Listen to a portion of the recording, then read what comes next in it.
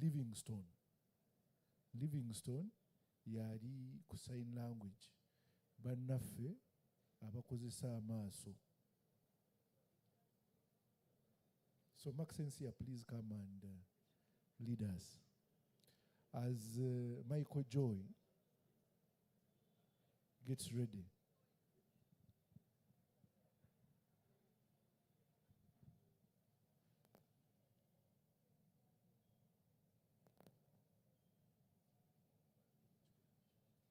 Let's humble ourselves and pray. Almighty Father, we thank you for this day. Thank you for having helped us to convene here. We pray that you help us to make good decisions and deliberations for the good of the city. Lord, we also pray that you remind all the people who work in this city, who call this Kampala their home, to always be reminded by Romans 13:1 and Hebrews 13:7 that we are the authority in place. Whatever we tell them, let them respond and answer what we request them to do.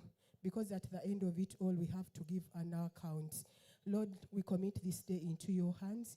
Help us, Lord, to shape the future of Kampala while having in mind the perspective of having inclusivity, ensuring that we have integrity in whatever we do, and so that we make our city a vibrant and attractive. We've asked and prayed in Jesus' mighty name. Amen. Now, tubadde tusaba abali wano tusooke tuyimirire mu katono.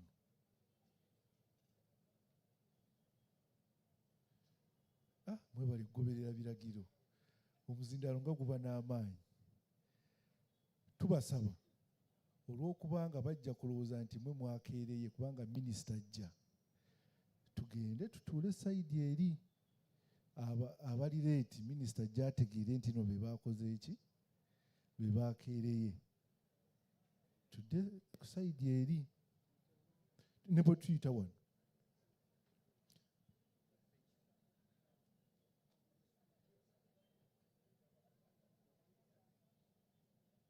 Munansonyiwa naye atuma omukulu takola ki?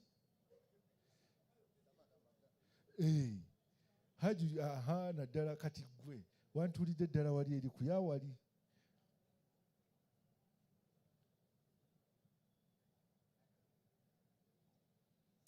Tulina abakulu abavudde mu bitongole nga be batudde wano ku ntebe ez'omu maaso. Mbadde nsaba ne executive director w'e Nakawa, town clerk Nakawa, ajje kubanga executive director w'e Rubaga ali wano, ajje atuule mu maaso. Naye mbadde mugenda kunsonyiwa abatudde wano, ngenda basaba tweyanjulire abagenyi baffe tulyoke bya luvannyuma.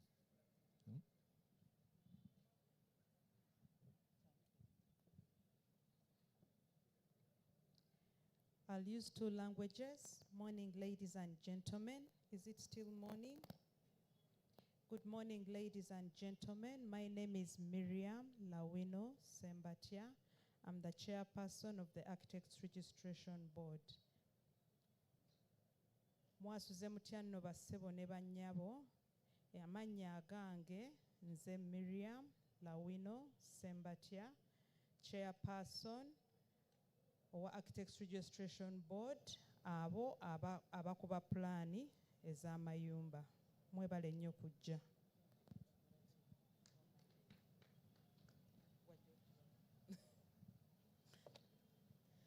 Good morning, ladies and gentlemen. My name is Athaire Brillian. I serve as the Registrar, Architects Registration Board. Our mandate is to regulate architects in the country and architectural practice and training of architecture in this country. So if you have any issues relating to architecture, please approach our board and we'll be able to guide you and help you. Thank you.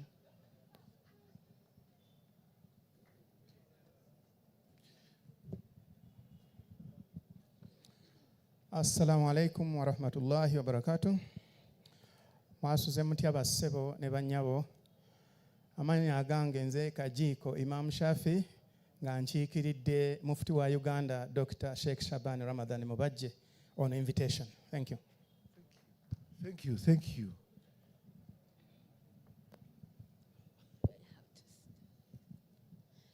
Mwasuze mutya nno banyabo ne bassebo.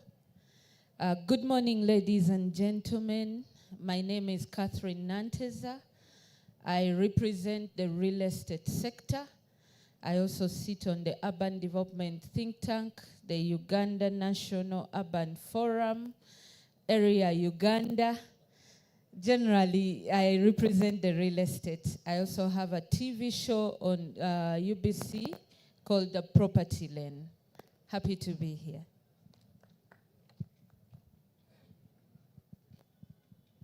Good morning, ladies and gentlemen. My name is Derek Muhwezi Banyuine. I am the president of the Uganda National Urban Forum, but I'm also the chairman of the Physical Planners Registration Board.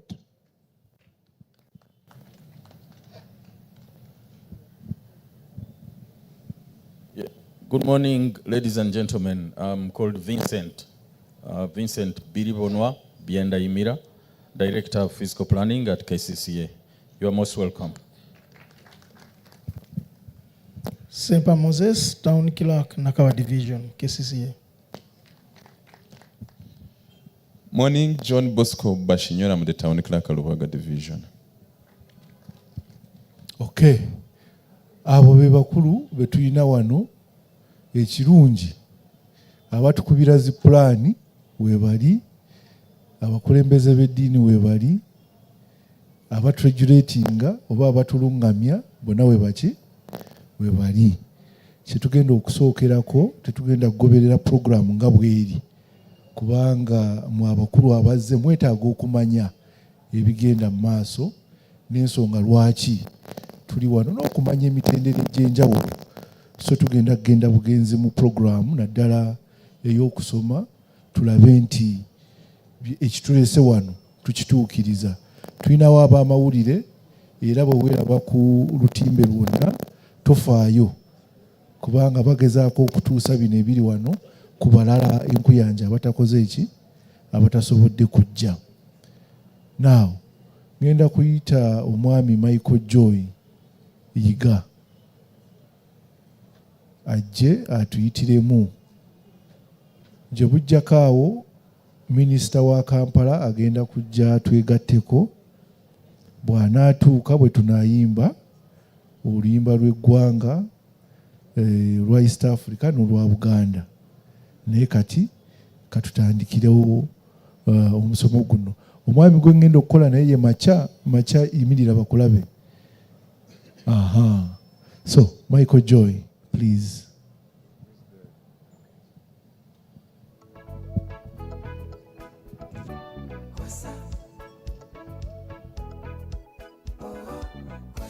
Ngenda kwagala owa galabana togenda kwejjusa.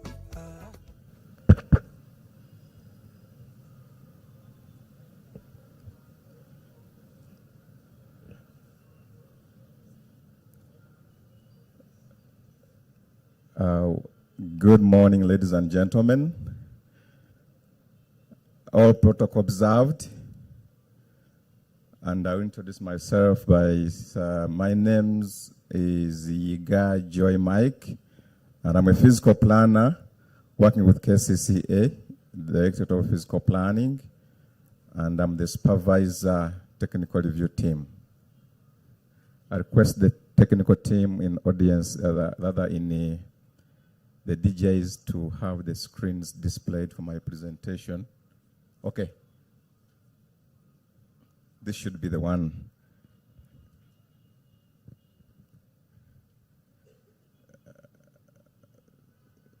Get my laptop.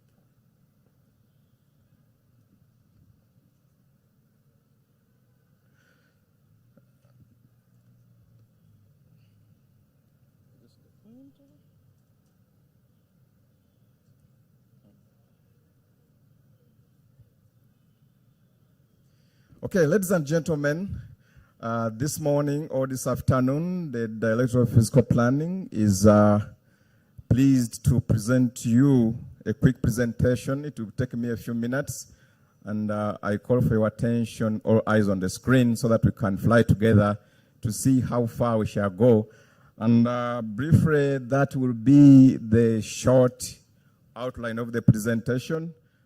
By end of today, we shall have known who we are, what's DPP, that's the Director of Physical Planning.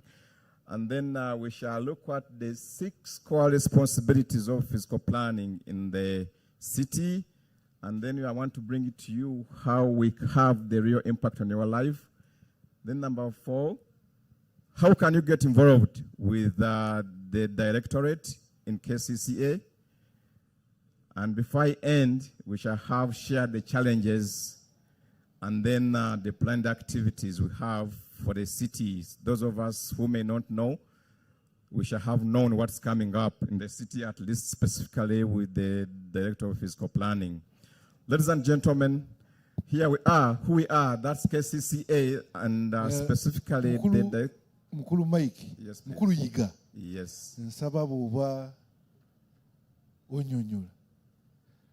Savuwa za mtukola akatugu. Okay. Tubere mukutoke. Nekamonde. Yenda na kamonde. Okay, nakalo. Nichinyebwa nakalo. Okay. Mubufunze tugenda gatike nimi oluzungu n'oluganda. Specifically, those are the 2 main languages we shall use here, but still have our interpreter for those of us who may not be able to use one of our senses. And the Directorate of Physical Planning, we're all aware, chitundu ku KCCA. Byebimu kubikola KCCA. Tulina KCCA nene, ebitongole byanjawulo, naye the Director of Physical Planning yeri wano olwaleero. Ekyokubiri biki byekola? Physical planning ekola ki? What do we do? We guide the physical growth of Kampala.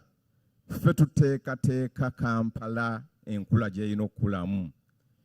Ebirala ne biryoka bigoberera. Ffe tuteekateeka space. Ffe tuteekateeka Kampala nti erina kulabika bweti. And we also ensure that we achieve the sustainable, fair, and benefits every resident would want to get. That's our target, and that's what we do. We may not be there, but that's what we basically aim at, and that's why we are there. And also, the goal, our main goal, is to have an organized, green, and prosperous city for you and our children.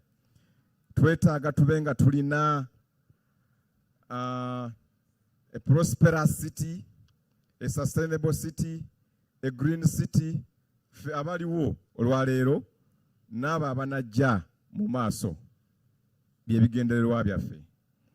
And what is our responsibility as a directorate in physical planning? We have 6 core responsibilities.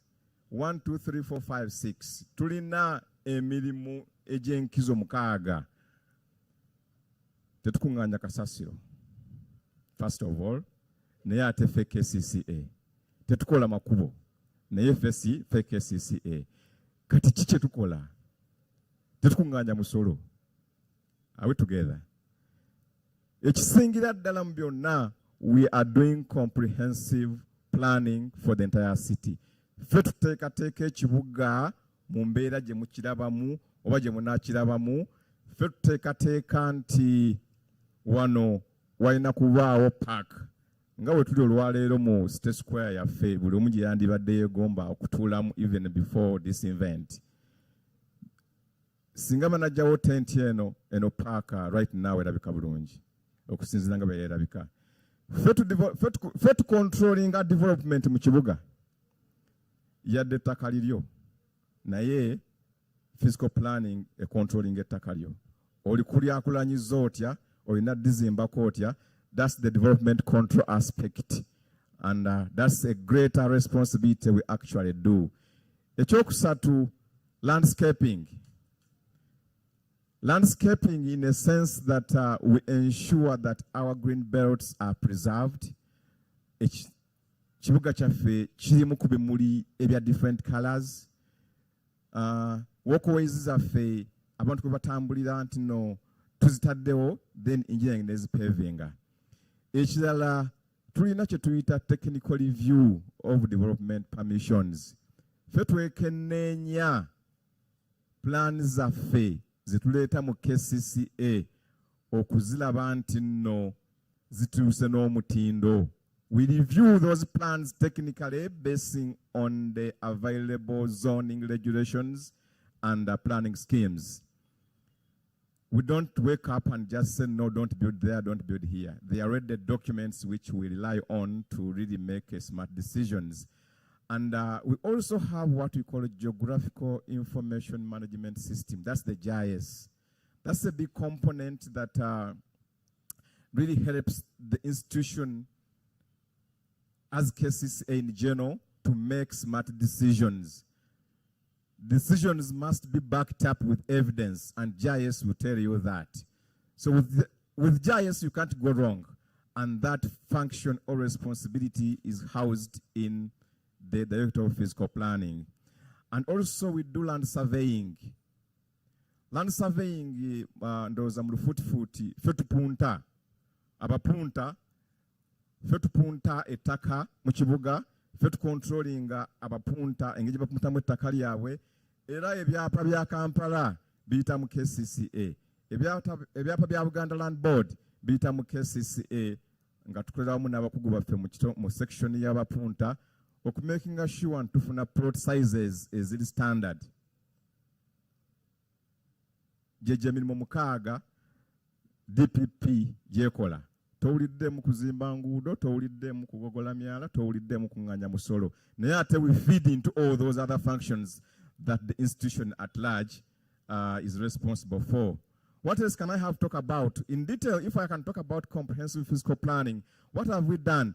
Basically, we prepare master plans, the physical development plans for the city, detailed neighborhood plans, ezo plans ezituwa details into ekizimbe kyo kirina kuba kya myaliro mukaaga.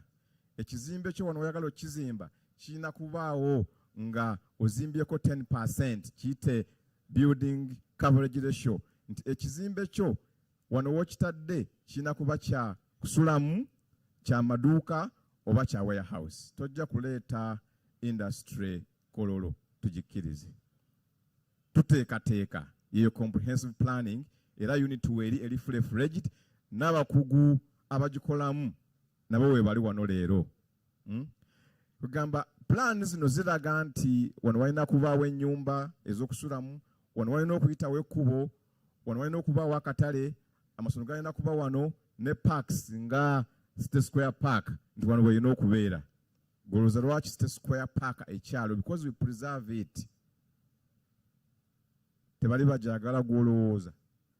Naye tulina ogigaadinga nti City Square is a park for residents to enjoy, relax and have fun in their free time.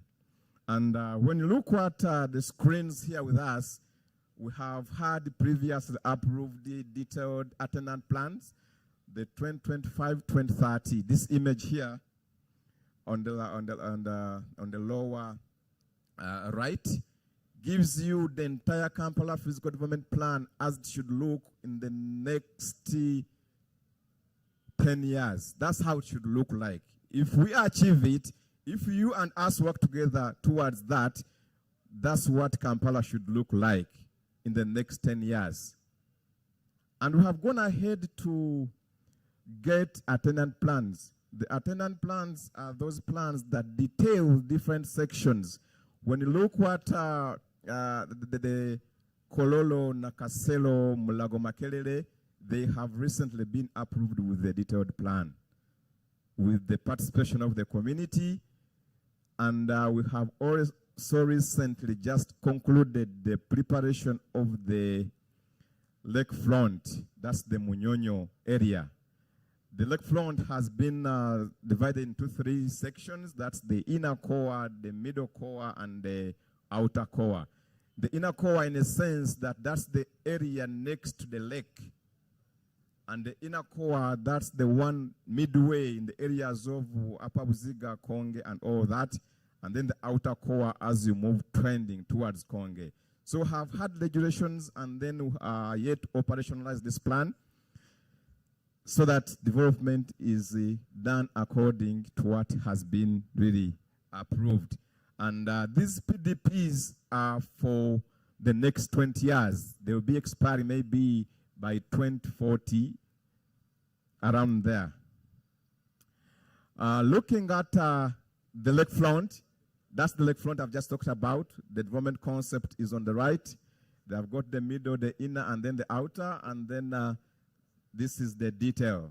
So that describes the cores they have defined in the lakefront, and all that is done by the Directorate of Physical Planning with support from our sister agencies, and look about the government of Uganda in support with National Planning Authority. We thank you so much.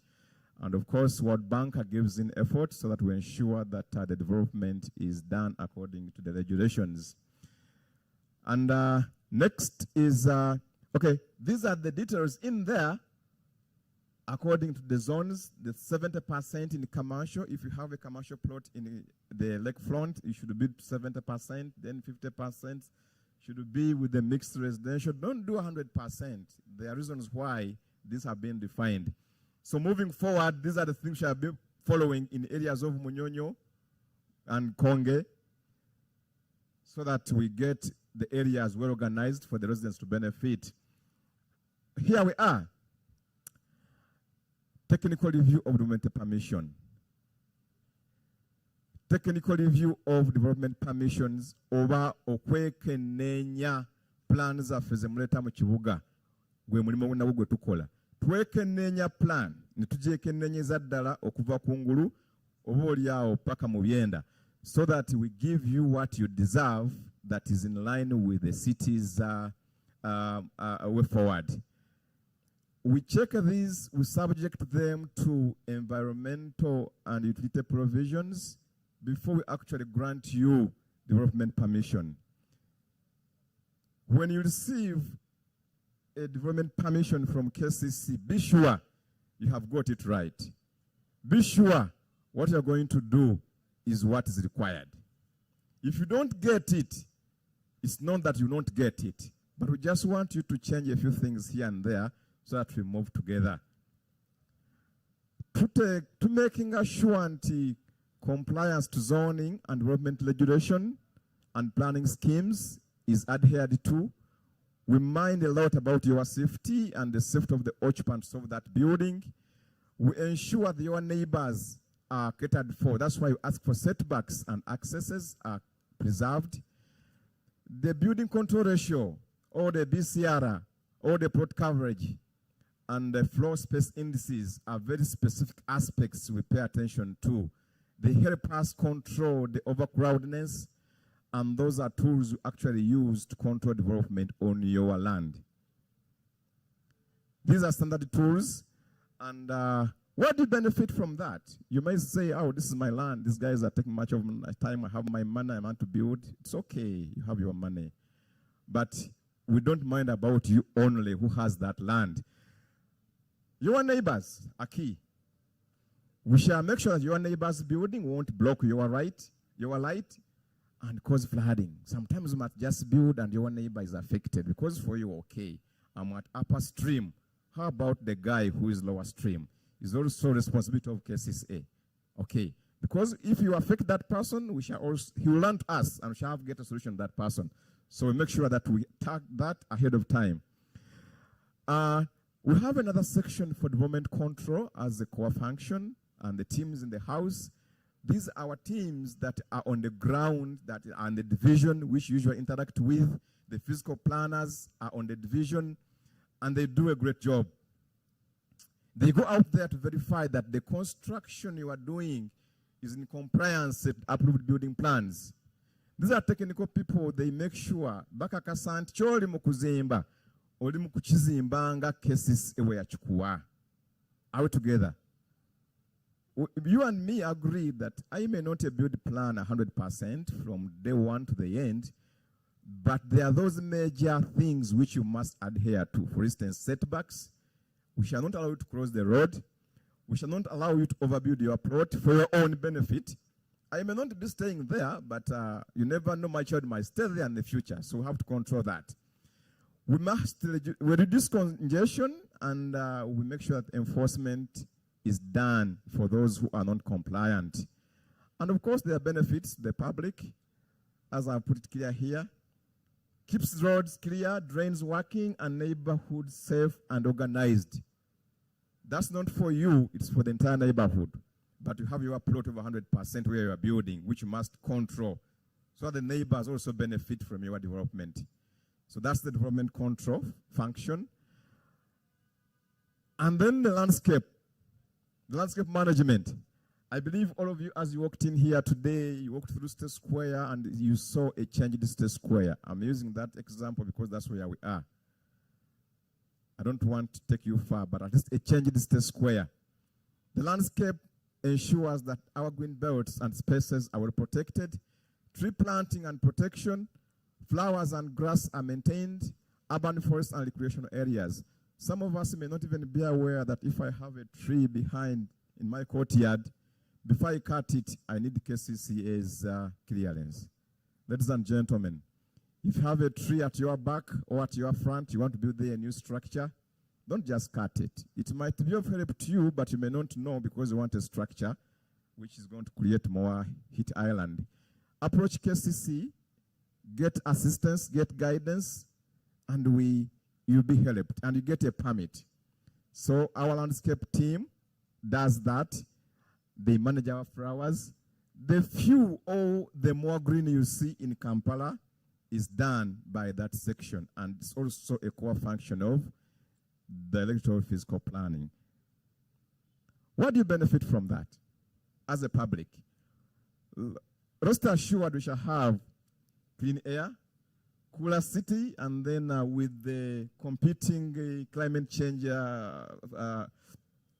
alterations, if we keep our state green, we are sure that we are getting beautiful places and then cooler environment.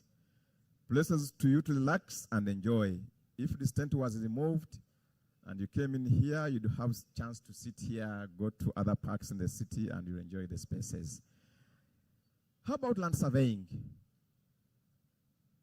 The surveyors in KCCA landscaping are doing quite a lot, and they are managing the subdivisions you guys bring into KCCA to create your plans. We ensure that the land you bought should have access. You might just buy land and the guy hasn't given you a road. So we put that as a must that you guy, here we are, you don't have access to your road. How are you going to utilize this plot? Maybe you bought a plot, you are not even sure that there's a road. So before it was released, a road should be there. We open up boundaries. We do land acquisitions and surveys in response to complaints and grievances. Some of you bring complaints, A, B, C, D.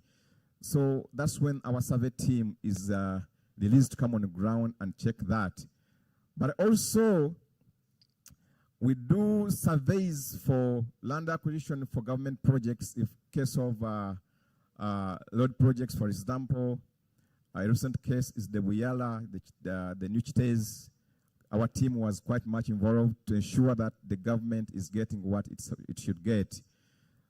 Project affected persons are also identified by our teams. If a road is passing in your land, it's our team that should make sure and inform management that you guys, here we are displacing quite a number of people, and this is how much we are taking, and then they can have a smart decision before a project is implemented.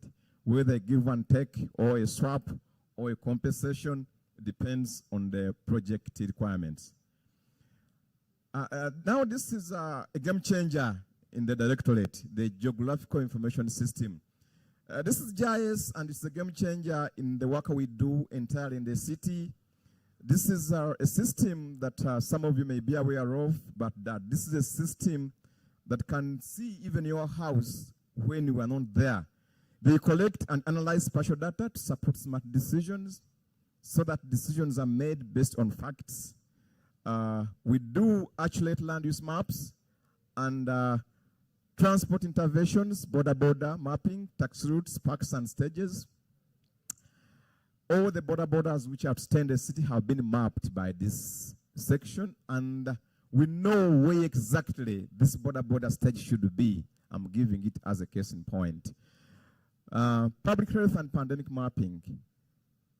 These are the people who are behind COVID-19 restrictions, movements, and all that. Don't go here, don't go there. Because they would map pandemic and they know, okay, beyond this border, there is much pandemic. So government could take a decision that Chotara, Masaka, and OBCD don't cross to Kampala, or Kampala don't cross that side. These are the things they were using to make decisions, at least. And also population growth patterns are critical for them to monitor the trend, and we see where the city is actually heading. A lot more is done based on those graphics you see on the right.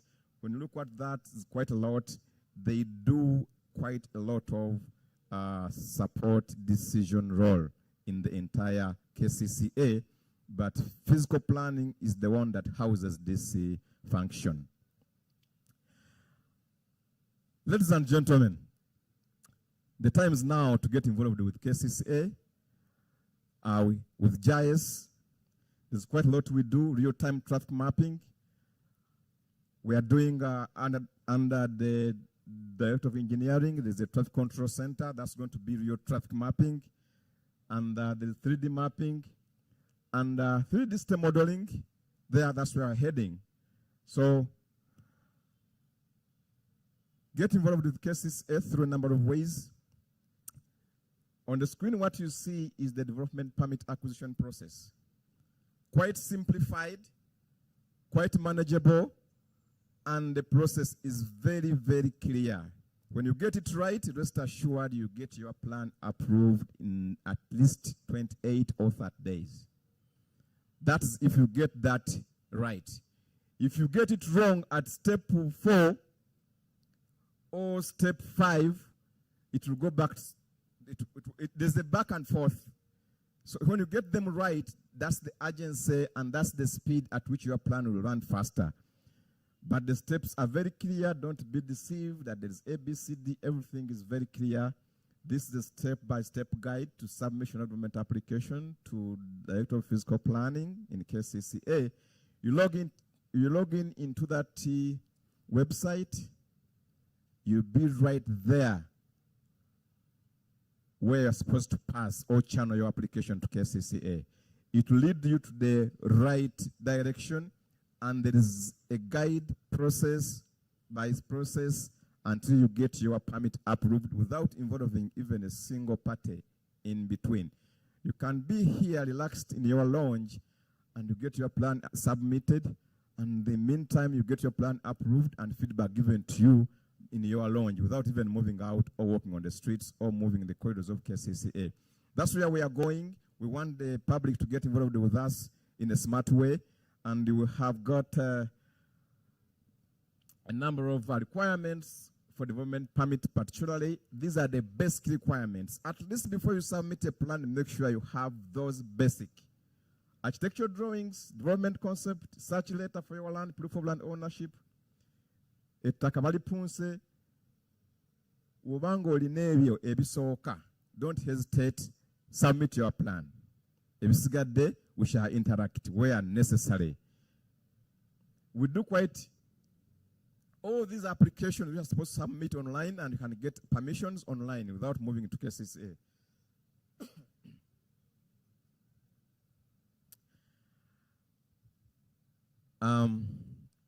There's no more walking to KCCA.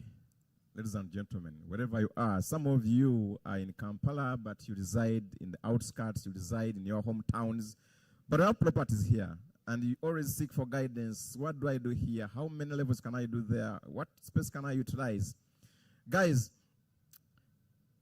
this QR code contains information about the Kampala Physical Development Plan and approved resort plans. I just talked about them previously. You can scan this QR code, it will lead you there, and you can interact with those documents. There is even a user manual, how we can utilize the things. So we are bringing it to you so that we don't just keep it on paper. We want to work with you and implement the things. It's you and us who are going to actualize the things. It's not KCCA. KCCA owns very little land. Much of the land is owned by the public. That's why we are at State Square, the center of the city, so that we mingle with the Kampala residents. We hear them, they hear us. We give them what we have. It doesn't make sense for us to keep this with us, yet it is for you.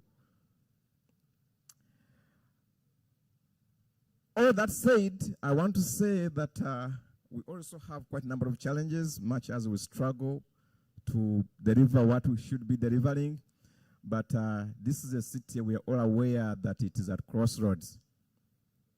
A good example, our friends in NEMA are here in the house, and I would say that 56.6% all historical land in Kampala has been lost. All the wetland to about 56.6% has been degraded. Those are the challenges we face because you guys own land there and you want to utilize that land. So we should work hand in hand with NEMA. How would we best put your land to use without degrading the environment?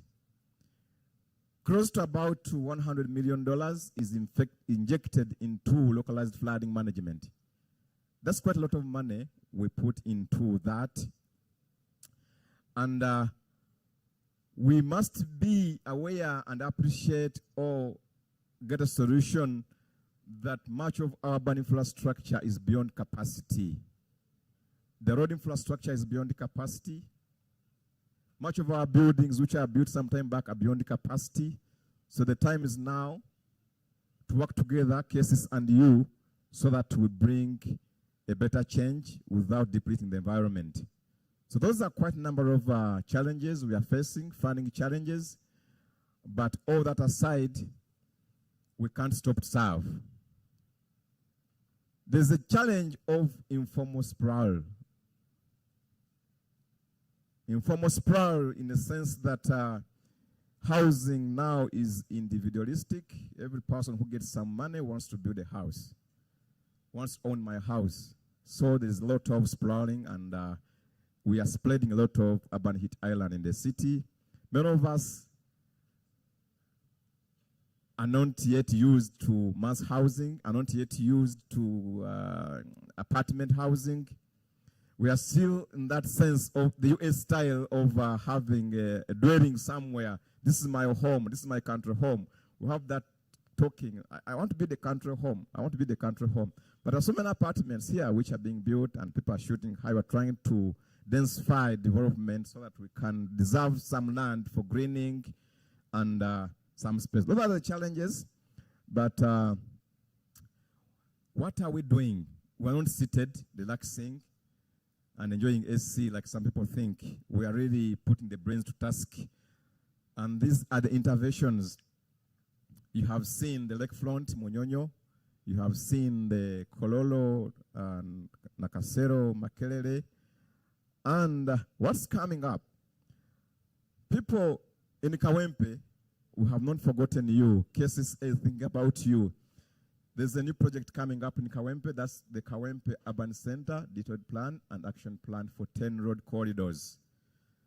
JIS has already simplified this for us. So what we see in the map here,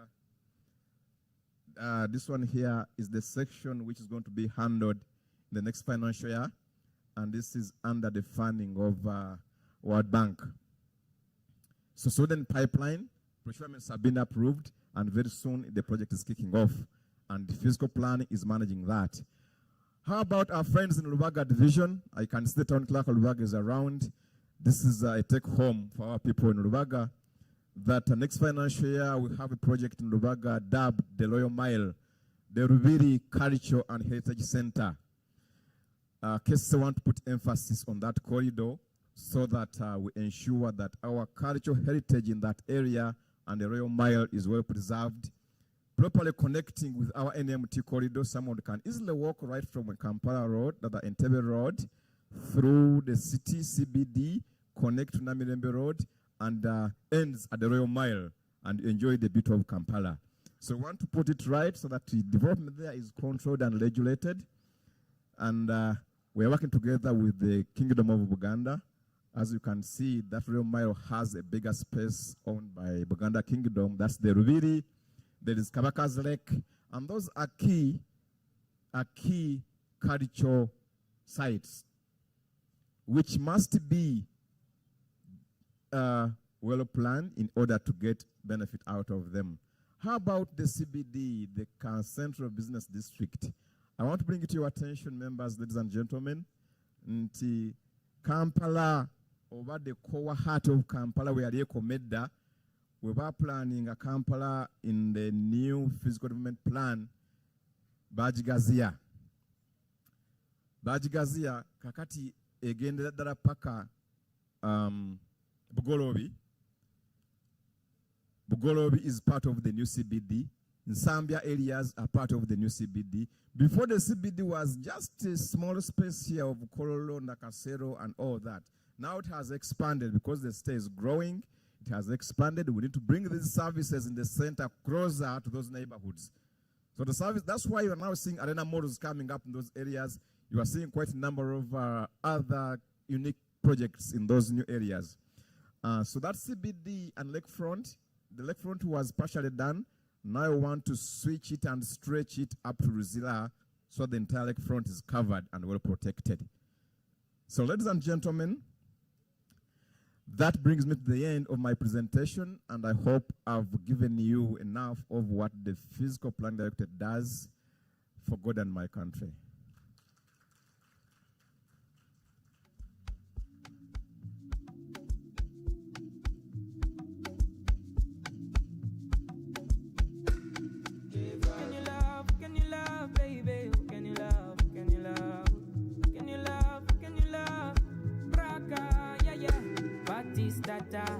Taking the liquor, no chaser.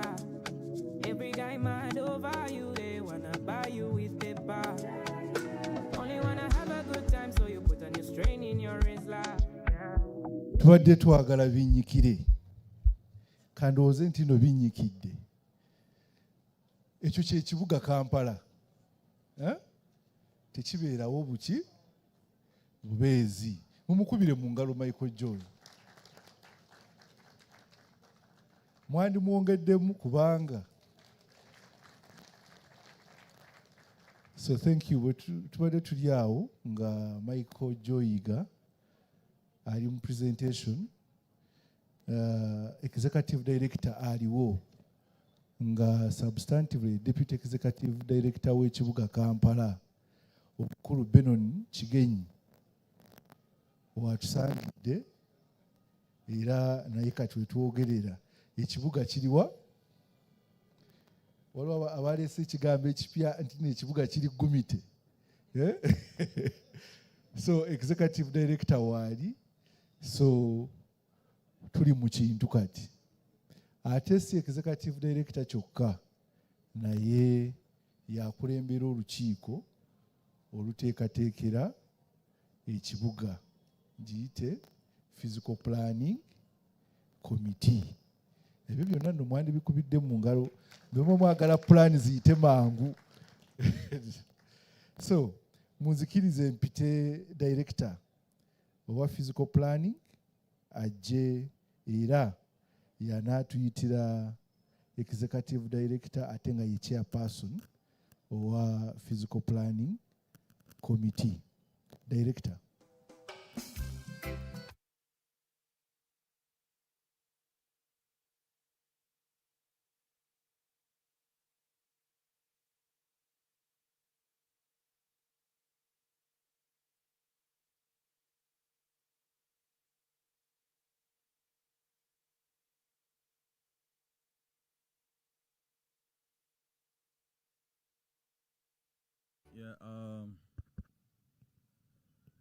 Yeah, hello. Yeah, sometimes when you are near the microphone, you might not know that it is coming through, but it looks like it is coming through. I would like to recognize our chief guest, the Executive Director of KCCA here present, Mr. Benon Kigenyi. I would like to recognize you, our guests, We have got religious leaders here present. I want to thank you for responding to our invitation. We have got a number of government institutions also here present. And again, we would like to thank you very much for coming to partner with us in this cause today. And we have got professional bodies. Those of us who were here when the introductions were done, you heard the professional bodies here present: architects, physical planners, engineers, hopefully surveyors. I might have been a little absent. I didn't hear about the surveyors, but they're supposed to be here. Of course, we have got the regulators. At least I recognize the Fiscal Planners Board, the Fiscal Planners Registration Board. And I want to recognize that one in a special way because until recently, we did not have a Fiscal Planning Registration Board. Fiscal planning was not regulated.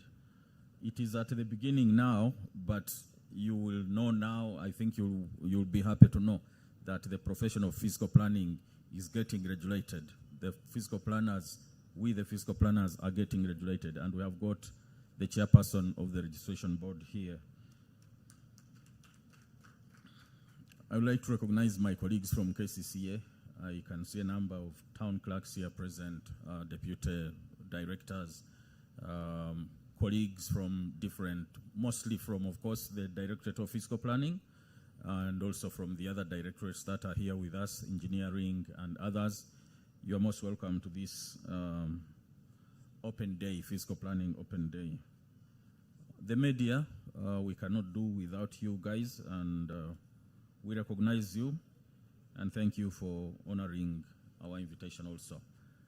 Ladies and gentlemen, all of us in our various capacities, you are most welcome. It is an open day today. That's what we call it, Fiscal Planning Open Day. What does it mean? It means we are stripping ourselves naked to yourselves. Yeah, as simple as that. There could be mysteries in your minds about fiscal planning, yeah? Fiscal planning in KCCA, I'm told once upon a time, maybe some professionals found it difficult to submit development and building applications to KCCA. And if a client approached, I did approach someone some time ago. You approached a professional and you wanted to, the first reaction is like, KCCA, okay. Then if they were thinking about fees to be at about 5 million, they will maybe 8 million, because KCCA might be complicated. Now we are open today. We would like to hear what are the issues? What is troubling you as far as we are concerned? And it is not only about planning. I mean, it's not only about submission of development plans and building plans. We also have got the engineers here for building plans.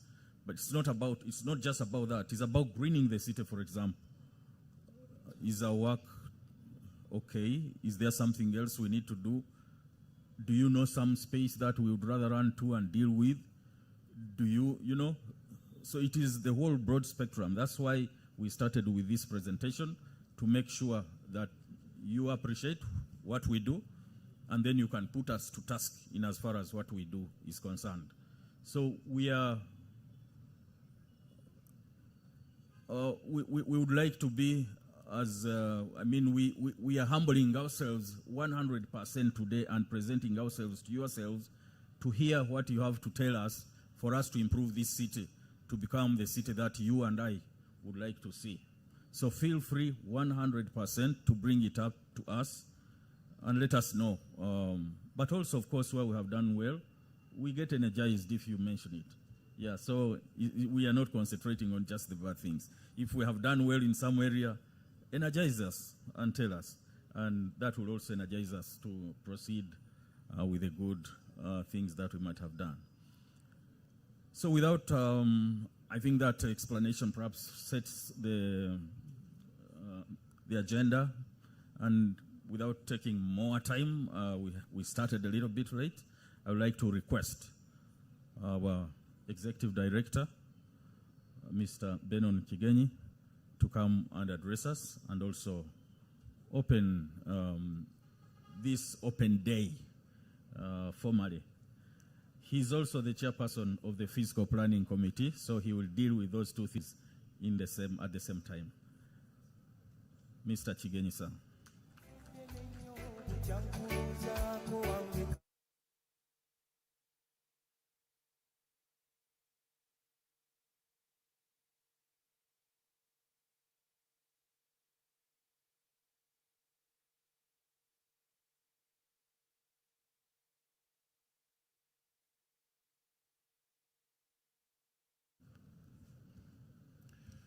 Thank you very much, the Director of Fiscal Planning, for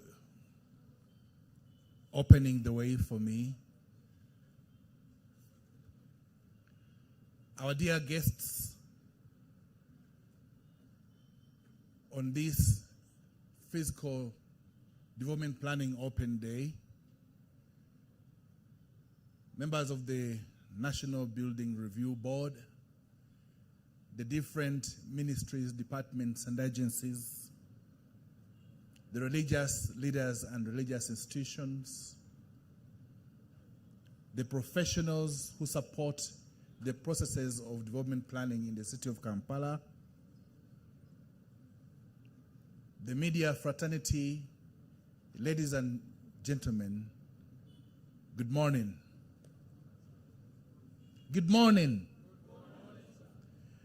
I'd love to know that we are together in this and that we are communicating to one another. I would get scared to be having a monologue this side.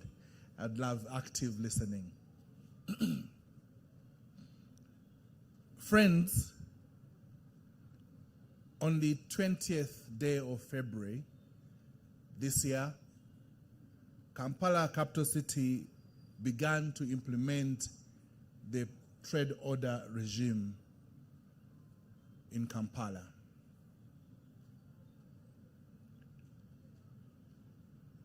Why did we do this? Kampala had become a maze of things unacceptable. The markets had come to the streets, and all manner of things were happening. At best, it was scandalous for us to say we are working at the Kampala Capital City Authority, the city of Uganda. There was lack of orderliness. And the cry was palpable, and even some of the people who were doing that thought they were doing a wrong thing correctly. So we were moved and decided to come in strong, and we're happy that we gave them 2 weeks to allow them to voluntarily enforce the order. That ended on the stroke of midnight, 19th February. And exactly midnight, we swung in motion, and people woke up to a Kampala that was different. We have held the ground since then. And now, things that we had been doing, the investments that we had done previously, came to shock us in the state and manner they were. We have taken ground to get back and redo that. And I'm happy to say that Kampala is breathing. There is orderliness. Many people who had given up going downtown are going downtown. If not to do any trading, to just prove that it is true that organization has come back to Kampala. We want to thank you, the people of Kampala, who have given us feedback that we took too long to to do what we did on the 20th of February.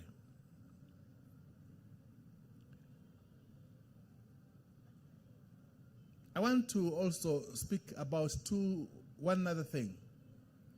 Kampala has been beaten by the weather. To say we are weather beaten is not an overstatement. On the 26th of March 2025, we had Kampala under the rain. In places where we did not know that flooding could be, flooding happened. We saw the northern bypass flooded from Nambole. That sometimes floods. But also around Nsoba Channel, around Lubiji, and around Busega. The northern bypass was under floods. So the other usual places, the usual suspects of Kubiri, Lugogo, Chambogo, you couldn't even want to guess it was flooding. That rain flooded on our boundaries with Wakiso on Gayaza Road, at that place people call Kumbuzi.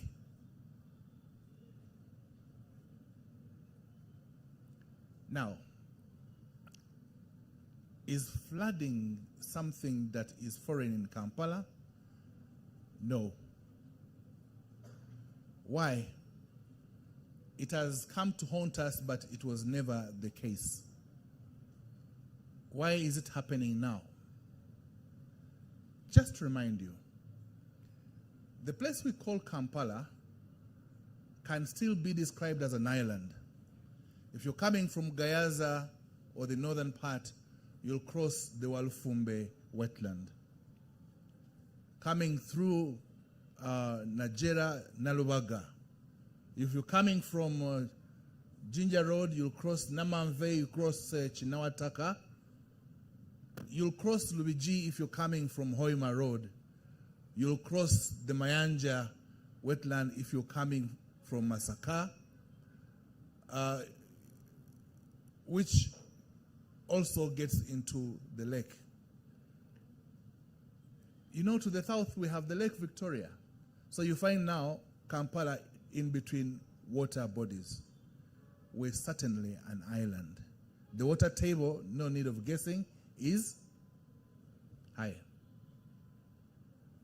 So if we obstruct the whole ecosystem, flooding will happen at any asking.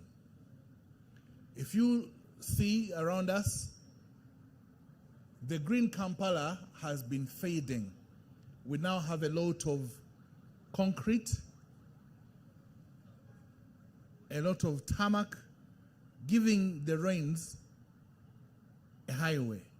We have also heavily constructed, and these heavy constructions barely have storm water management facilities. So every drop of rain that gets on the roof gets down, meets tarmac, meets concrete, and pulls together, and they run to where it will go best, down, and finds the people there beaten. This is the reason why we have had to rethink about the development planning in Kampala, and therefore are proudly saying we now have a newly developed Kampala City Physical Development Plan to answer the issues of today.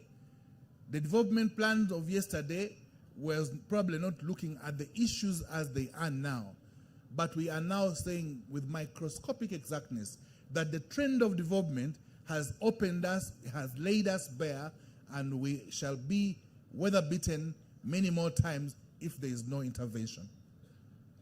The reason we've made a new Kampala City Physical Development Plan is to invite the different stakeholders, developers and users of the facilities in Kampala to join with KCCA and do something about, left undone with the known changing climatic conditions, we have opened ourselves to more trouble. So the only way we can do it is now to get back into our planning frameworks. Already, we have some detailed physical plans for some precincts. We have the Naguru Medical Hub, the Mlago Makerere Educational Hub. We have the Busega Chengera Hub. We also have the Munyonyo Waterfront, and these have been spoken about already, as well as Nakasero. Now, in the new detailed plans, we are looking at the current problems of Kampala. What are the problems? Kampala has 1,789,000 people by night. By day, that doubles to 3.5, and in sometimes gets to about 4.5 to 6 million during the festive seasons. That is a very big population in the 195 square kilometers we call Kampala City.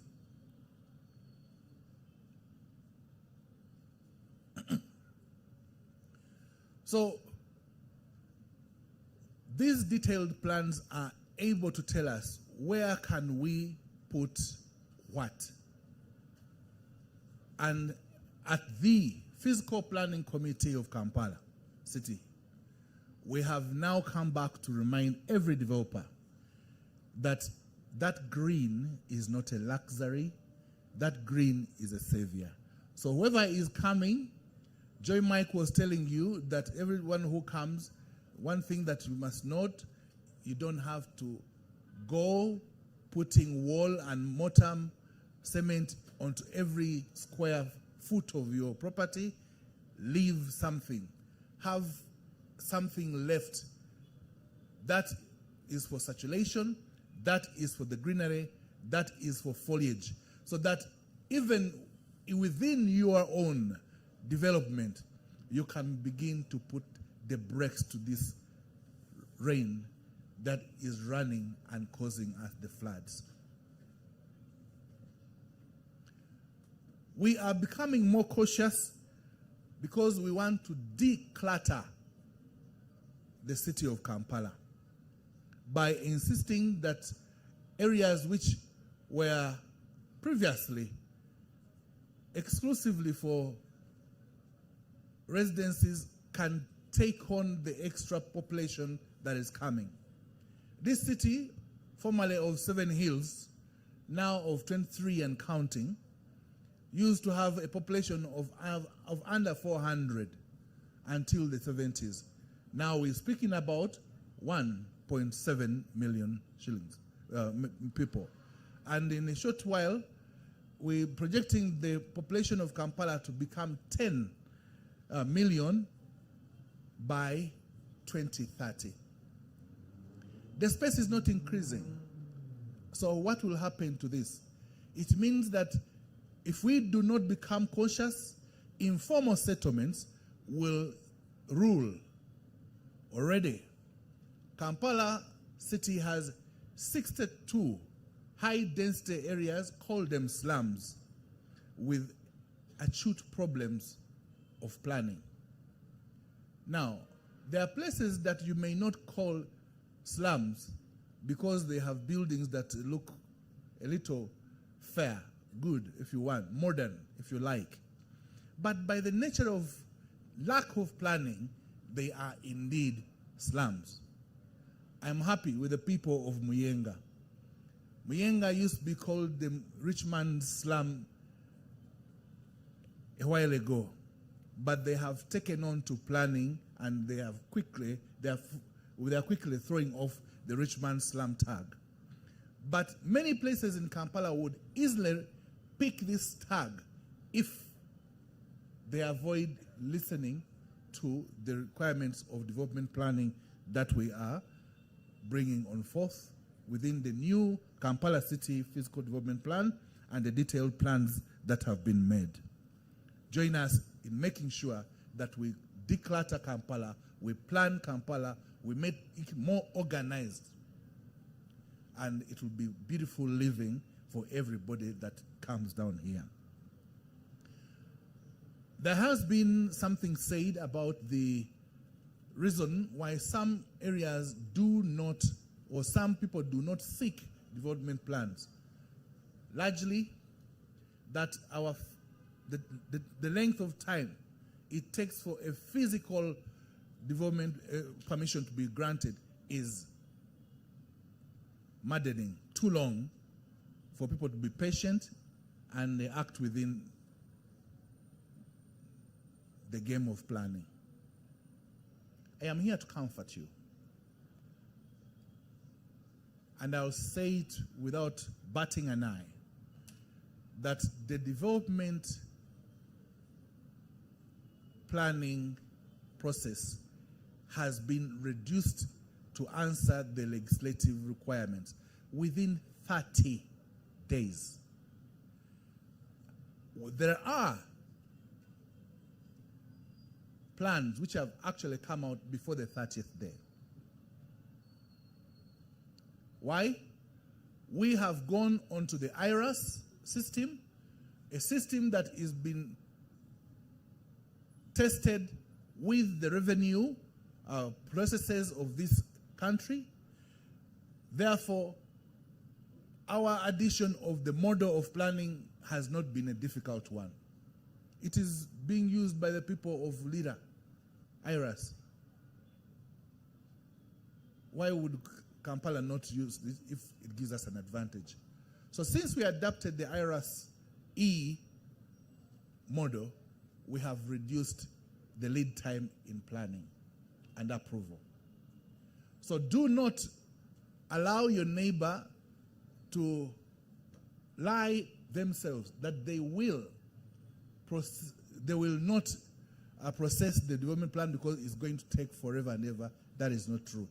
We comfort you, it will be done in due time. To ensure that this happens, we have adopted an open door policy.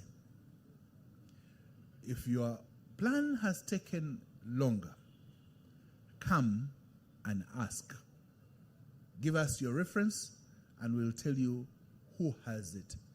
We're able to know which officer has this plan longer than it should.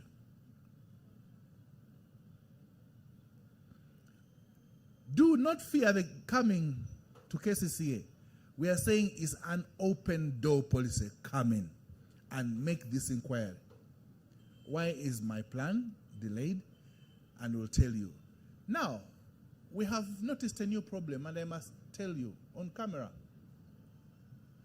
Many of us are using blockers. And I don't know for what reason we decided to trust the blocker more than our own selves.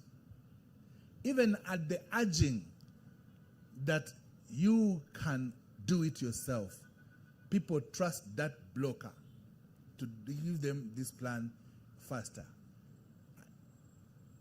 The difference is it takes longer because the blocker must justify how difficult it is for him to be able to be paid.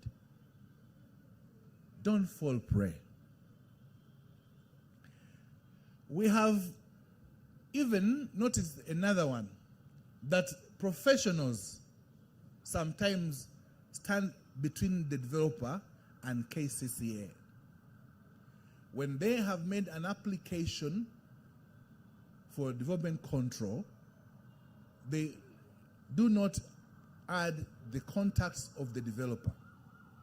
And when we are having anything to inquire from about the plan, to give you feedback, this person receives it and does not relay it to the developer.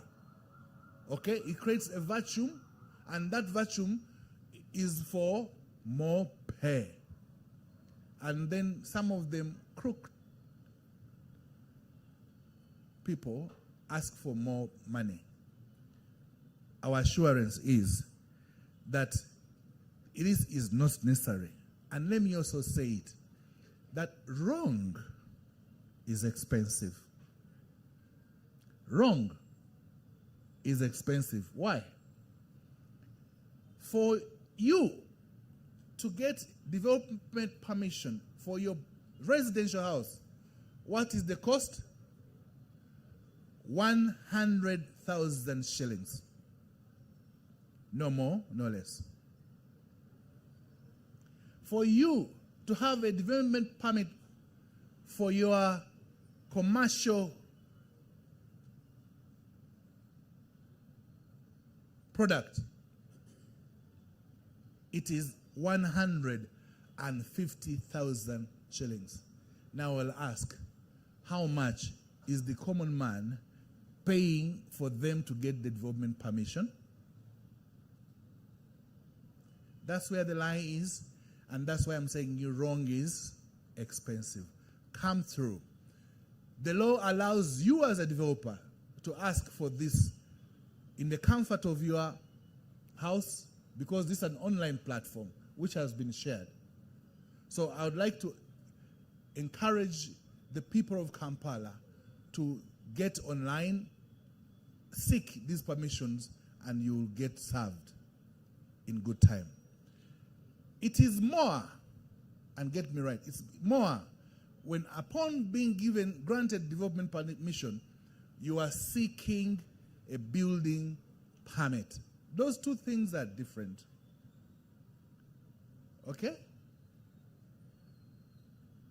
Building permit is different from development permission. The building permit is detailed. They'll ask for the structural setup. They'll ask for many things for the safety and the aesthetics of your own building. But even then, it is not very expensive. A luxurious 4-bedroomed house can be as costly as 700,000 and less, depending on the area, because the area is about 1,700 shillings per square meter.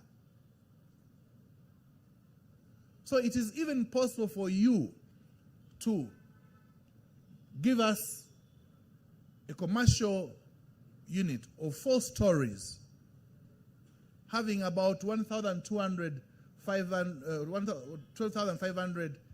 square meters at 2,000 shillings per square meter, coming to anything like 5 million or 4 million. How much are you paying for? You are already being bled before you begin to buy the products that will raise your dream house, your dream commercial plaza. So I'd like to encourage the people of Kampala to take note about these and to know that we are out to give you a vibrant, attractive, livable, and sustainable city which does not bring injury to you pocket, which does not obstruct you from coming to seek support from the authorities.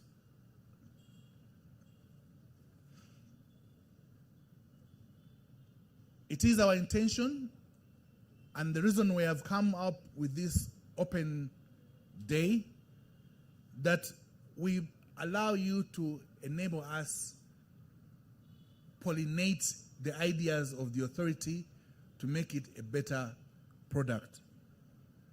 This is one way of ensuring an inclusive city. I want to thank you very much for turning up this morning, and want to encourage you to have full participation in the processes of the day. Ask the questions from our technical officers who will remain here until about 1800 hours so that you will go home when you are comfortable about what it is that we're giving you as a city. Thank you so much for turning up this morning. I wish you a great day. I declare this open day open.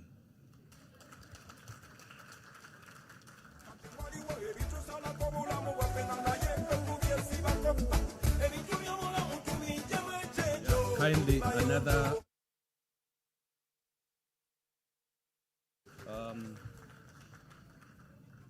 for purposes of accountability, munzikirize ebimu nsobola okubiteeka mu Luganda so that we move together.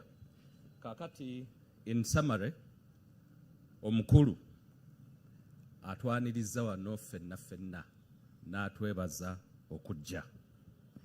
Era ku bintu ebimu byayogedde ategeezezza nti waliwo ebintu bye twakola nga KCCA nga biraganga abanyigiriza bannaffe abakolera mu kibuga, naye ate byali birungi kubanga ekibuga kyaffe kati kissa, mu Luzungu agambye Kampala is breathing. Ebirala byayogedde, ayogedde ku Muyenga nti etandise okukyuka. Ebiro biri Muyenga twali tugiyitanga Islaamu y'abagagga, naye kakati community ye Muyenga etandise okutereera okuyita mu mirimu gya physical planning mu KCCA, era ne community eyo nayo n'agyebaza bulungi. Kakati ku kya approval, plan approval, kubanga kye kinyusi ekisingirayo ddala okutawaanya ffe bannakampala. Eyo plan approval ayogedde n'ategeeza nti KCCA ku ssaawa zino ekola kye bayita open door policy. Open door policy kitegeeza jangu essaawa yonna oyingire mu office yonna eya physical planning mu KCCA, ne wano we tuli wennyini waliwo abakulu abatudde wali emabega, osobola okugendayo n'obabuulira ekizibu kyo. Pulaani ye eruddeyo, emaze ebbanga bwe riti, details kansuubire zonna ozirina, era bw'onoozibawa bajja kutegeeza pulaani eyo wa weetuuse. Ekyo kyayise open door policy. Ekirala ayogedde ku bisoomooza bannaffe abakulaakulanya ettaka ly'omu kibuga bye bayitamu, era ebimu ku bisoomooza anokoddeyo babulooka. Simanyi oba babulooka wano we bali, naye agambye nti babulooka oluusi emirimu gino be bagiwanvuya, n'atukubiriza ffeffe nnyini bannannyini twetuukire tukakase nti emirimu gino tugimaze bulungi. Era ekisembayo kye nja okwogera ku kyayogedde, agambye nti mu Luzungu wrong is expensive. Okola ekintu ekikyamu ate osaasaanya ssente nnyingi okukivaamu. Ekyo kyabadde ategeeza, n'atukubiriza tukakase nti tugoberera amateeka nga tukulaakulanya ebitundu byaffe. Mbadde nsaba Mukama wange, Mukama waffe tumwongere obugalo olw'emirimu egyo, ebigambo ebirungi byayogedde. Kakati era nkimanyiko nti waliwo bannaffe abazze nga tutandise, so it is important that we re-emphasize the drivers of physical planning in our city. And with your permission, Executive Director and my Director, I am going to request that you allow me to just ask these people to stand for recognition. Of course, the Executive Director abadde wano, Mukama wange, mbadde nsaba eroddemu yimirira abantu bakulabe, bakwetegereze yadde bakumanyi. Abantu bannaye bw'aba ayimirira mumuwe obugalo obw'amaanyi. Oyo musajja waffe nnyo. Era ngenda kusaba ne Director waffe Physical Planning, omukulu Vincent Byendamire, naye addemu ayimirire for purposes of those who came late. Oyo yakwasaganya ebintu byonna ebikwatagana ne physical planning mu Kampala. Ngenda kusaba bakama baffe ba town clerk, ngenda kutandika ne mukama wange wa Central Division, wano wennyini we tutudde, omukulu Douglas Nsubuga yimirirako abantu bakwetegereze yoyo era engeri gyali physical planner tulowooza nti mu kiseera kino Central Division egenda kulabika bulungi nnyo. Town clerk ate physical planner. Omulala mukama waffe ali wano ye town clerk wa Rubaga Division. Omwami tumuyita JB John Bosco Bashinyora webale nnyo kujja era muddiridde ajja okusembayo ku ssaawa zino ye town clerk wa Nakawa Division omukulu Sempa Moses webale nnyo kujja. Kati masekati gaffe era waliwo bakama baffe abalala abali ku ddaala lyengenda okwanjula manager bw'oba omanyi nti oli manager mu KCCA oli ku ddaala lya manager mbadde nsaba oyimirire abantu baffe bakulabe. Okay, for now we have one manager development control development permission and control Madam Anita Kusima Nalongo. Kati abakozi baffe bonna abalala bonna aba KCCA mbadde nsaba tuyimirireko we tuli buli mukozi yenna wa KCCA okujjako abayimiridde. For you don't have to stand, but the rest of us, can we please stand for recognition? All KCCA staff, please stand for recognition. Oh, good. But there is also another manager comprehensive planning, Madam Anna Chom. I hadn't seen you. Please stand for recognition. Yes, that is the manager comprehensive planning. Kakati bannaffe abalungi nga tumaze okwanjula ebyo tugenda kugenda mu kiseera ekyokubuuza ebibuuzo era waliwo abantu bannaffe abagenda okuddamu ebibuuzo ebyo era ngenda kusaba Director Physical Planning Mr. Vincent Byendamire ajje atukulembere mu session ey'okubuuza ebibuuzo era n'okubiddamu. Bannaffe tumuwe obugalo. DJ naawe osobola mugobeekerezaayo n'akayimba webale nnyo webale.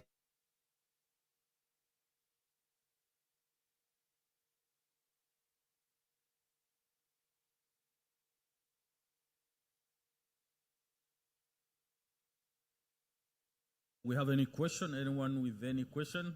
By show of hands. The first one is already here. You will forgive me, I will not know all the names, but I will be pointing and maybe even saying the gentleman in a red shirt or the lady in a green and that kind of stuff. So the first one is over there. I want to request my staff to listen in carefully. So if a question is in your area, I might ask you to answer it. I might answer some of them, but might also ask you to answer. So listen carefully and write down the questions.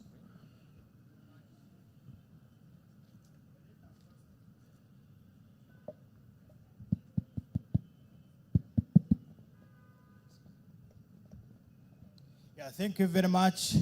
Members, let us first appreciate what these people are doing to call us the ordinary people to come and hear what they are doing. Let us first appreciate. Second, I'm by names of Abumisha Boaz. I'm an entrepreneur and an environmental trainer. Me, I'm interested in environment part of it. I'm very happy. In fact, when we are moving, at least we can breathe. We can agree on that. But I don't know where those people who were, how can I say, who were resettled, who were fired from those places, if you have put them where they are supposed to be, because they have to survive, because they are also Ugandans. Then lastly, Executive Director talked about something I have told you I'm interested in environment. He talked about we are living between the water. I'm asking you, Mr. Sir, what do you have? What are strategies do you have such that when we are sleeping, we don't find ourselves being drowned in water? What are strategies that are there? Thank you very much. Or your neighbor? Yeah. Okay, thank you very much. My name is Kavuma Abbas. I'm a resident in Kampala. My question is about people who are living in the areas of it's called the royal area. land for Kabaka, Mairo land, eh? Ah, okay. We tend also to develop, and in reality we have developed.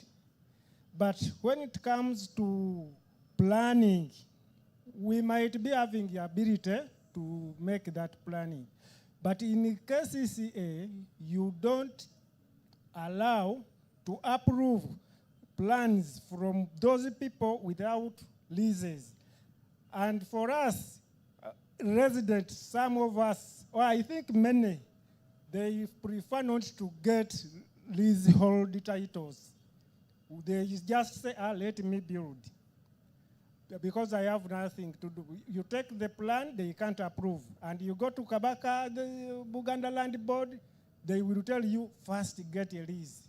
And I don't like to get that lease. 49 years, 99 years, I feel I don't like that. But now what is? They go forward for that.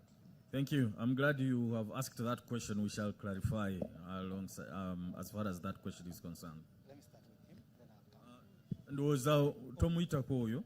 So thank you very much. My name is Jemba Kanakulia Mulondo. Board member Kasita Uganda and representative of the private sector and the Uganda National Urban Forums. I have two questions which are intertwined. One is about the recent development on the Nachivo channel and entirely what has happened. That is flooding, over-flooding of the city. We are seeing a big problem which cannot be resolved in the interim, and it might take, or even taking eternity to be resolved. Reasons, we are looking at harm as the developer and vis-a-vis the physical planners and the technical personalities of KCCA failing to address the issue of inlets that would lead the water into the channel, being a little bit, not even being a little bit, but really, really small, and allowing water with a lot of garbage coming with it from upper Kampala towards the channel is causing a lot of problems. Therefore, the flooding of the other areas, especially the underground businesses in different arcades along the channel. We are seeing the government coming up to compensate those who were affected, but we cannot have it all the time.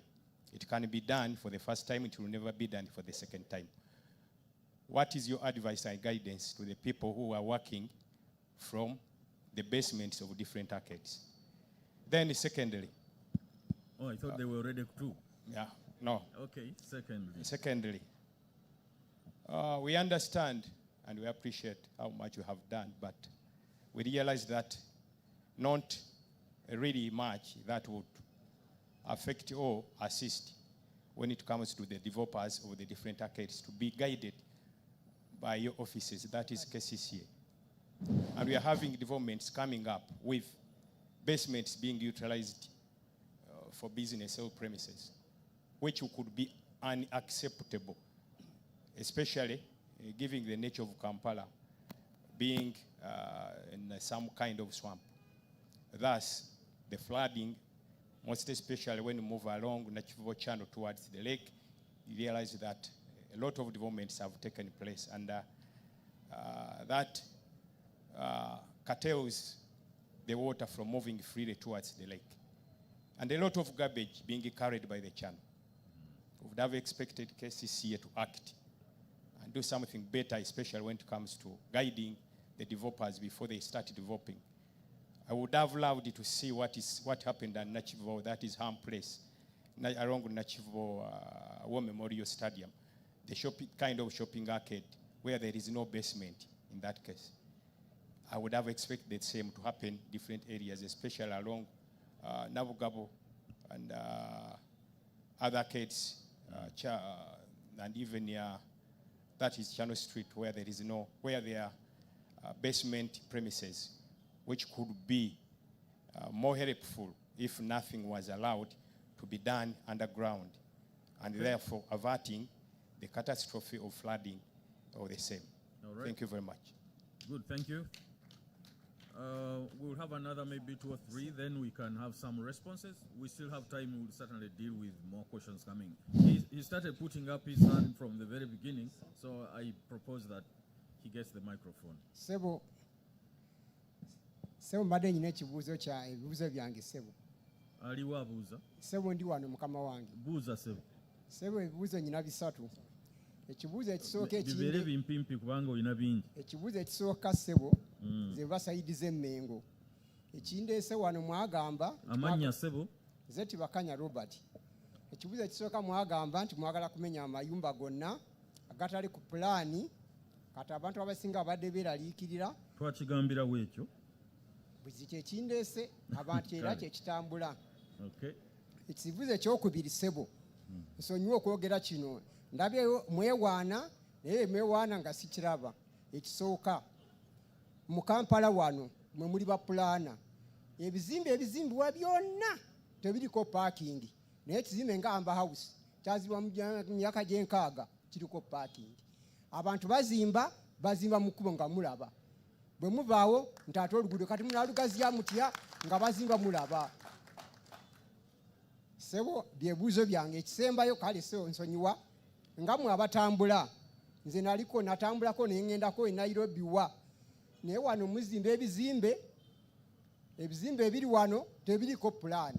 N'otunuulira kati Kampala Road mwana badde mugamba nti twagala pulaani ebizimbe bya kalina bwe biti. Ruumu pulaani bweti, gundi bweti. Kati kambo ekyokulabirako ku Nambirembe Road, laba ekizimbe ekizimbibwa ku Nambirembe Road kiringa ekizimbibwa mu myaka gy'enkaaga kikadde tekiriko pulaani. Kati muli wano mutubuulira nga bwe mulina pulaani kikaddiye nga kikyazimbibwa. Bye bibuuzo byange. Kale Sebo toyanziza tujja kuddamu.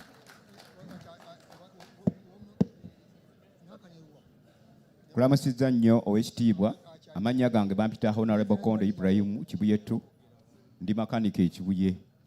Sebo aba KCC mbadde neemulugunya ku nsonga y'okumenya okusuubira abantu abasuubira okumenya amayumba gaabwe, naye sisuubira nti muyinza okukikola ekyo kubanga mmwe teriyo ennyumba ezimbibwa mu Kampala wano oba wakasima omusingi nga abakesisi bazze dda nga bakutwala nga bakuwa pulaani ng'okumawo ng'otandika okuzimba, era eyo ejja kuba nsoberera bijja kuba buswavu.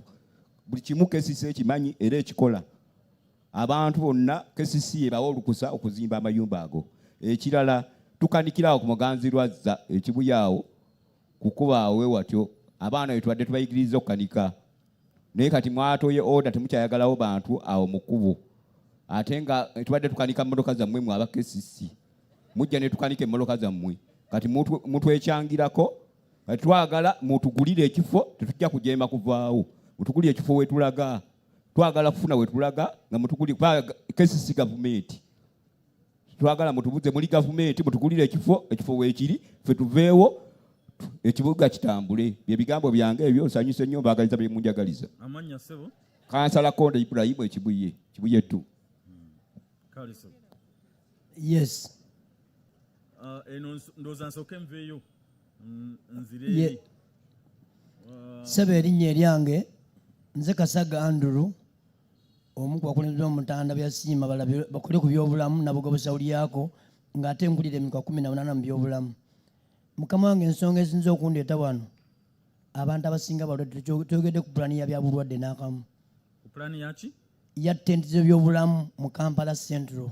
Tulina ekizibu mukama wange, twakoze okunoonyereza muno ku byobulamu ng'abantu bangi balwadde, naye tusaba KCCA gavumenti y'emirongo evuddeyo okukola ku byobulamu twe ku ttenti. Sebo ekyokubiri mbuuza omuntu okubeera obwambu musango oba kikolimo tegubeeranga ku musango. Kampala ekula abantu oba ekula miti. Ekibuuzo kiri nti nze maze ebbanga byombi actually mukulu bamwe abadde ayogera okuva KCCA nga ngenda ku kitowolo okumala ebbanga nga tulina omukulembeze yali meya wa Lubaga Betty Sebugwawo, minisita Honorable Betty Kamya, nga mutusuubiza nti abatembeyi mulimu era ffe foundation evaamu obusuubuzi bula abagenda okusuubula Hong Kong ni lwaki mutusabulirako ettoosi buli lukya 1 bagende 2 bagende ekibuuzo abatembeyi musango n'ekyokubiri mwatusuubiza license n'amataawo muganda wange olubaga wuno nze mbeera mu lubaga lwaki temukolawo structure n'ogamba no ekimala kimala bana abantu bateekawo business ku bantu abavujja okukola ogenda mu maduuka ne mutuwa amataawo ge mwatusuubiza ne license netugisasula tujagala okuwa license sente tuzirye twaziyisa dda ku sitewoolo n'ekisembayo mbadde nsaba KCCA n'eggwanga lyonna naddala pulezidenti w'eggwanga kino ekyokumenya abantu eggwanga lyonna mwakikozesa mutima mulungi omweyagaliza ng'abantu omwavu azaala ne right now abaana tugenda bakola tutya bye byange Kasagandru kale tweyanza ssebo obuzindaalo busooke bukome wenu. We are going to respond to those ones for now. We still have time. We will certainly receive more questions. Kati nsaba, I know that mukama wange tulinayo emikolo emirala ku KCC ayinza okwetaaga okuva wano sawa yonna naye he could have been tickled to speak about some of your concerns. If that is the case, Akiriza Mukuru Idi, I would like to request you to have the first shot on responding to some of these concerns.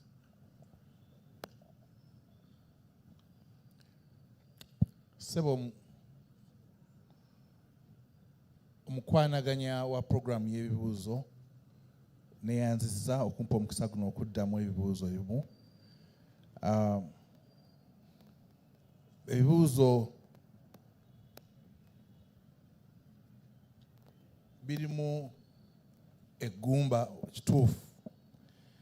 Mwami Abbas Kavuma atubuuzizza oba agambye nti lwaki tubasaba liizi oba okakasa plans zaabwe nga bali ku ttaka lya Buganda Land Board. Tukimanyi bulungi nti Kampala erina land tenure zonna, erina customary land ownership, mulimu ebyapa liizi, freehold, mairo, naye ettaka mu Kampala erisinga kituufu ttaka lya Buganda Kingdom. Era kuliko abatuuze bangi nga tebaneegula. Si kyo?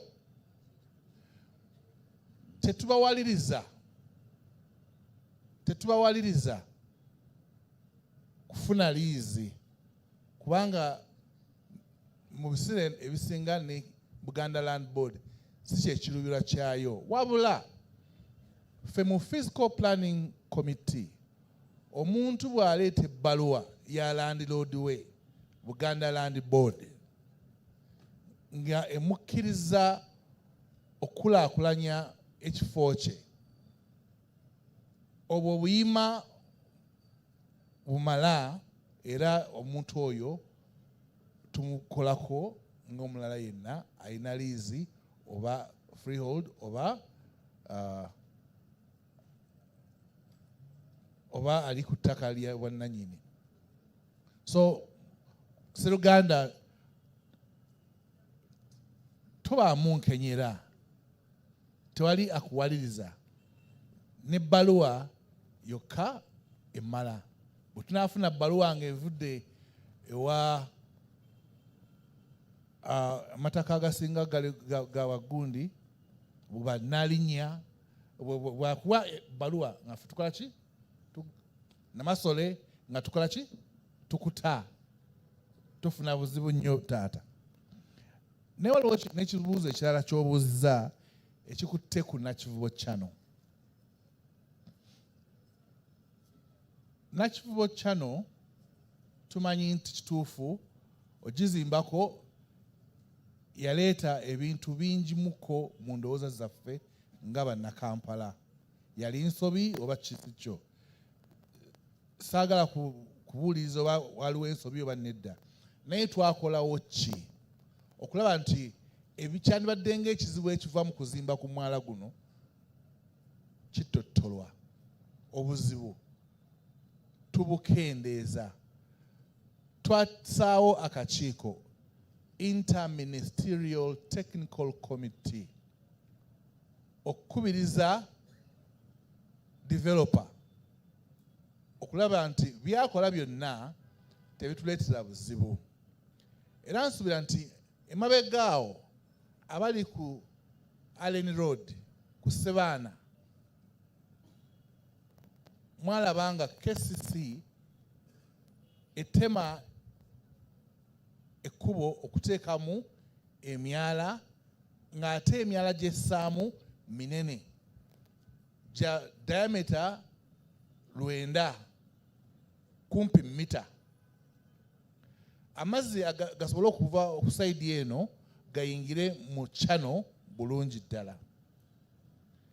Ekyo bwe kikolebwa kituyamba amazzi agabadde gali ku kkubo agandigenze mu mayumba mu malls eziri awo okendeera.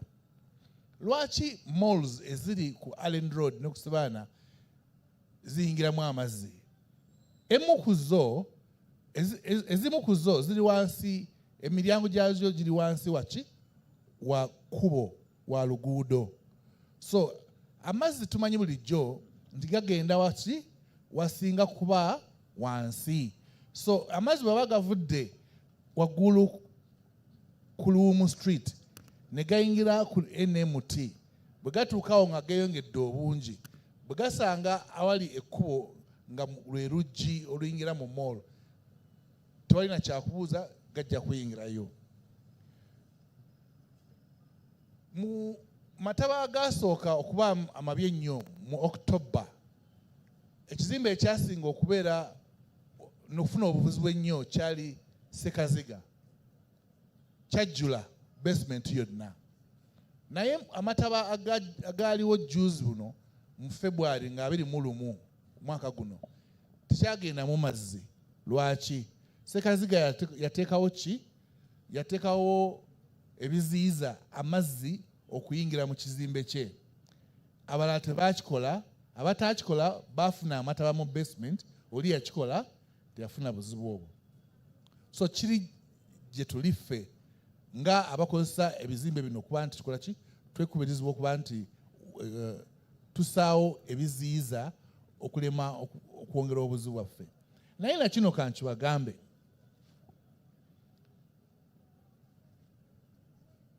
Kampala nedda kanyimirire.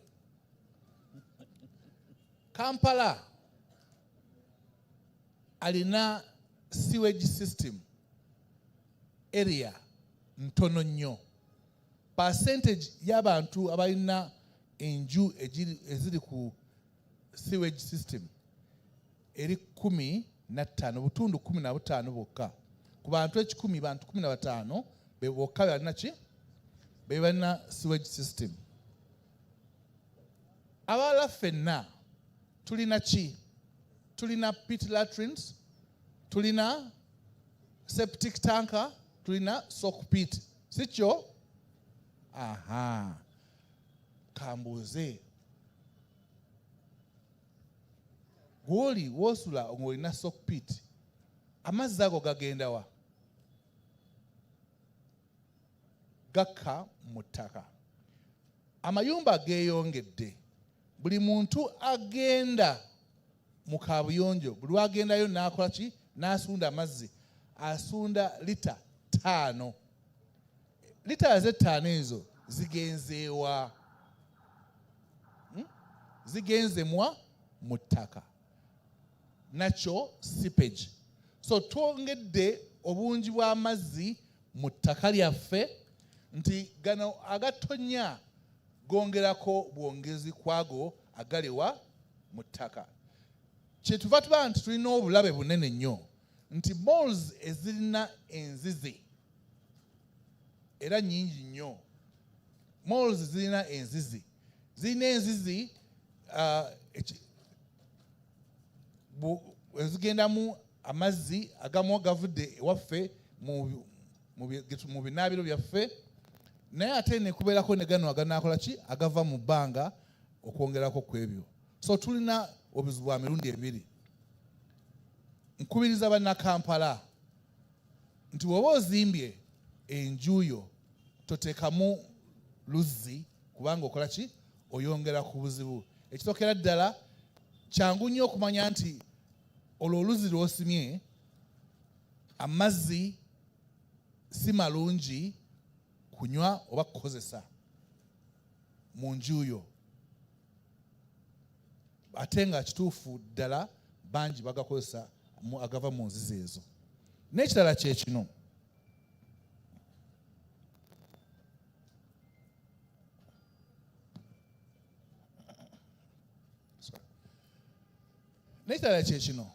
nti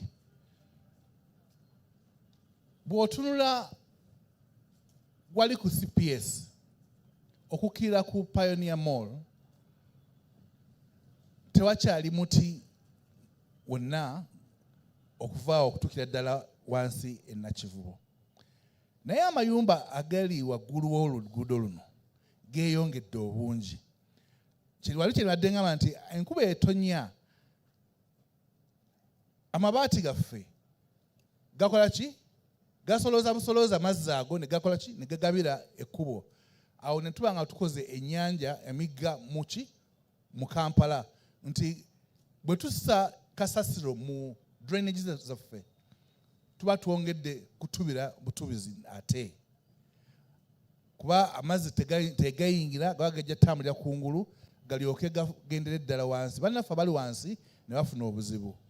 Yensonga lwaki mbagambye nti kati omuntu yenna ayagala okukola plan, okuyisa plan ye mu Kampala, ku bintu byetujja musaba ebingi, tujja musaba okusimba emiti, tujja musaba okukendeeza ekizimbe kye, abe nti atulekerako wanaateeka omuddo, nti enkuba bw'enaatuka mu luggya lwe esala ki? Esala speedi eyegenda mu luguudo, eyandigenze eri wansi eba ekendedde. Twagala tukikole ffenna. Mukwano aŋambye nti ye yatambulako e Nairobi n'awalala, nti eyowo bagamba nti ku kkubo lino mayumba gajja kubeera ku pulaani nga floor yeeno neeno muwendo gwe gutyo. Kye tugambye wano nti tukola detailed development plans, precinct plans, kyekyo kyennyini. Tusobole okukulagirira nti wano wajja kubeerawo ssomero, wano wajja kubeerawo ddwaliro, wano wanaabeerawo amayumba bwe gati bwe ganaafaanana. Temusimbisa wano mabaati muzimbise obutegula. Bwe muzimba wano nga muzimbye flats ziba zenkana wano. Eyo gye tugenda, kuba tulabye nti okukirekera affe abantu kennyini okusalawo kye twagala tuwabye nnyo, ate Kampala tumuteese mu matigga. Ekirala kye njagala okuddamu kye kya parking. Ebizimbe ebijja ku City Hall bijja ne bisaba nti bajja kuteekayo ki? Parking mu bizimbe byabwe. Bwe bazimba ate ne bafuna amaddu ne bakyusa zi parking ne zifuuka ki? Basement z'amaduuka, oluusi store. Twekubye endobo ffe nga bannakampala okuba nti tukyusizza, tuvudde ku mulamwa ku ekyo kye twali tusazeewo okukola. Tukivumirira kubanga bw'okyusa pulaani yo oleeta obuzibu bungi nnyo ku bantu abakuliraanye. Nalwekyo tubasaba omuntu yenna afunye pulaani azimbe ekizimbe kye nga agobera pulaani eyo, kubanga bw'alugikyusa ng'otuwaddeyo ffenna Naalumanya ne Saalumanya. Nja kukoma wano kubanga amasimu gatanse okunkubira. Olwaleero tuli ne Vice President ku City Hall, munzikirize ngende mwanirize ssaawa zinaatera okutuuka bambulidde nti obugombe butandise, ava luzira ajja ku stakeholder. Wabula mbebaza nnyo bannakampala okujjumbira open day yaffe eno. Ebibuuzo bibeere bingi nnyo, ansa naffe tujja zibawa. Awo we tuba tulowooza nti tukyetaagamu otuwabula, tujja kukola ki? Tujja bitwala. Y'ensonga lwaki twazze wano mu luggya lwammwe, Constitutional Square. Abamu lwe babadde baludde okubeeramuko tubale twogerezaganya. Mubale nnyo, mubalire ddala. Yeah, thank you very much, Edie, for those responses, and we hope that Her Excellency will release you in good time for you to return to us later. Thank you. He confirms that he will be returning. So, in case you have a question that you would specifically want to be answered by the ED, please keep it. He will be coming back. Okay, there are still some questions that are not completely answered, but I wanted to say, those of you who have got the notebooks that were distributed, in those notebooks there is a lot of information, including some of the information that you are asking about, the zoning, where should we have structures that are of this height and that height and all that. We have quite a lot of information, so you check in there. You might find that what you want to ask is already answered in that booklet. So the ED answered most of the questions. There are a few that might have remained, especially to do with demolitions. I want to categorically state that we do not intend to demolish any structure. It's not our intention to demolish any structure. However, you yourselves might actually demolish some of your structures going forward. How? If a place is organized, reorganized, planned better, and you could recoup better value by remodeling your structure, you will demolish it yourself. I can tell you that the development applications we receive, about maybe 30% of them, you yourselves are proposing to demolish. Actually, some of the buildings, we look at them and we're like, what? But then the person is demolishing even a 3-bedroomed bungalow. A 3-bedroomed bungalow to put up a 4-bedroomed bungalow sometimes, but many times, of course, to put up apartments and things like that. So you will find yourselves, as we organize the city, it gives you what to do. And I'm sorry, I'm not changing this into Uganda. Maybe I will later on enlist the services of my brother Macha here. Yeah, so it's not, there will not be forced demolition. Now, should we? But of course, there are also structures that are likely to kill you the following day. Now, such structures, we will advise you what to do. If you find omuntu ngali mu kizimbe kinatera okugwa, certainly the authority will come and advise that ekizimbe kino tekyandibadde kirungi obeeremu kubanga your life is at stake. But just that we are organizing and we are demolishing people's structures, no. Structures that are illegal or those that have come up without permission. Now, I need to talk about this quite a bit. There are so many players in the building industry, very many players, including imposters. Sometimes the people who arrive at your site when you have just commenced might be our people, they might not be our people. KCCA has got very many workers, 2,000 something, or I'm not sure. Every time you have many people, even your own children, if you have 10 children, you are likely to have 1 or 2, if you are unlucky, maybe more, who you will not leave guarding your pass, right? Your own children. So also in institutions, occasionally you might find a child or 2 who might need to be looked at more carefully. And we get these situations and we deal with them as they come. That is why the ED is saying open door policy. If anything is not happening the way it should happen, please come and let us know. We are putting in place measures to deal with situations that have run out of hand. We are putting in place these measures. And we shall be announcing and we go. Last year, those of you who are keen must have seen an announcement where we were calling upon you to submit as-built applications for as-built structures, buildings, developments. And we did deal with them. We wanted to, it was a short notice and a short time we gave you. We wanted to give more time, but there are still administrative issues to deal with. Maybe the authority will come out one of these days to guide on, especially now that we also have an amended Building Control Act.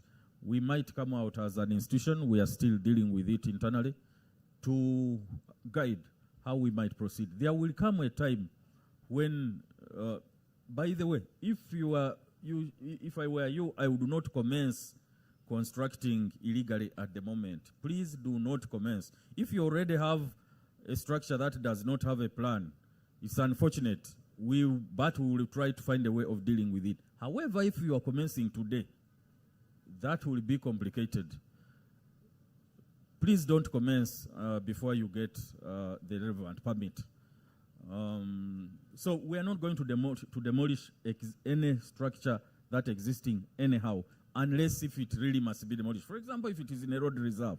If it is in a road reserve, we have to discuss with you and we see how to free our road reserve.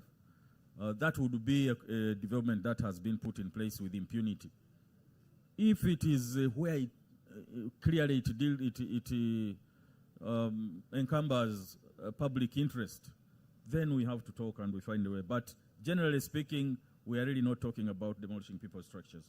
There were issues of people that we have removed from the roads.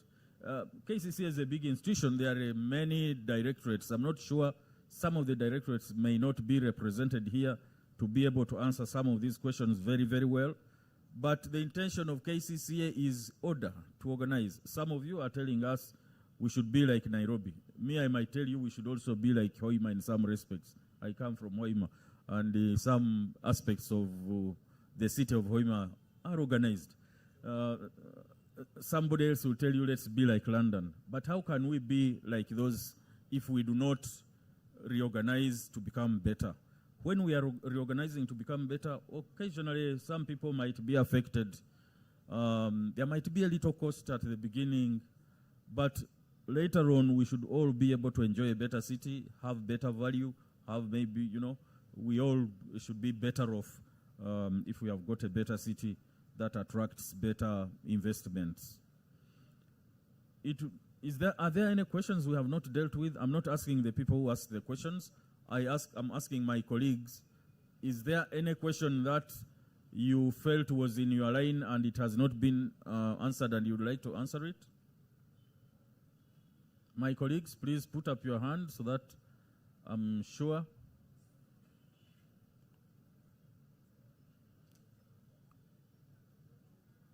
Okay, waliwo yabuuzizza ebyobulamu, tents ebyobulamu. Unfortunately, we do not have our colleagues kwebyo. Naye you have heard of our Weyonje and all that kind of thing. We have been going around the entire city dealing with those kinds of things, public health, etc., etc. We don't have them to give us details here, but I know that there are a lot of things that are happening in that line. And if there is something big in that, a big suggestion in that area, we would encourage that this is related to us. I don't know whether because we do receive, by the way, emails and other ways of contacting us, and we do respond to a lot of these, so to them. So if there is any, it can come that way, but you can also come physically if that becomes necessary. I think we have responded to virtually all the questions that came up. So I think now, yes, please. A colleague would like to respond to one of the questions. Good afternoon. Thank you, Director. My name is Pamela Kora, and I speak as a resident of Kampala City. Every time we see a demolition in our neighborhood, the next thing we see is high-rise apartments next to us. And this is often in isolation of other issues, such as the need to expand the road, the need to put sewer lines in places, the need to be a bit considerate to the neighborhood. So my question is, when will KCCA implement its physical development plans? And then what happens to the need for neighborhood consultation before some of these high-rise developments are juxtaposed next to our very simple one-level houses. And so mine is both a question and a plea, especially to you as the Director of Physical Planning, for us not to do planning in isolation, but to do planning comprehensively in light of other things that need to be considered. Thank you. I was sure she was going to assist me by responding to one of the questions. She has a short instead. That's a colleague from NBRB. We shall respond to that. So now we are into the next wave of questions. I can see, okay, this gentleman wanted to ask from the very beginning, so I will give him the mic next.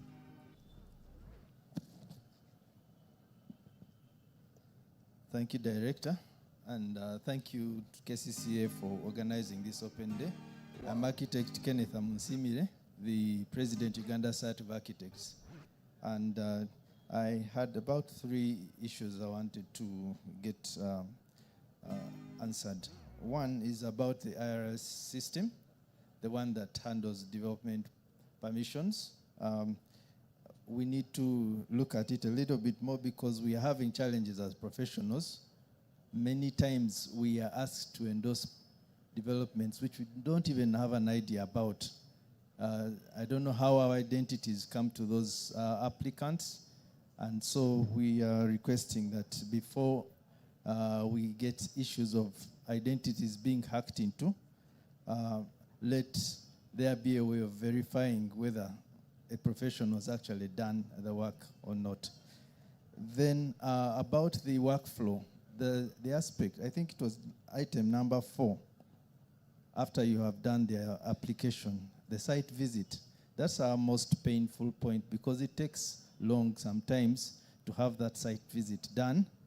And then even when it is rescheduled for some reason, it hasn't happened, on the system it keeps reflecting as if it has taken place.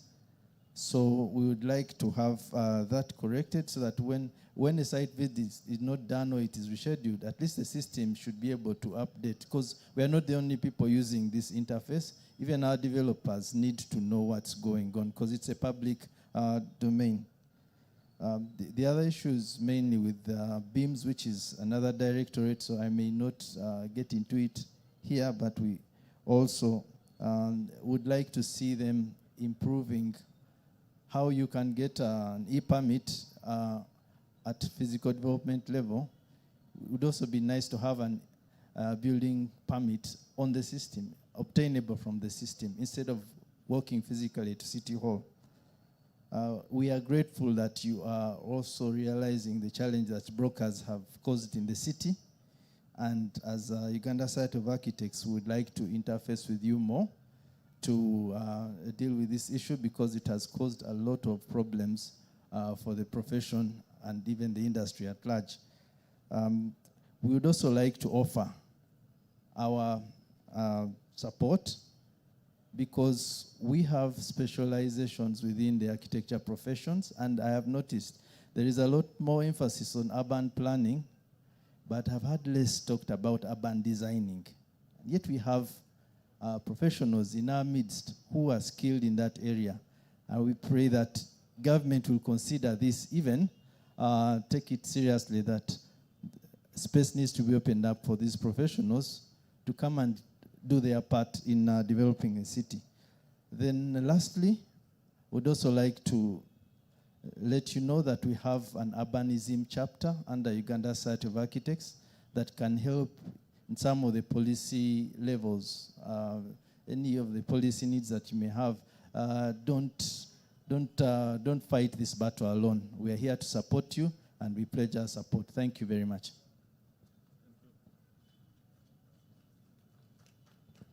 Okay, I think I need to handle, I have 1, 2, 3, 4 people that side. Okay, 5. So check 2 there, 2 in the center, and pass the mic now. Thank you very much. You can start, then we'll come to Haji. Okay. All right, Haji, please shoot. Name is Musazi Sad, and I communicate in Uganda. I'm from Bokoto Nakawa division. Gambia manya. Musazi Sadi. Musazi Sadi. Edda wanabulako ekirango kyali kyogerwa ku radio bagali mawulire nga Ministry ya Housing egamba ya Lands and Housing nga baga nti bajja kuyambanga abantu abagala okuzimba ennyumba ng'ojja ne plan yo gy'oli agala okuzimba nga just sketch ng'obalaga nga mu mutuyamba eno ng'omuntu azimba ennyumba ye naye ekyo ssebo simanyi oba kyakomawa oba kikyagenda mu maaso oba ministry yakivaako.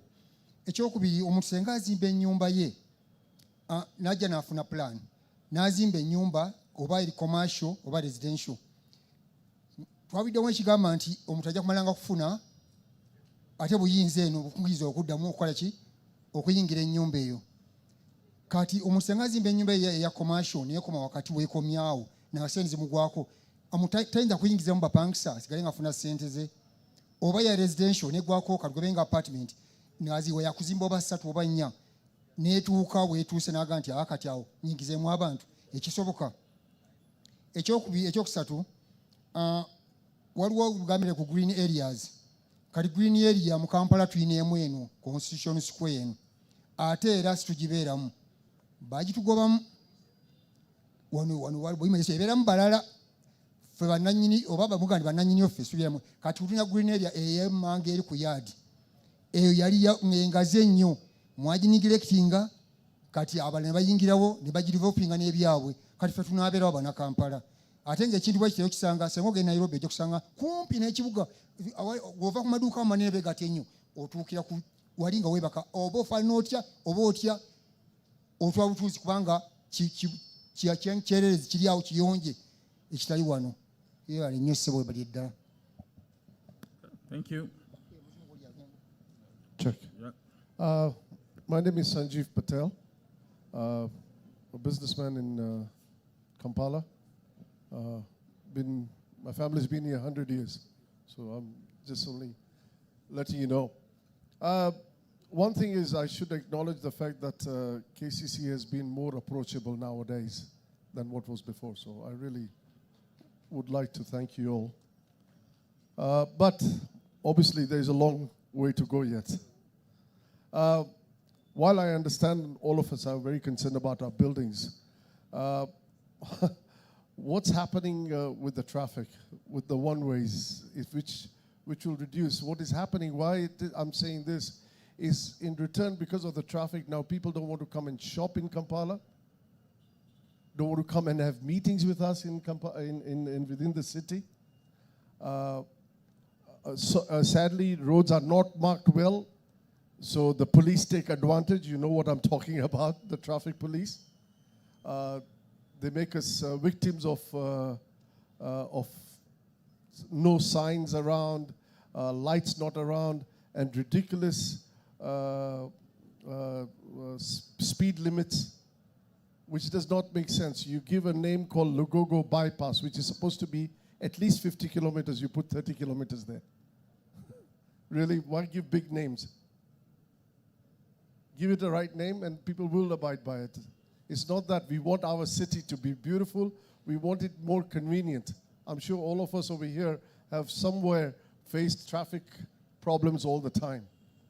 And this, I'm not only complaining, but as a constructive idea, we need to change into one-ways. And that is what my concern is. So I'll leave it over there. The only thing is I'm saying, because of the traffic jams and not converting into one-ways, you're helping the fuel companies to make more money and us to lose more. Thank you. Basebo ne banyabo mbalamusizza nnyo. Amanya Kibirango Samsoni ndi mutuuze w'e Kampala wano. Naye nze ndi ku gurawundi ndi omu ku baasaba ku pulaani newankubadde saagifuna. Wabula ekibuuzo kyange kigendera ddala ew'omukulu oyo omwami Vincent antangaazeemu kubanga w'ogenda ku division okusaba okumanya ku pulaani oba okugisaba ebibuuzo biri bibiri sawo muganda wange by'osangayo. Ogenze mu office ya physical planning gw'osangayo agenda kubuuza luumu mmeka banga ki. byebyo ebibuuzo anaazimba e Kampala ssebo zino ennyumba ezaffe zimufuna mpola by'alina okuddamu. Era w'omala okwogera lumu n'ebbanga nga bakusindika ewa field manager, oyo yakwata ssente ssebo muganda wange. Okiwulidde, ago ge mazima matuufu gennyini agatakaawa. Therefore nze kye mbadde nsaba mukole, mwandibadde mukwata charts ne muzidisplayinga ku division centers ezo okulwanyisa enguzi, obuli bw'enguzi n'obulyake. Ne ntuuka newankubadde nga sinayingira mu ofiisi ne mmanya nti luumu emu bukadde 3, ne nsooka ne mbutegekawo ne ndyoka ne nnoonya seminti, buloka n'ebirala. Okiwulidde? Naye tujja kudda wano twerimbe bannange nti bannange ngenda funa pulaani, njagala batwalako ewalala mbaggyeko wano mbatwalenga mu umeme. Akugambye ogenda kisabira online. Bw'ogenda okusaba amasannyalaze online mu umeme, ogenda kunyuga essimu yo kubanga oli waka, osanga akakwakkulizo wiring certificate. Eyo ogijjate ku ofiisi. Bw'ogenda ku ofiisi ya mitwalo 5 amasannyalaze osaba g'ebiri 3 ga gavumenti. Mukiwulidde bannaffe? Therefore, you display the payment rates on the division centers such that even before we enter into your offices, we are very much aware of what you are going to do, what? To pay. Good enough you have opened up these so-called open days. Yeah, but not all people that have come here. We are very much more willing to cooperate with you and to pay because the end result is payment. But now the rotations that we go through, ezo zokka ze zitulemesa muganda waffe, ate nga gwe wennyini gwe ziti board governor physical planning. Abasajja bakambwe, tulaba ba field manager tuzimbira ku namba za simu, n'omala okuwa ono ate n'omulala n'ajja, n'omala okuwa ono n'omufere n'ajjiramu. Okitegedde muganda wange, mutunnyonnyole nti azimba luumu bweti measurements wezi ne weziti asasula kakadde. Noonya akakadde kange nkateekewo njije nzimbe. Okusinga ssente we naaziwa field manager. Okiwulidde muganda wange? Ate nkya n'onsaba permit. Permit. Ate nga field manager ampa permit. Because zonna ziba permit. When a field manager gives me permit to build, whether verbal or written, kye kimu no ngompadde permit. Neyanze ke basebo ne banyabo. Sebo, verbal permit gyegendereze ejja kusuula mu problems naye tujja kuddamu comprehensively. Wabaddeyo babiri wali, babadde babiri, kati sikyasobola kumanya yabadde ani naani kubanga ndabyeyo abalala babiri ndowooza babasoomozezza naye bakuwe Sebo akazindaako. Thank you, Director. Thank you, KCCA. My name is Zige Robert. I'm a contractor. And I appreciate your calling us today for this open day. I'm seriously certain that most of us have learned a lot. But my concerns are one. We heard from the director, the executive director, that wrong is expensive. But it's even more horrible when it starts from the top. Why is it so hard for those of you in leadership to organize such open days for us to learn, but rather invoke on enforcement of the law? We are there in the field, we are in the field doing something, you will see a team coming, but we've not been sensitized. We've not been guided. Why shouldn't we be guided first? Why shouldn't this come first rather than you going to the field to threaten us?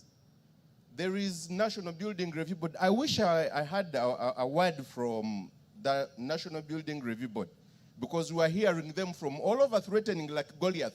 We are coming to do this, we are coming to do this, we are coming to do this. Why is it so hard for you to organize a session like this where we are guided? Then lastly, Director, if there is going to be an enforcement of the law, I pray that it is equally applied to everyone. For as long as the law is going to be selectively applied to some individuals, maybe those who are shorter than others, maybe those who are of a different color than others, then we are not going to treat it as a law. We are going to treat it as a torture. So kindly, when you're enforcing the law, let it affect everyone, not some of us. All Ugandans must be equal. No Ugandan should be more equal than the other. Thank you. Point taken. Thank you. One last one. We had only 2 people there. Who was the second one? The people who are around there, you know, the first 2 people who put up their hands.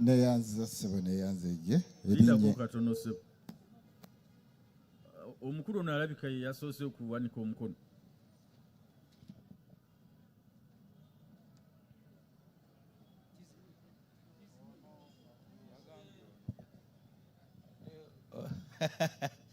Kyokala olowedde akusaako omuzindaalo nga nze ninga atali muntu nenga obwavu si musango nange bwe ndizifuna ndibaawo amanya n'eddoboozi nze mwogeza Dembe akajja obunaku kemanya mpozi okutali musango munnange era nga nva mu Kampala Central Division Senyi Siri Paris Lusige Zone awo ewaawo akati nno nze mbuuza bakitaffe bwe baali bagula amataka poloti zaabwe oba amataka gaabwe baaguliranga ku ndagaano kati ate bo baali babatyatyako bwe baamala okuva mu bulamu bw'ensi eno ffe abaana abaali basigaddewo maama ne balumba muve wano tubagula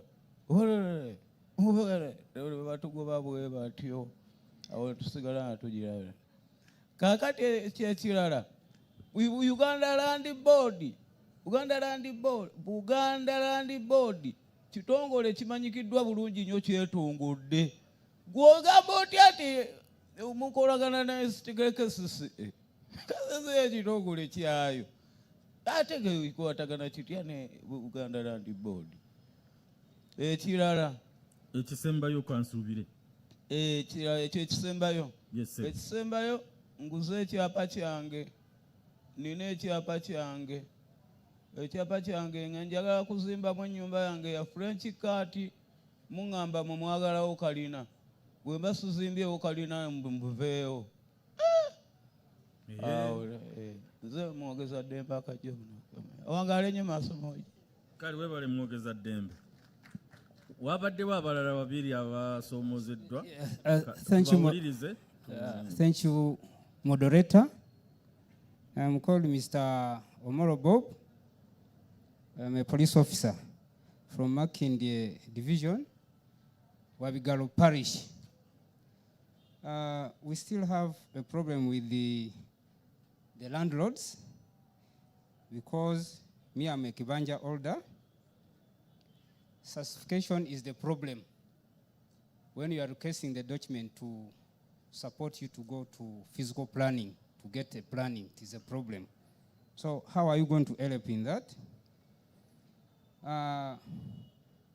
We have sweet words here. When it comes tomorrow, you will see directives from town clerk doing negatively. For example, we are not represented from Machindi. The introduction done here, we have not seen town clerk from Machindi. We only heard from Central, Nakawa, and Lubaga. Thank you, moderator. Moderator, since we are participants here, and we are seeing different people putting on T-shirts, in my view, I would request the director so that the first people who reported here to be given T-shirts. Thank you very much. Na wewe pia asante sana. Okay, the last one, the last question over there, and I will move to this side. Although now I'm standing between us and our lunch time, so please try to be precise, short, and, so that we can move. Sisula mu state council nsula mu wakiso naye emirimu egisinga gikolera mu state council ndi musajja muzimbi naye ekizibu kye tusinze okufuna simanyi magezi ge mugenda kisalira ekiri ku state hall okufuna pulaani bakutuma e Roma kubanga bw'otandika byonna byonna leeta ekyapa abamu ne bagamba leeta original abalala ne bagamba photocopy ate photocopy tekola n'ogenda n'oddamu n'olegamba aleeta photocopy n'oleeta ne batandika okukola balina akakutyo bwe bamala okukola assessment ne bagamba genda osasule n'osasula byonna nga bwe birinako ebya boundary wall byonna n'omala obisasula naye okugyayo pulaani sente ze basaba ez'enguzi zisinga n'eza assessment. Tusaba ebintu ebyo byali bitambulako nga biri ku division naye tusaba biddeyo kubanga stakeholder wazibu nnyo oli amala nakupima alaba esente z'onoovaamu neyanzanyuse. And are we not ready to answer? We have about almost 10 questions now. How many people this side would like have got? Okay, we have 1, 2, 3, 4, 5. Wow. If you can keep it short so that we handle all these before we break off for lunch. We'll start with you, and then we'll come over this way.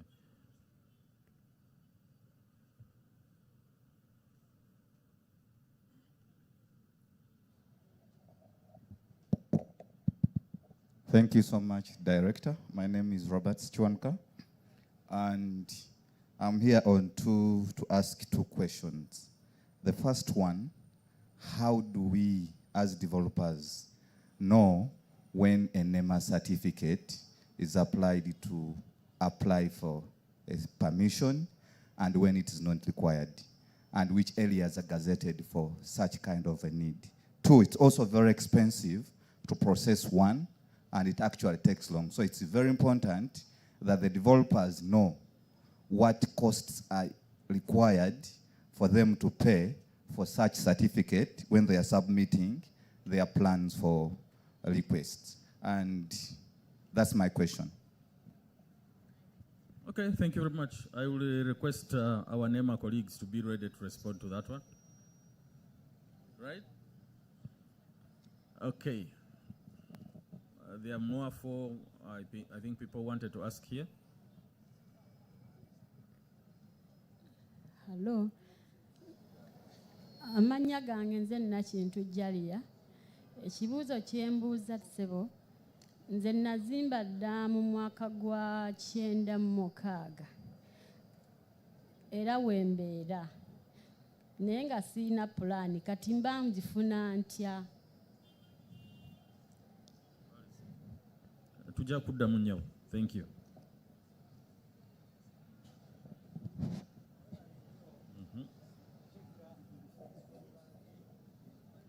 Mzindaalo nga teguulikika. Mumuyambeko omuzindaalo. We are not hearing. Tetukuwulira ssebo.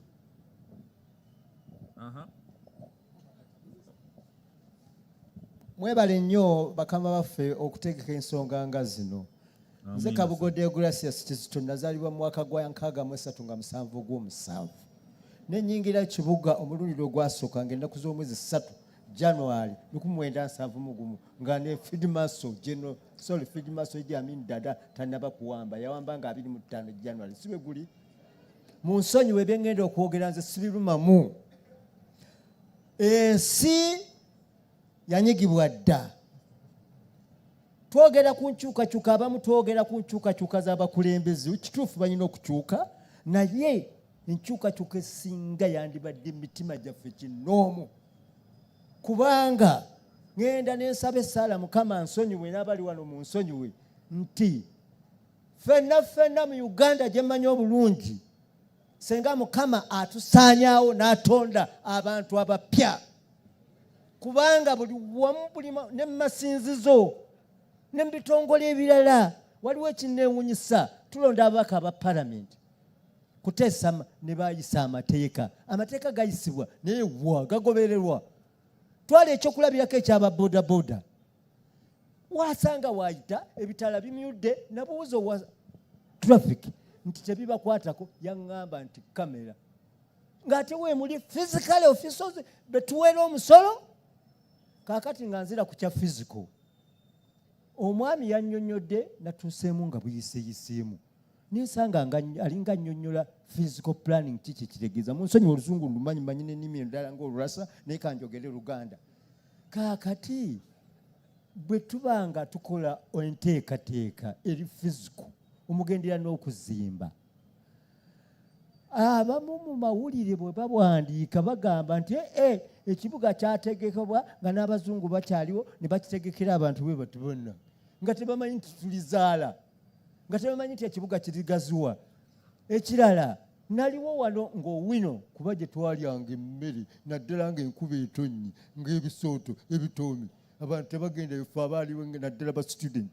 Ze nasomera ku Cartech Academy Makerere nennyingirako ne Makerere ebizibu ne bigwawo. Naye Abachina batugamba nti bwe bajja okulongoosa St. Owino market mbu baleeta n'abasibe mbu mark my words well. Naye kyewuunyisa waliwo ebyokumenya bye bakola demolitions naye saalaba amazzi we ganjaala. Kati ba planners baffe ebintu ng'ebyo recently waliwo ebigenda mu maaso wali omwala gwe Nakivubo simanyi haamu biki ogenda okuwulira nti ate olw'okuba this and that ate amazzi ebyo byonna ba planners tebabipulaninga. Bannayuganda bannange mbasaba nga tetunnakyusa bakulembeze wadde tujja bakyusa ffenna tusooke tulongoose emitima gyaffe, tusooke ngoose endaba gye tulabamu ebintu. Naye muganda wange gubayita nusu yaleeta obuzibu, ebizibu ebisinga nusu. Mwebale tweyanza ssebo. Kale abasigaddeyo tewabaddemu osomozeddwa kati ndowooza ojja kudda after lunch. Wasigaddeyo omuntu omu ndowooza aba benalonze abataano 1 2 3 kati gwe agenda okusembayo abalala tujja kubuuza after lunch kubanga ndaba owambye already the microphone. Amanya gange yenze Senyonga David nga mbiridde Salama Road nga ntambulira mu field y'okuzimba era we nawulidde olukuŋŋaana luno ne ŋŋamba kaŋŋendeyo ku lw'abazimbi bannange. Ekisooka ne bazadde bange ndowooza nagambye kambakiikirire, omuntu eyazimba ekizimbe nga tekiri mu mateeka agenda kukola atya. N'ekirala bagambye nti ekizimbe bwe bakisanga tekiri mu mbeera nnungi, gwe kennyini bwe baba bataddewo ekyokola oyinza okyezimbulira. Omwo tewali kye bayinza teekawo solution omuntu nga tazimbudde kizimbe kye. N'ekirala kino kigenda eri bannema. Nnema egenda nejja negamba nti ozimbye mu nnema, naye nga woozimbye emabegawo waliwo ennyumba 100, waliwo zikalina, ne weebuuza bazizimba nnema eri luddawa. Ekirala waliwo enguudo ezigenda zigejja nga abantu we bazimbira enguudo zaali ntono, ng'omuntu yalekayo fuuti eziwera okuva ku kizimbe kye mpaka ku kkubo. Kati Uganda bwe yagenda ekula, omuntu yeesanga ekizimbe kye yalekayo katono ku kkubo. Ensobi yali yaani? Ebiseera ebyo tewalinga mateeka gagamba muntu ono nti lekayo fuuti bweziti, oba bw'aba yalekayo fuuti bweziti ayina okukompasetingibwa ng'oluguudo lugaziwa. N'ekisembayo nze mbeera ku masayiti, naye emmotoka ya KCC temusobola tandika kuzimba nga tezze. Naye nokukerinca n'ongamba muno ekizimbe wakizimba tekuli pulaani, tebakuwadde lukusa, ng'ate wagenda okizimba nga KCC ezzeewo ne bakuwa n'ekibaluwa. Abayina poloti efuuti 10 ku 10 ataddemu akayumba kanaazimbulwa, kayina olekebwawo yegatte na munne baweze fuuti 5 ku 10 baweewe pulaani. Ani agenda ogikulira? Omuntu ayina fuuti 10 ku 10 tabweebwa pulaani kuzimba nnyumba? Ebyo bye bibuuzo byange, mwebale nnyo. Kale weebale ssebo. Ndowooza tuweddeyo this morning session. Okay. Eyanza nnyo ssebo. Ebibuuzo bye naalibuuziza ebirala babibuuzizza. Kale tugende maaso. Amanya gange nze Nakatenoola, mbudde Kongerukuli Makindye division. Kati nzaalibwa ku kyalo ekyo mazeeko emyaka 62 wetukulidde nga tulina amakubo gaffe ag'ebigere agatali ga mmotoka. Mutugamba physical planning. Kati physical planning mugamba nguudo. Omutuuze omwazaaguze mulirwana waffe naye nga ffe twalinawo ekkubo lyaffe ery'ebigere. Alisibye libadde liyamba community. Kati nga ffe abatuuze ne community tulina kukola tutya kuba yatugambye tetiri ku physical planning. Yalizibikidde tulina kukola tutya. Kyekibuuzo ekyange. Weebale nnyo ssebo. Kale mukyala nakati tujja kuddamu. Asembayo? Yes, good afternoon everybody. My name is Mugandus Emmanuel, a resident of Nabulagala, Lubia, Village LC1, Lubaga Division.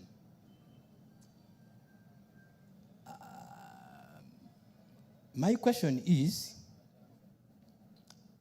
why is family planning selective? Because at the start of building the structure on Nachivo Channel, I wrote to Executive Director KCCA about that issue. And my letter was addressed to you, the Director, Physical Planning. But it was unfortunate when I was replied, this is a letter that was replied by the Executive Director, informing me that KCCA has no knowledge about what is going on Nachivo Channel. I was very surprised. And this issue is very serious. Because I wonder, a gentleman building on the Nachivo Channel, KCC is not aware, KCC is the owner, so what is going on?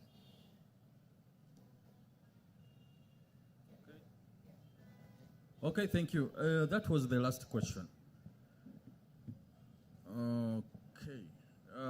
So we are going to attempt to respond to these questions, and I'm not going to answer alone. There are many of us here who lead different areas, and some of the questions are in those different areas. So I'm going to request colleagues who are here. I think Minister of Lands had a question, NEMA had a question, NBRB also had a question, and also my colleagues from the Directorate who might want to respond. And then whatever else will not have been answered, I will certainly attempt to answer them. Anyone ready to respond? Now the hands are for those who want to respond. Hands up.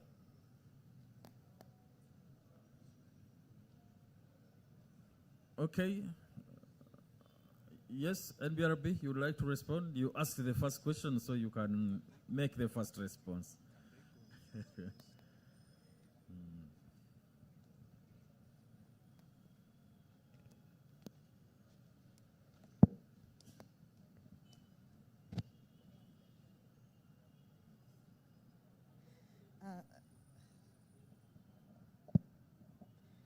Thank you, Director, who was also a distinguished board member of NBRB.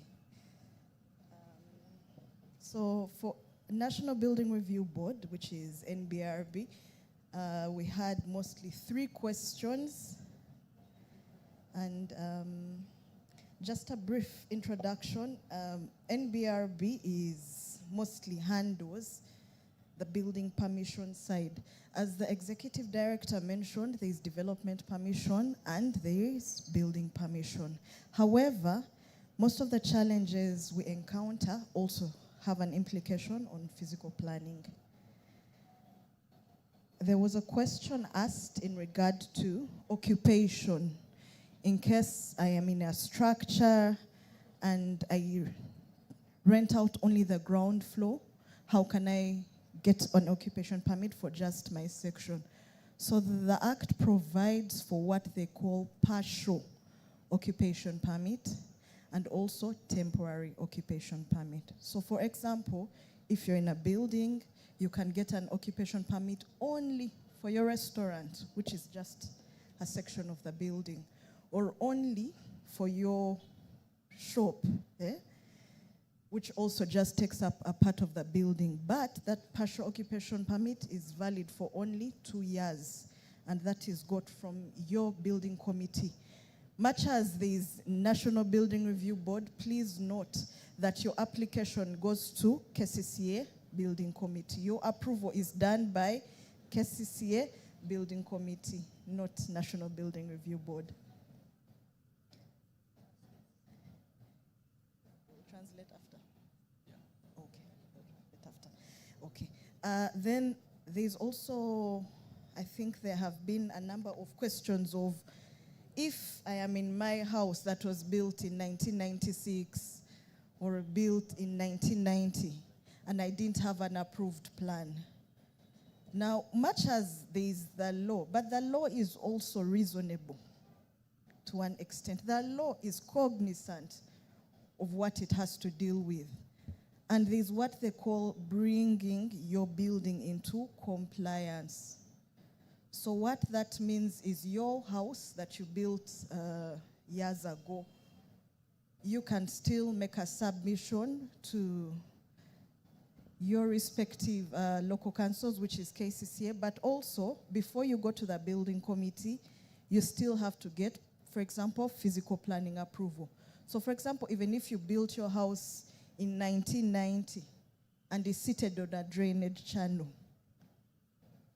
when you go to physical planning will be able to tell you and say, we shall accept this or will not accept this.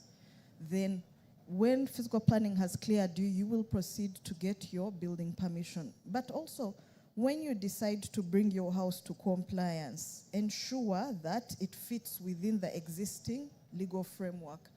So for example, right now, if you own a public building, if you're building a public building, there must be access for persons with disability.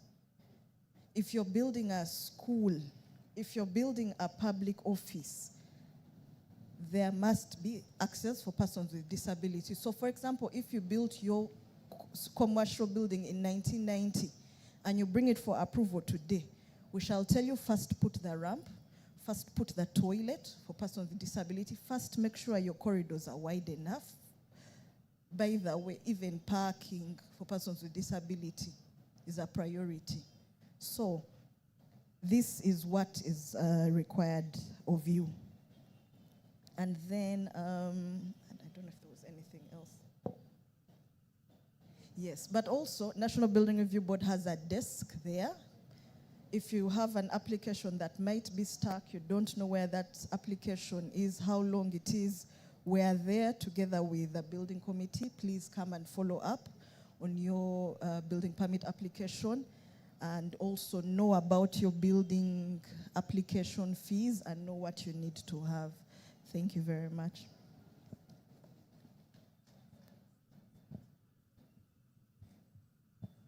Okay, thank you very much for those responses. I'm going to, is there any other one who voluntarily wants to respond? Yes, Director. Or I'm going to have to request? Yes, please make your response.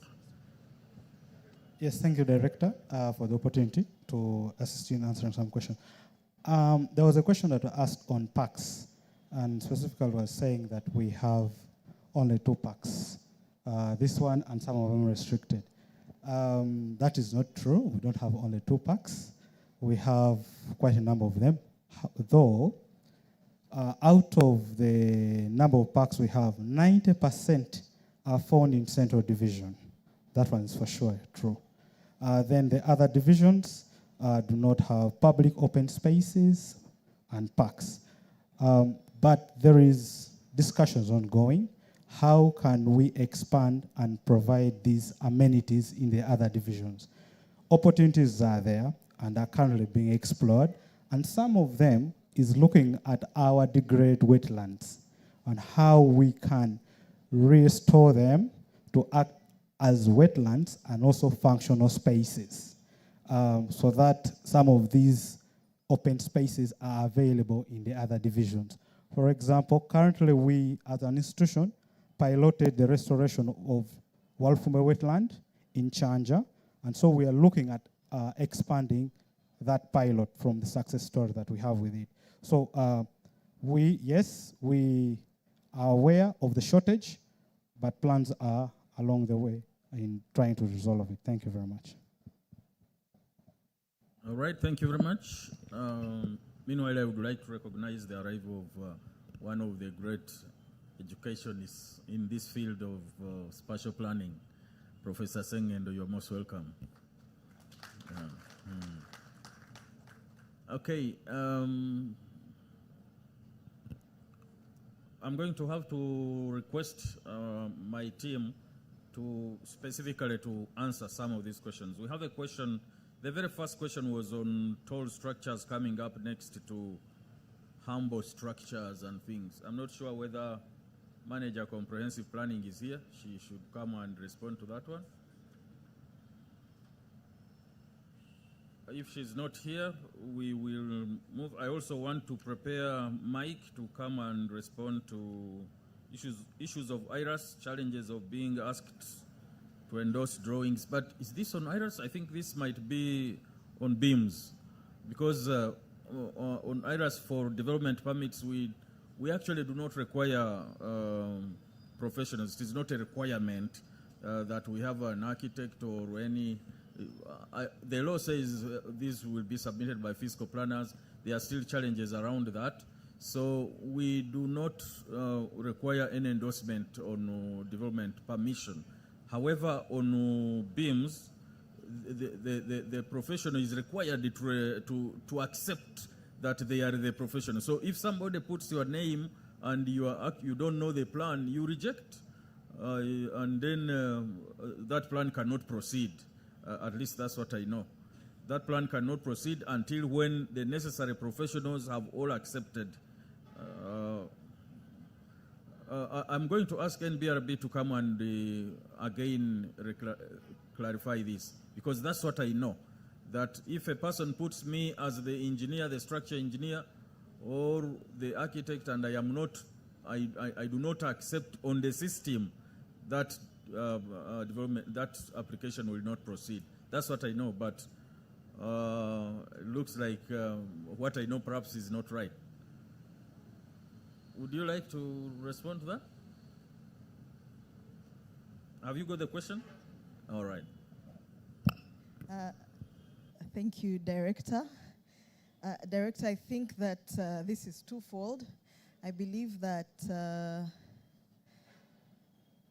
IRAS has been sending prompts to architects to do some authorizations, which has been a bit of a challenge. So architects have been actually getting prompts through the IRAS system to approve applications. And we hope that IRAS team can regularize that. In regard to BIMS,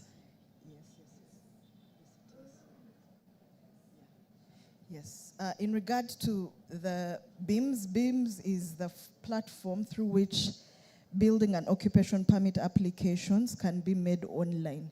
So you can sit at your home and actually apply without having to go directly to your division office or come to City Hall. Now, by law, who do you need to prepare building plans? You need an architect, you need a structural engineer if your building is storied, but also you need a mechanical and electrical engineer, because who checks where your wires have passed? What happens to your sewage? What happens when you flush your toilet? That is why you need the mechanical and electrical engineer. When you say that Pamela is your architect, the system will send me a link to actually approve that I am your professional. So that is what is happening on BIMS. Your application will not reach KCCA if the professional has not authorized. If you would also like to get the list of professionals, we have Architects Registration Board here. And I think they can also show you how to know who to go to prepare these applications. But once again, if you have a query, please also come to the desk. Yeah, I think. Director, regarding IRAS, even when the professionals actually reject, I think sometimes the plans... Let's first get his response. You might be, your question might be responded to when he responds. If it will not be clear, then we can look at it again. Thank you very much. Issues with IRAS. First of all, I want us to appreciate that the case is going digital, and IRAS is one of the new systems that have come up for all the services in physical planning. Pick it from leasehold, subdivision, and everything. But the issue now is on development permission, particularly for the architects and engineers. True, there has been a shift of IRAS to specifically do with physical planning. When you go to BIMS, there's that integration which is happening. The IRAS team is trying to integrate IRAS with BIMS. Let me interrupt you just a little bit. I would like to request Manager Anita to get ready meanwhile. There are a number of questions in your line. Okay. IRAS now is being integrated with BIMS. That's why when you go to the building control section and you submit your application, the architects and engineers also get notification. But a development permission, ideally, who would really authorize that submission is the physical planner.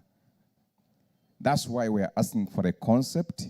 I'm glad that the chairperson, Physical Planning Registration Board, is here. I think what has been delaying is the registration of the physical planners.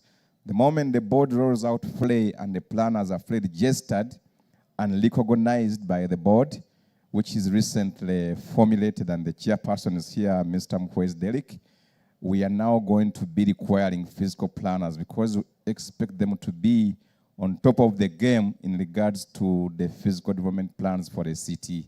They should be able to guide.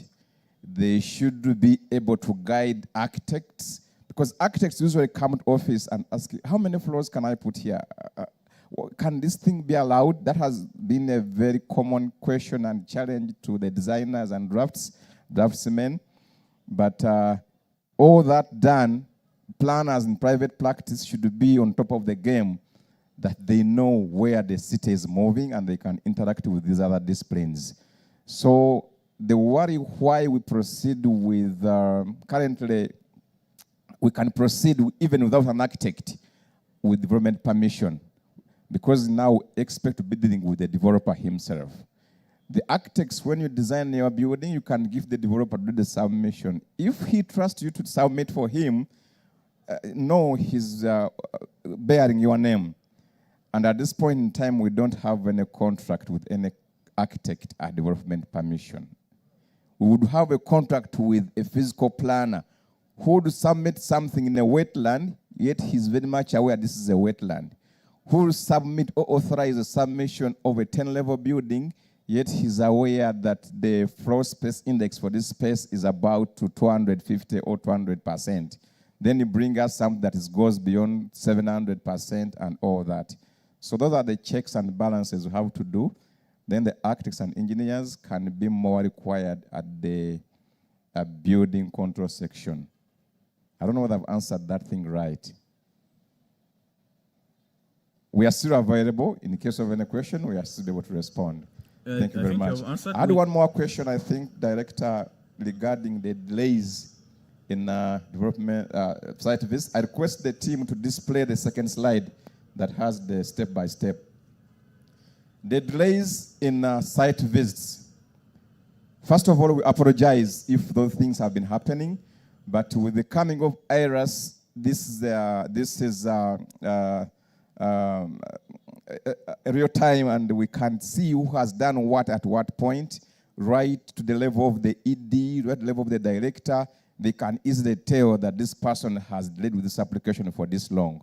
The application will flag you red, and it's saying you. And when you walk into our office, you have a right to complain that this application has delayed. And the truth is, even at your end, you can see the level at which it is. You can see that this thing has delayed. You can see that this thing now is in normal flow. The moment it's still in normal flow, don't be worried. We are handling. Get worried when you see a delay. Now you can walk in, you can make calls and all that, but as long as it's still in green and normal flow, because that system automated, we expect that when you make your submission, maybe today, Friday, don't count Friday, Saturday, and Sunday, start counting Monday. Within at least 3-4 days, a site visit should be done. Then the next 2 days, get feedback from the authority. Then the next, if all is well and you have got this right, within a maximum of about 3 to 4 weeks, you should be able to get your development permit. Because the development permit is issued after the sitting of the physical planning committee and the minutes have been approved. Because that minute is required on your permit, which BIMS will ask you. This is a passport to enter, to cross the bridge and go to the second step. Without that passport, you can't cross. That's the relationship between the two. Thank you very much, Director. Thank you, Mike. Yeah, you can take the microphone. I'm not sure whether you noted the issues or you would want me to rephrase them.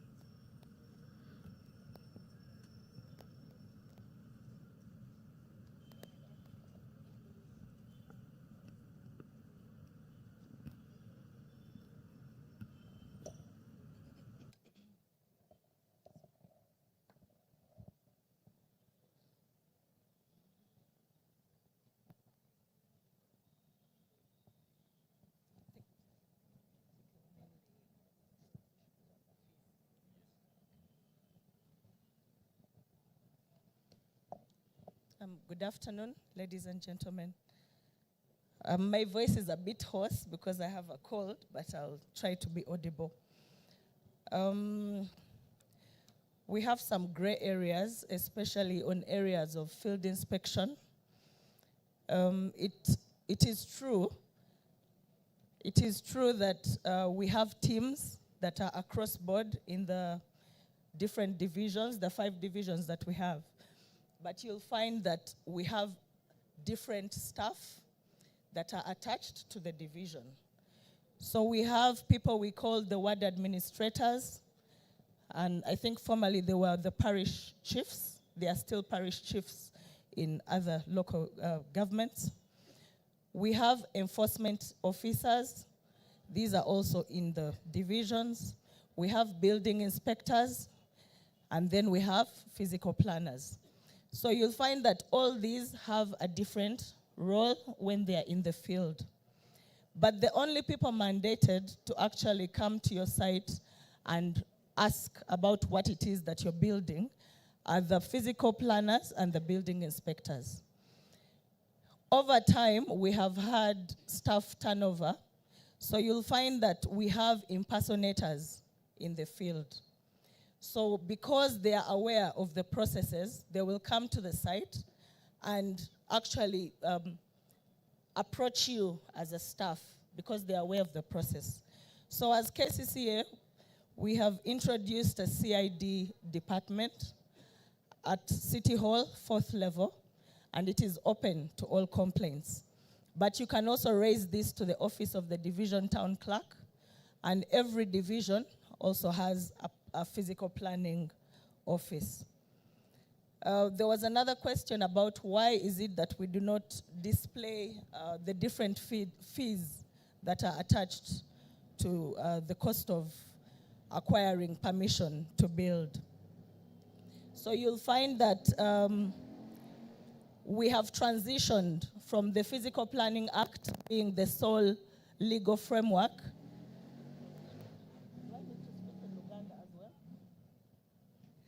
Okay. Maybe I can translate Muluganda as well. Mu field, kubanga chibuza, I think it was in Luganda. Mu field, tubeerayo ne teams ez'enjawulo ezijja ku bizimbe.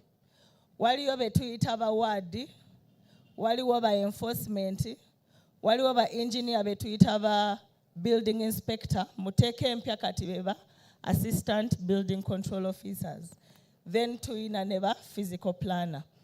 nga bano be balina mandate okujja ku site okusobola okubuuza ebibuuzo ebiri technical okusinziira ekibeera kye basanze ku site. Naye nga tulinayo n'abalala be twandiise, simanyi oba nabo babeera bakamyufu ababeera nga bali mu field kubanga maybe bali former staff bamanyi process eziri ntaano kati ajja ne impersonatinga n'alaga nti buli kimu akimanyi olusi n'akuggyako ne ssente. Okusobola okugonjoola issue eno ba enforcement officers baffe balina cameras ku kifuba era abamu ndowooza mubadde mubalaba. Then twaggulawo office eya CID bwe tubeera n'embeera bwe zityo musobola okureportinga situations ezo. Naye n'ennamba eziri ku screen awo wansi ziri toll free era oba osobola okuzikuba n'oloopa bw'obanga ofunye situation bweti. Okugenda ku lwaki tetudisplayinga plan bwe mba njagala ekostinga sente mmeka. Muteeka epya waliwo schedule eno eri mu building control regulations nga ba stipulatinze ebizimbe mu classes. Kati tulina classes 3 A, B ne C. Subira nowa NBRB ajja kuba asobola okucorrectinga bwe naaba sogedde nga byebyo. Naye nga ekizimbe kyonna bw'oba okicalculatinze nga kiri wansi wa square meter 3 osasula flat fee $5,000. Ekizimbe bwe kiba nga kiyita ku square meter 3 osasula 1,700 buli square meter. Then bwe kiba nga kiyiseewo ku stories 2 osasula buli square meter 12,200.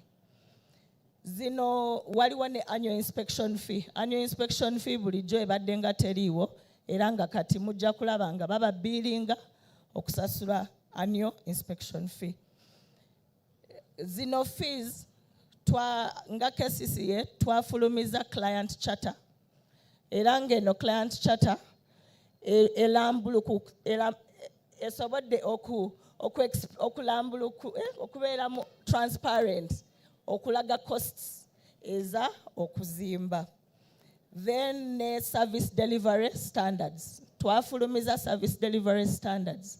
Kati bw'obanga plan yo gisubmitinze twataddewo nti bw'oba togifunye mu period ey'ennaku 14 okutuusa 3 ye period gye tuyina. Because ebimu bibeera bya storied ebirala bibeera bya single. Awo oba oli mu mateeka okujja n'ogamba wano mwagamba nti nno mujja tuweera plan yaffe mu bbanga bwe riti nze plan yange nga sinna gifuna. So KCCA tugezaako as much as possible okubeera transparent tusobole okubaweereza better. Mu okusobola creating awareness because tugenze nga tufuna amateeka amapya tutransitinze luli twafunanga permit emu kati permit ziri mu phase 2. Osooka kufuna development permission olyoka ofune olukusa olw'okuzimba. Tubadde mu mwezi ogwa March twagenda buli division nga tusobola era okwongera okuyigiriza abantu mateeka ki amapya, processes ki empya era gwe ng'omuna Kampala kikukwatako kitya. So sensitization tennaba kuggwa era wabadde ebibuuzo abagamba ffe mugenda tumenya etteeka eppya lizze. Tetugenda kumenya nti tuzze tumenya immediately. It is a process. Tusooka mu sensitization tulaba tusobola kuweereza period ki omuntu bw'abanga alina by'alina okutereeza. Naye era weewaawo wabaddengawo gap eryali ennene naddala ku ttaka ery'ekibanja. KCCA ya taking a step okubeera ne MOU, Memorandum of Understanding ne Buganda Land Board tusobole okukkiriza pulaani omuntu bw'aba taweza decimal 15.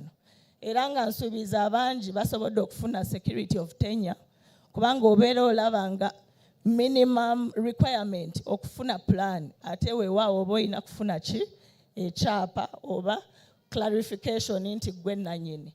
So twakola memorandum era nsuubira abamu abali wano simanyi naye at least up to even 8-7 decimals mubadde musobola okufuna ekyapa mweyo arrangement. Ndooza ekibuuzo ekirala nja kusaba colleagues baffe abavudde mu NEMA if you can come, and then I think Director, those were my questions.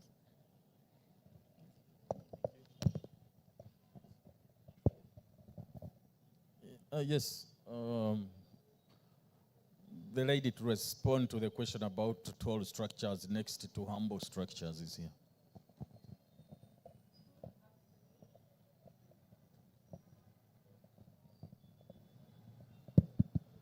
Good afternoon, ladies and gentlemen. There was a question to do with why we seem to see high-rise buildings coming up besides the low-rise. For a very long time, Kampala has had city-wide plans. Those are the strategic level plans. Can someone put us the slide for the Kampala Physical Development Plan so that I can explain this much better?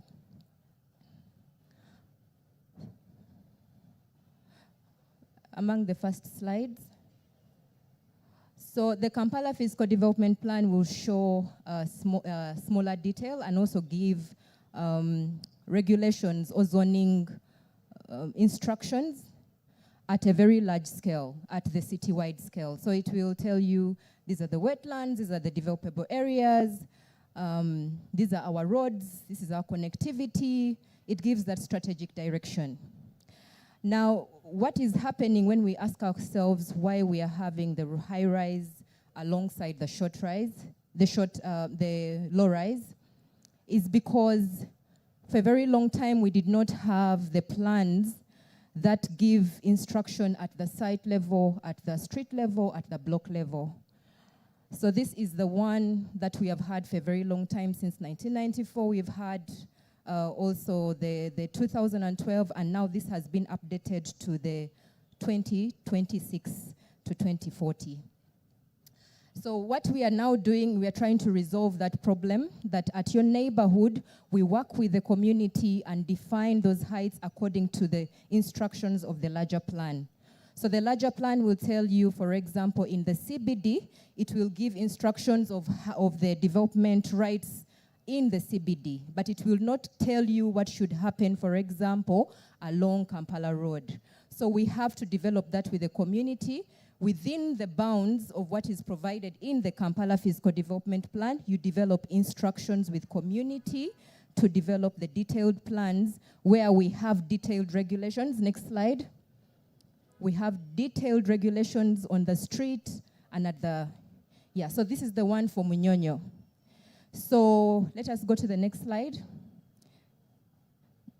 The one for Munyonyo will tell you where the commercial zone is. It will tell you your plot coverage, how far you can go. The BCR is the footprint of the building, but the FAR helps you to calculate the height of the building in that zone. So we will be more organized and have better regulations when it comes to heights and greening and all these other things that happen on site, at site level. And some of these issues will be issues of the past. But also what I wanted to highlight is why we are seeing the high-rise buildings now. In the absence of such detailed regulations that come with detailed plans, the market starts to take advantage. So people are instructed by they are guided by the market forces. So the plans come to correct the errors that the market forces introduce, because Kampala is experiencing an influx of population. We have a high population rate, and therefore we have to, the market is sort of like distributing the land use instead of the land use being distributed by the plan. So we are doing this now to be able to correct those errors and have more guided development even at site level. I thank you. Okay, thank you very much, Anne. Do we have any responses from NEMA? Yes, Daktari.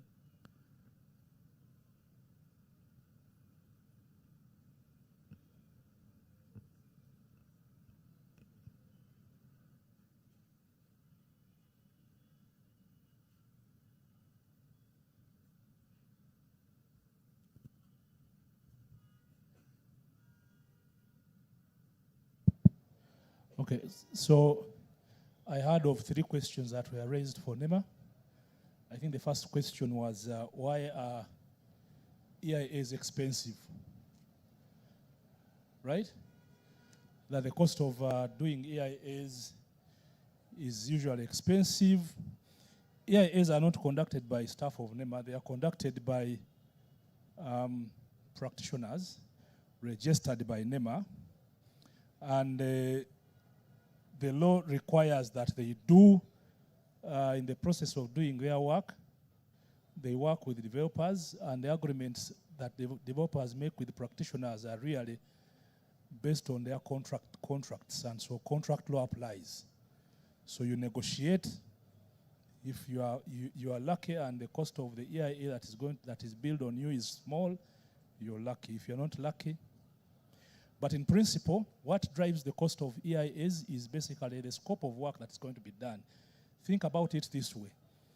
If somebody is establishing, say, a recreation facility and requires to hire maybe an ecologist, an engineer, somebody with some different dimensions of planning, so the bigger the team that somebody hires to help them undertake the assessment, the higher the cost.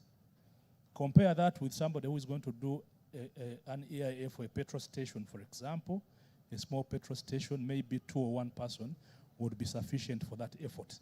And so the cost will be substantially low. So it's purely based upon the scope of work and so the expertise that is needed to do the work, that kind of work. But also bear in mind that it is a process that begins, if it's a typical EIA, it begins with a screening and scoping process, which is followed by submission of terms of reference for approval. So somebody is going to bid you for 2 things: developing a scoping report and terms of reference, but also the EIA itself. Right? So I can't put a figure, but at least that justifies the cost. Of course, I have seen some of the costs for some projects, and sometimes they are laughable, but I can't comment from my vantage point. It is business, and they conduct their business that way. The second question was, why do EIAs approval delay? The question of delay in EIA approval is sometimes caused by insufficient documentation of the project. So when the documents submitted are questionable, insufficient, so you'll expect that back and forth.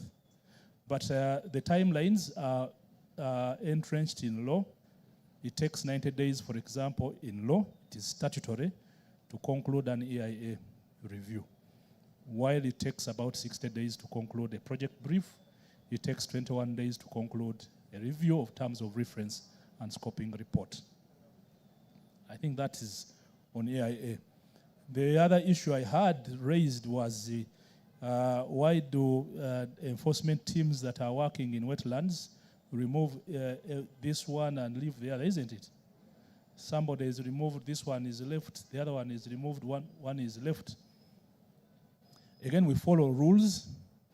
It is extremely injurious in law and practice if you come to enforce in an area and you start demolishing a structure of somebody who never received an environment restoration order. So, and that's why sometimes you'll see that, and of course there are many tactics that developers or people do. They refuse to receive the orders, and so there are always vacuums. Some places have received, some households or houses have received orders, others haven't received orders. Of course, I happen to have been part of the processes, and the current practice is that we must ensure that there has been at least 100% coverage of orders before we can vacate persons. But at least in the olden days, that's what has been the reason for why you see as if there is selective enforcement. Somebody at the back of their mind might say, but there was a petrol station that was left in Lubich, isn't it? Again, it is injurious in law and practice. If somebody that received an approval is demolished, it can cost the institution money and government money. So the reference I'm making is Starbucks, isn't it? If you know Starbucks versus other places, Starbucks has a certificate that was received. So we wait at the time of extension of the certificate to revise the conditions of approval. Did I miss your response on which projects require EIA and which ones? So what projects require EIA, what projects require project briefs? That is the screening part of EIA, the assessment process, and it has been simplified. You check Schedule 4. Schedule 4 lists all projects that require project briefs. Schedule 4 of the National Environment Act lists all projects that require project briefs. Schedule 5 lists all projects that require environment and social impact assessments. Then Schedule 6 lists all projects that are exempted from assessments. Thank you very much, Doctor. Thank you for those responses. I'm conscious of our sugar levels, and I have a problem around this. We are supposed to have had tea flowing all the time since this engagement started. We are also supposed to have lunch. However, there was an issue at the end of the service provider. Lunch will come, but it might come at 4, or 3, or something. I'm not sure about tea right now. So I'm tempted to propose that we break, and unfortunately I'm going to request that we individually scan through the city. We are in the center of the city. See where we can grab maybe a bottle of drink and anything, and return at a certain point to proceed with the afternoon session. There will be some lunch at some point for those who will still be able to take it, but unfortunately it is not ready now, and I cannot get it ready in good time. And I'm not sure that we should proceed before we have a break. I know that many of us should be able to afford to pick a drink and maybe a few bites, and then we return at some point. That's what I think. I'm consulting to see how to move on this.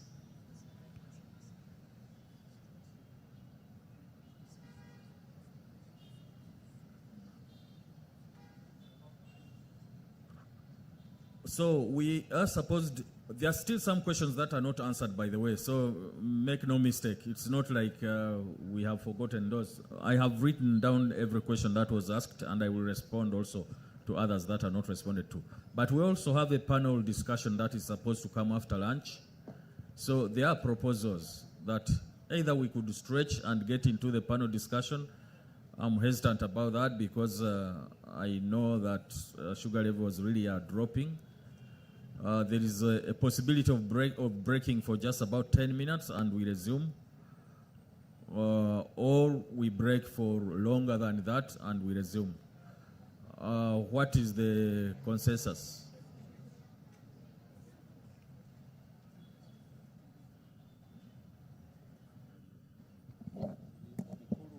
Omukulu abuuza nti tufuneyo break eya 10 minutes then tugende mu maaso ne panel discussion nga batulinda ekyemisana. Tubadde tusaba tusalewo ekyokukola. Bwatyo bwabadde asaba. Meanwhile, I'm told that tea is actually ready. The one I thought might not get ready. Tea with some bites, that one is ready. So perhaps if we decide to continue, some people can find time slowly to move out and grab a cup of tea and some bites as we proceed. Maybe lunch will also be getting ready at some point. Kakati ekiriwo nti chai azereti naye waali n'ebyokuliirako. Kakati tubadde tusaba tugende mu maaso abasobola nga bwe bafunayo ekyokulya nga bwe bakomawo tuleme kwonoona budde bungi oba kutwala budde bungi nga bwe tulinda ekyemisana naye program etambule mu maaso. So by show of hands, can we be sure that we agree to proceed? Kati abo abaagala tweyongereyo bannaffe kuba twagala tukole ekintu nga kisaanidde. Kyova mulaba nga tubuuza abantu. Abaagala tweyongereyo nga bwe tunywa kacaayi nga bwe tuli ebiriwo ndowooza tuwanike ku mikono gyaffe. Okay. Ate abaagala tufune break ya 1 hour. Ate abaagala okuwummula ssaawa emu ate tukomewo tumalirize. Kale. Okay, so you will excuse us. We will proceed in 10 minutes. Yeah, we'll organize, and in 10 minutes we should proceed with the panel discussion. Thank you. Kale, kati tugenda kutandika mu dakiika 10 bw'oba osobola fuluma wabweru ofuneyo ekyokulya then okomewo tweyongereyo. Tugenda kusaba DJ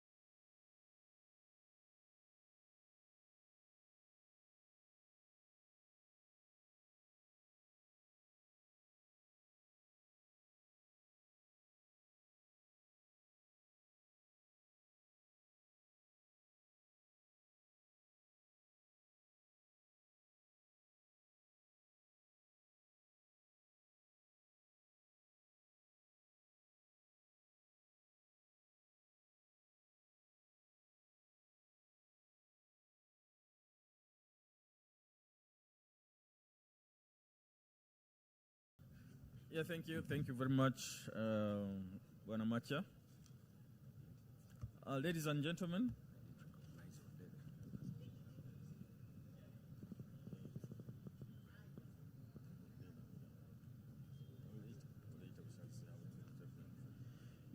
so we are ready to commence the interaction on the panel discussion, and the following panelists, I would like to request you to come up and take your seats.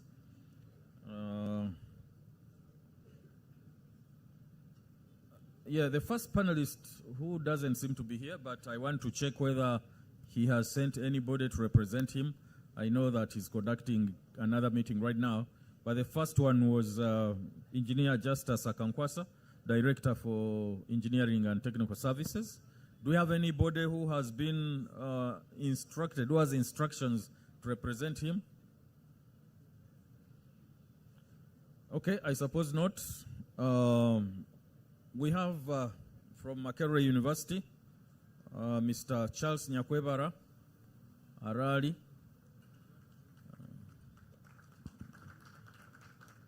You're most welcome, Mr. Nyakwebara.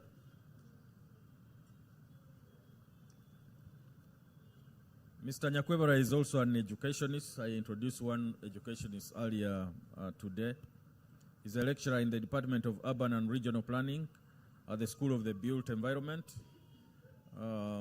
College of Engineering, Design, Art and Technology at Makerere University, Kampala.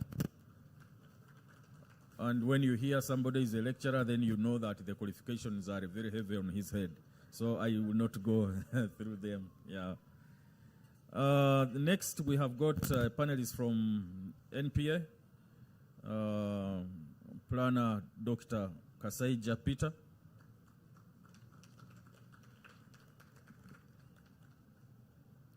until recently, I think they were sitting around the same table with Planner Nyakwebara. So Peter is a fiscal planner, National Planning Authority, Department of Regional, Urban and Metropolitan Fiscal Planning. And considering that he was also sitting around the same table with Nyakwebara, you can be sure they are also heavy on his head, and I will not go through all of them. Next, we have got a practitioner, a guy who is into the things that we are talking about, an entrepreneur, a business advisor and real estate specialist, Mr. Lazarus Mugabe.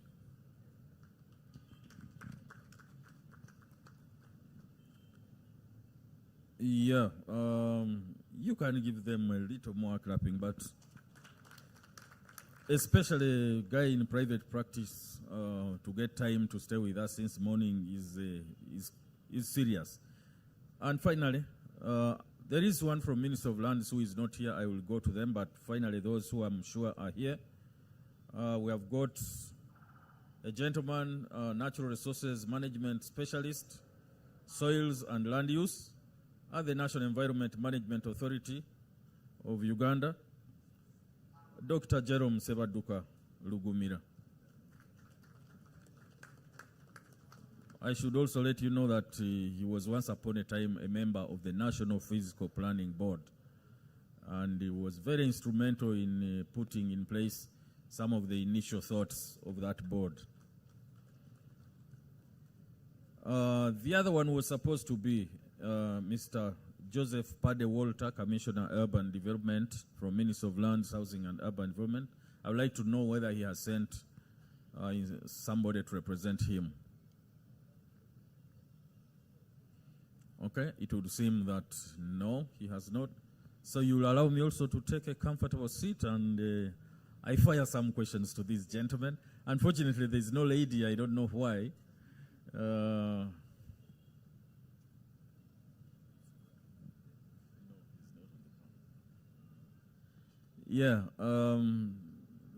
You will forgive us, those who participated in ensuring we have this panel together, to see that there is no lady up here.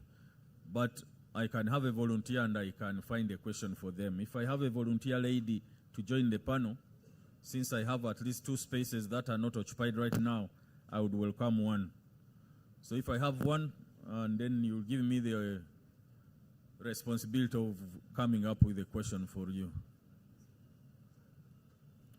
Yes, the lady who asks the questions on TV now might have to face me. So, Madame Nanteza, would you like to join the panel? Yeah. Thank you very much.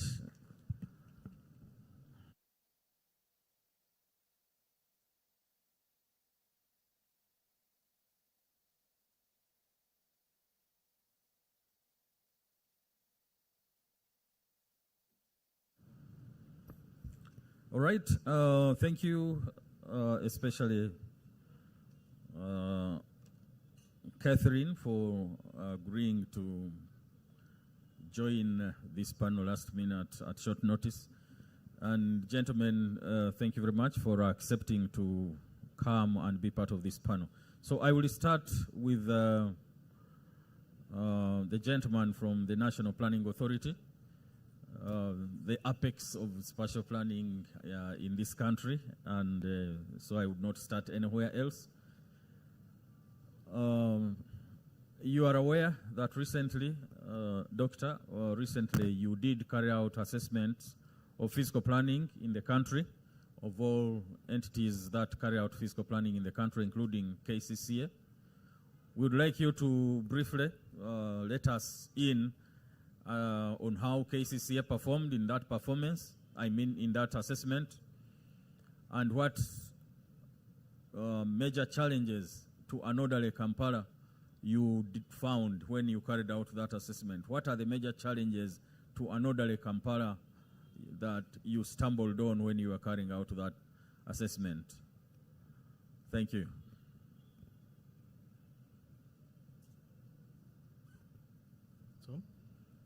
Check. Thank you very much, Vincent. Very interesting question. As he has introduced, my name is Kasaija Peter. I'm a physical planner working with the National Planning Authority. Our work essentially, from the physical planning perspective, focuses on the strategic aspects of physical planning. And of course, when we talk about strategic aspects of physical planning, we are talking about how exactly do we want the Uganda we want to look like in the next 20, 30, 50 years. And of course, we are not doing this work alone. We are doing this work with other partners, such as the Ministry of Lands, Housing and Urban Development, and of course, important local government entities like KCCA. Now, on the recent assessment that was undertaken across the country regarding performance when it comes to administrative entities in relation to physical planning, looking at KCCA's situation and what we are seeing unfolding in Kampala, broadly speaking, even as we wait for those final results to emerge, the evidence suggests that KCCA is doing relatively well. When you look at the milestones that KCCA has made, for example, in terms of having a physical development plan, in terms of having detailed plans, in terms of having very specific action plans like the waterfront plans. So looking at the range of progress that KCCA has undertaken in that regard, in preparing the plans to help it address some of the challenges that the city is facing, I think KCCA is doing relatively well, in spite of the other challenges that it faces when it comes to the questions around implementing these plans, the questions around compliance and enforcement of these plans, the questions around having the resources in terms of the manpower, the finances when it comes to implementing these plans. But broadly speaking, the thinking is that KCCA is doing relatively well in spite of the many challenges it faces. And we hope that we can continue supporting them towards achieving their overall objectives, given the milestones that they've already made, and hopefully they can do better where they are from this particular moment in time. Thank you very much, Vincent. Great, thank you very much, Daktari, for that response. For me, it is the fact that KCCA is doing relatively well. We shall see when we also hear from the others whether they agree with Daktari or not. I think I will move from NPA to Makerere University now. To you, Bwana Charles Nyakwebara. Many Ugandans are dissatisfied with the process and products of physical planning. If you check, especially professionals, if you check with the physical planners, they will tell you, especially at the detailed scale level, like the plans are not functional, the plans are not very useful.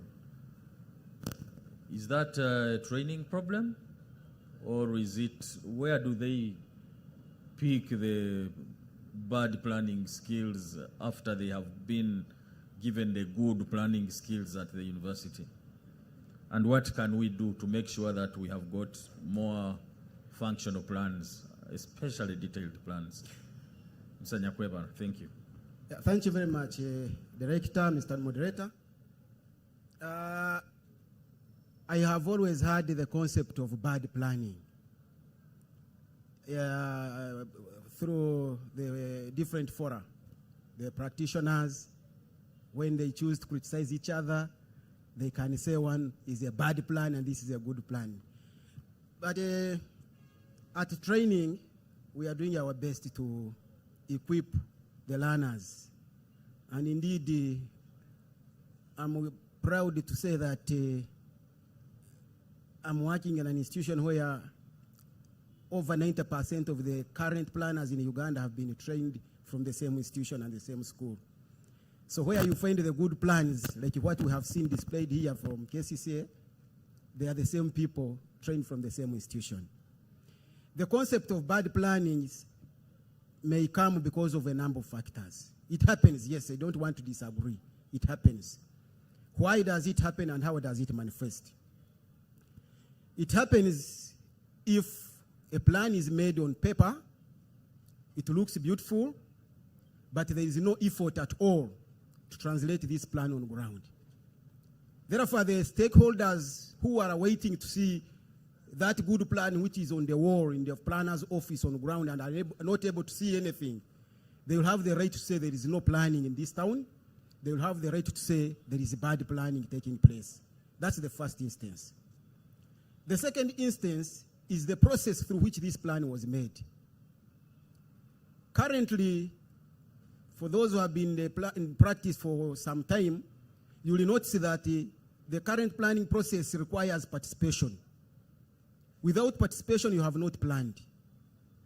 So if anyone attempted to come up with something which looks like a plan without involving the real stakeholders through a participatory process, then whatever you'll come up with will certainly be a bad plan.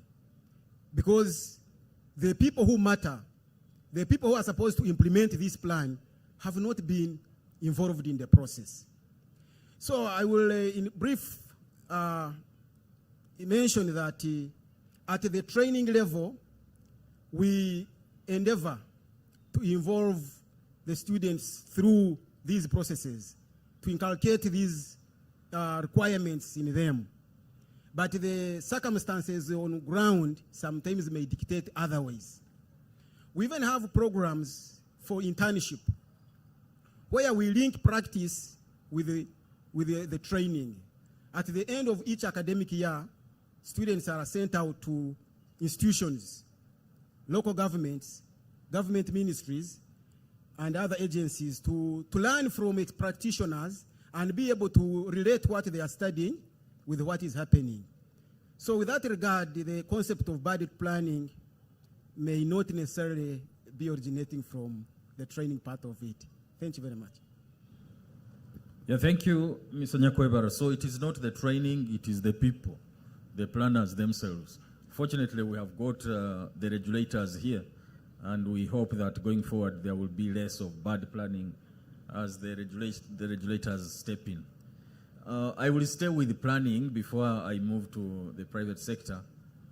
I would like to move to NPA. I'm sorry, to NEMA, Doctor.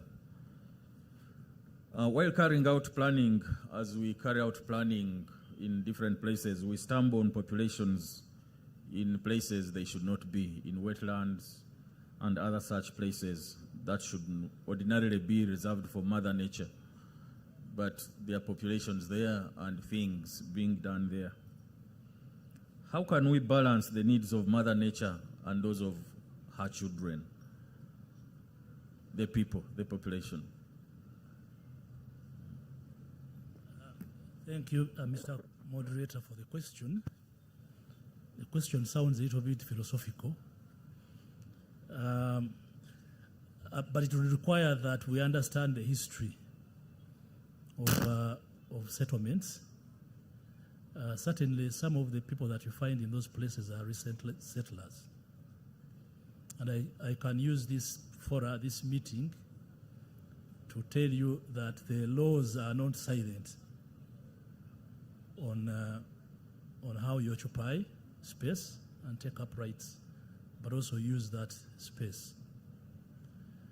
The Constitution came in place in 1995. It was instructive and gave government the responsibility to repossess all such areas, including wetlands, to itself as public areas. You can call them public resources or assets. This was emphasized by the 1997 or 98 Land Act that substantiated on the use of such places that had been defined by the Constitution at that time as protected and under the management of government as public land. The 1995 National Environment Act, the first, provided guidance on how such places should be used.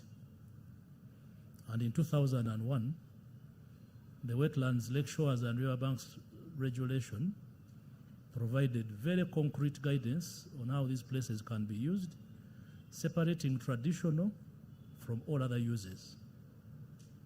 So I can tell you that anybody who continues to buy land and parcel out land now or after the Constitution is doing it illegally. And so the persons or entities supposed to protect these resources have nowhere to consult other than the law itself. The law is very instructive. You vacate. There is a caveat, and the caveat is for those areas that were taken possession of before the 1995 Constitution, because the laws don't act retrospectively. Wherein then, at the advice of the Attorney General and the Solicitor General, government needs to find a way of repossessing those places. And of course that means compensation, isn't it? Yeah. And that is the only logical way of going around that problem. But I can tell you, any other way, so, Bwana Director, we cannot use the physical development plan of KCCA, for example, to entrench those settlements, because according to the law, they are illegal settlements. Now, anybody, another caveat, anybody, if you had or took possession of a property called a wetland before the 1995 Constitution, and unfortunately you didn't take possession or you didn't construct, we call it effective occupation, and you are taking effective occupation now, the activities you are doing are in contravention of the laws themselves. The framework law does not encourage or does not allow or forbids any form of modification of the wetland by construction, for example, unless it is permitted or approved by, if you look at the 2019 law, by the mandated lead agency, which is the Wetlands Management Department. Short of that, in my view, in the process of land use planning, you should be promoting the principles of the law and advising that those activities that are being done that are in agreement or resonance with the law can persist. Otherwise, those that are in disagreement must be encouraged to vacate. Thank you. Okay, thank you very much. Any use that is in disagreement with some of those areas should be encouraged to vacate. He used the word must actually, must be encouraged.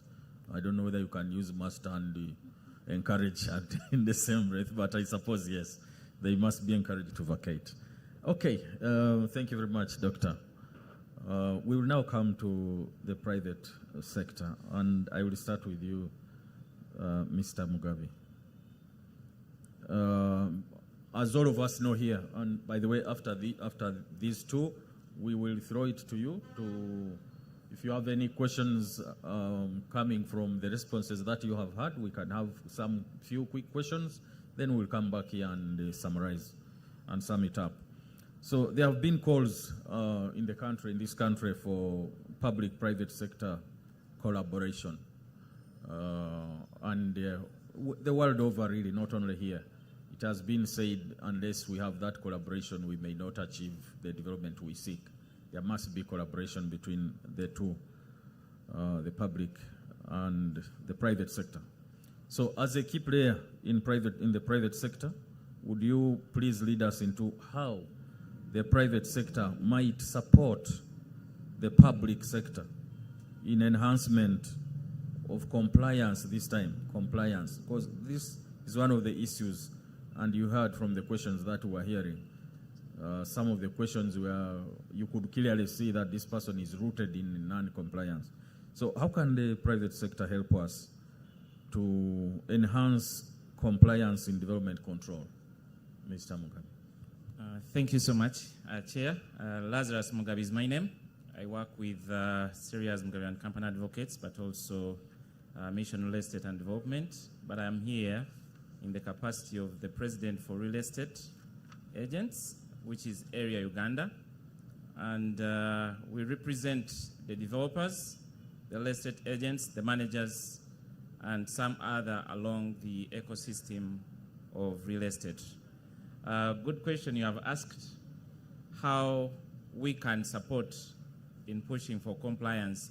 I love what Mr. Lecturer from Makerere University said, that there is drawing the plan when you have not involved the stakeholders.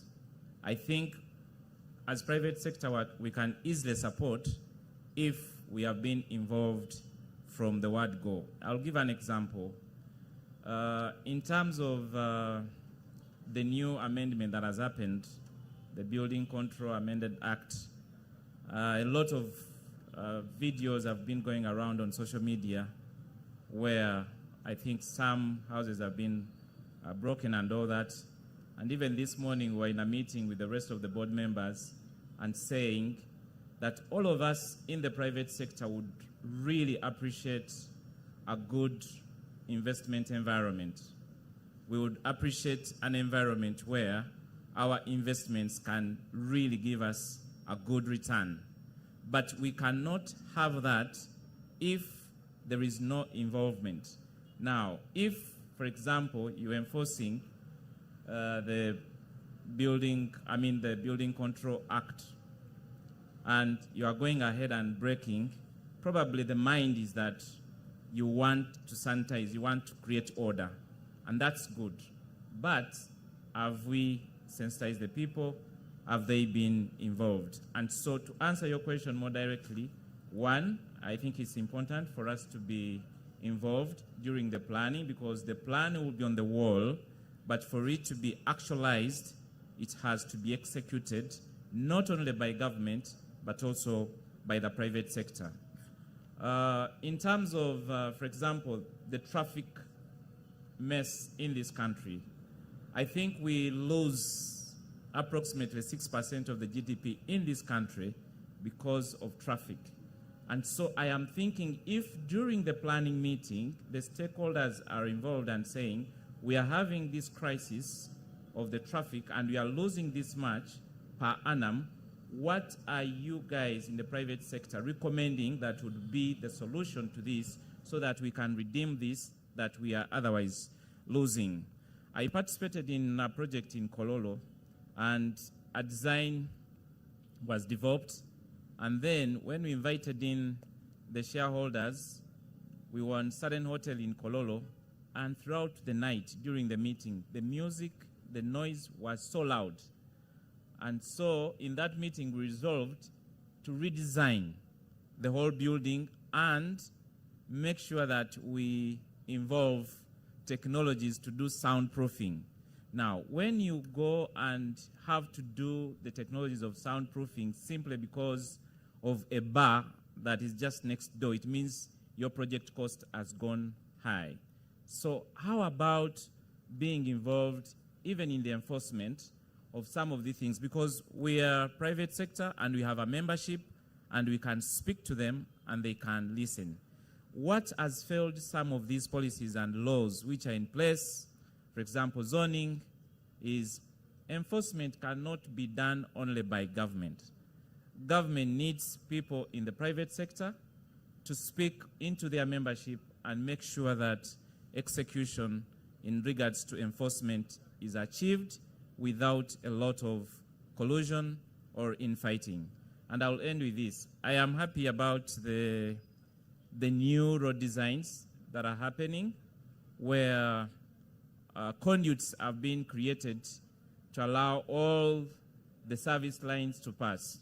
And I've been asking myself, and so are other developers, why in the communities where we live, you'll find probably 50 wires crisscrossing. And I'm thinking, when these guys are planning, can't they just sit in one line or in one room and say, we will need electricity, we will need telecom lines, we will need internet, and create a duct so that everything just moves in one line. So one of the things I think is to avoid silo planning, involve the private sector, and I think we can achieve a lot more. I thank you. Thank you very much, Mr. Mugabe. Finally, the lady, actually I should have sat you in the center there so that, yeah. Okay, almost every time I meet Catherine Nanteza, she has some advice for me, for my office, for government. This is not happening right, could be better, stuff like that.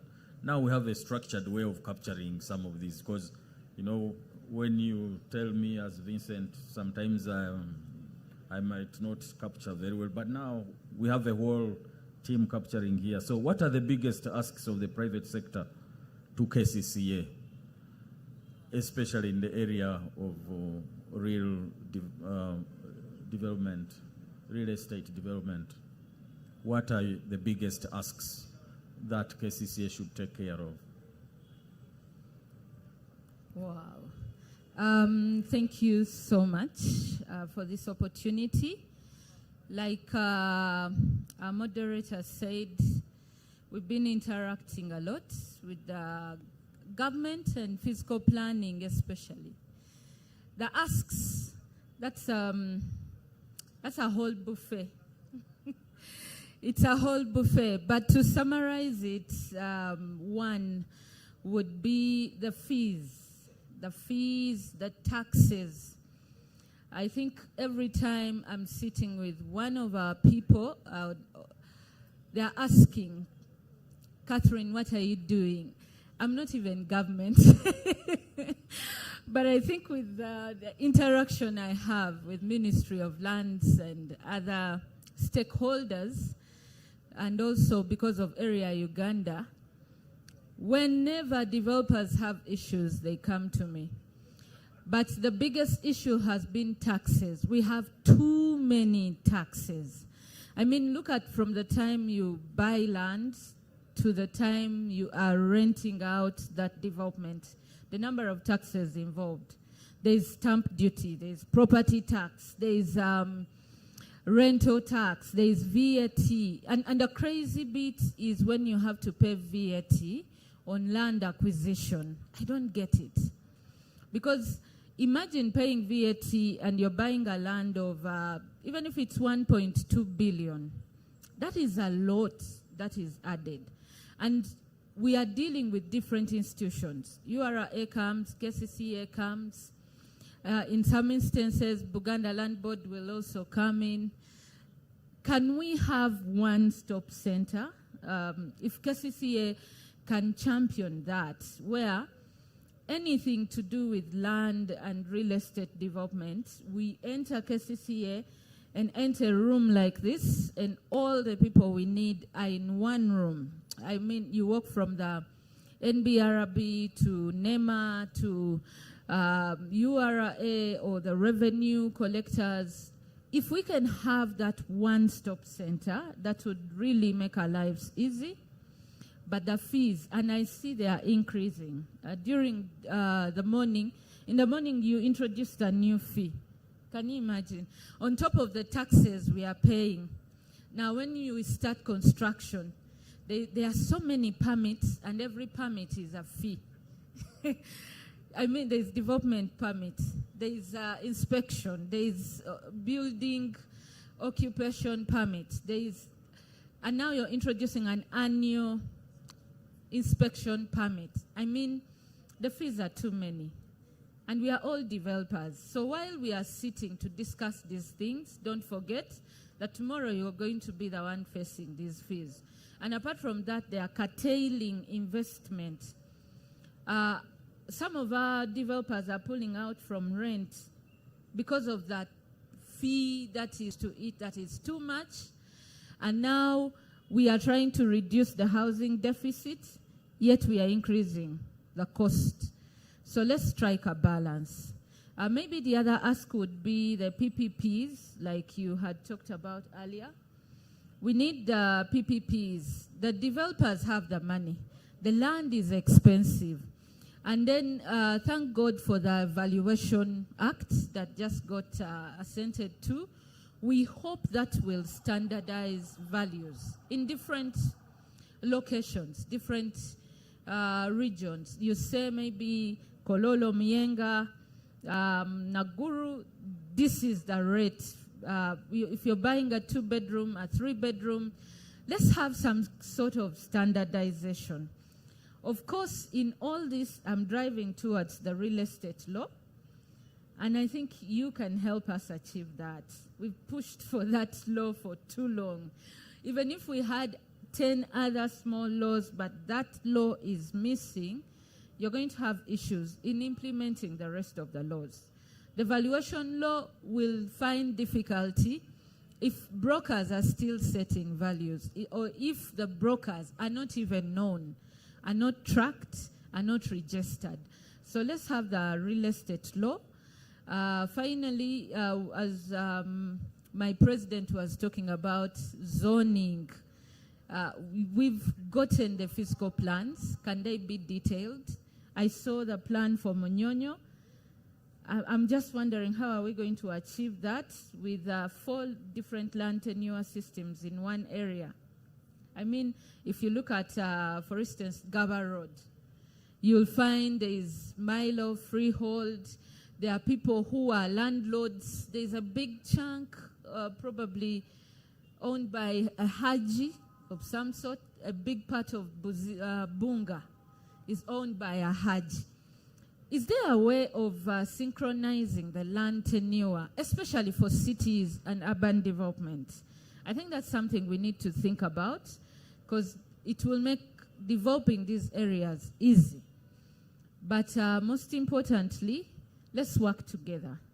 Let's work together. As developers, we are willing to listen. As real estate agents, we are willing, and we want an organized city. We want a better skyline, but we cannot do that alone, and you can't do it alone. So let's work together. Give us the plan, and we will follow. The developers come, and they want to follow a plan, but it's not availed to the public. So let's have the plans displayed and available. Thank you very much.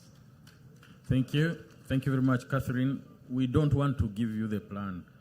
We want to invite you to do the plan with us. so that we both own the plan and then we can implement it together. Okay, we shall now move to you, our audience. If anyone has been scratched right by any of the responses here and you would like either to supplement or to ask, this is the time. We don't have too much time left, so we'll do it snappy. By show of hands, we will allow you to intervene. Yes, please. And we'll need the microphone to move quickly so that we are able to, if we could have the gentleman behind there also, then one can be in one sector and the other in another sector.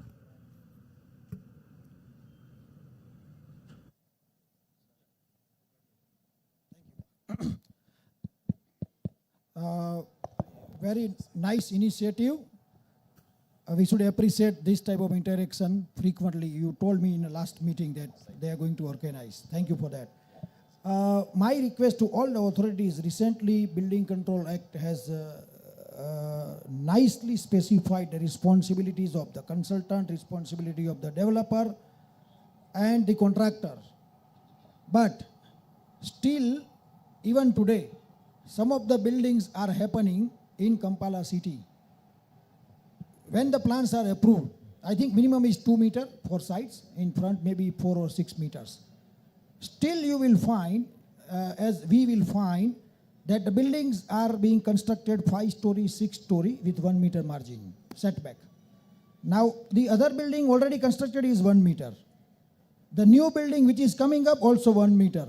Because the new one cannot complain the other who has left 1 meter because he is living 1 meter. So some of the places even 500 millimeter. So my request, while you have taken so many efforts to do the right things in Kampala, to make a Kampala in a different skyline, I request that the KCCA planning and inspection department shall have one final go-ahead stage, which is the plinth level. When the plinth comes, the building comes on the ground, the KCCA comes with the plan, measure the setbacks, and they give a separate certificate of the plinth level certificate. When I was working in Mumbai, this was the strict rule. Without municipality inspecting and signing that plinth, that it is as per the setbacks which is approved, they cannot go ahead even a single brick. So I think if this is included, so many buildings now onwards, forget what is done. We are not going to go into past. But from today onwards, we decide that this is the timeline, say May 1st onwards. Any building, when they come to plinth level or ground level, parking level, before they go ahead, KCCA must come with the 3 people, not 1 person. 3 people team or 5 people team, they sign, date, they minute it, they tell go ahead, there is a certificate KCCA gives, like they give commencement approval. It's called, maybe called whatever name you suggest, KCCA, plinth level certificate to go ahead for the building. This will save everybody. Thank you, sir. All right, thank you very much. We'll take that as a suggestion, mostly. Any other intervention? Yeah.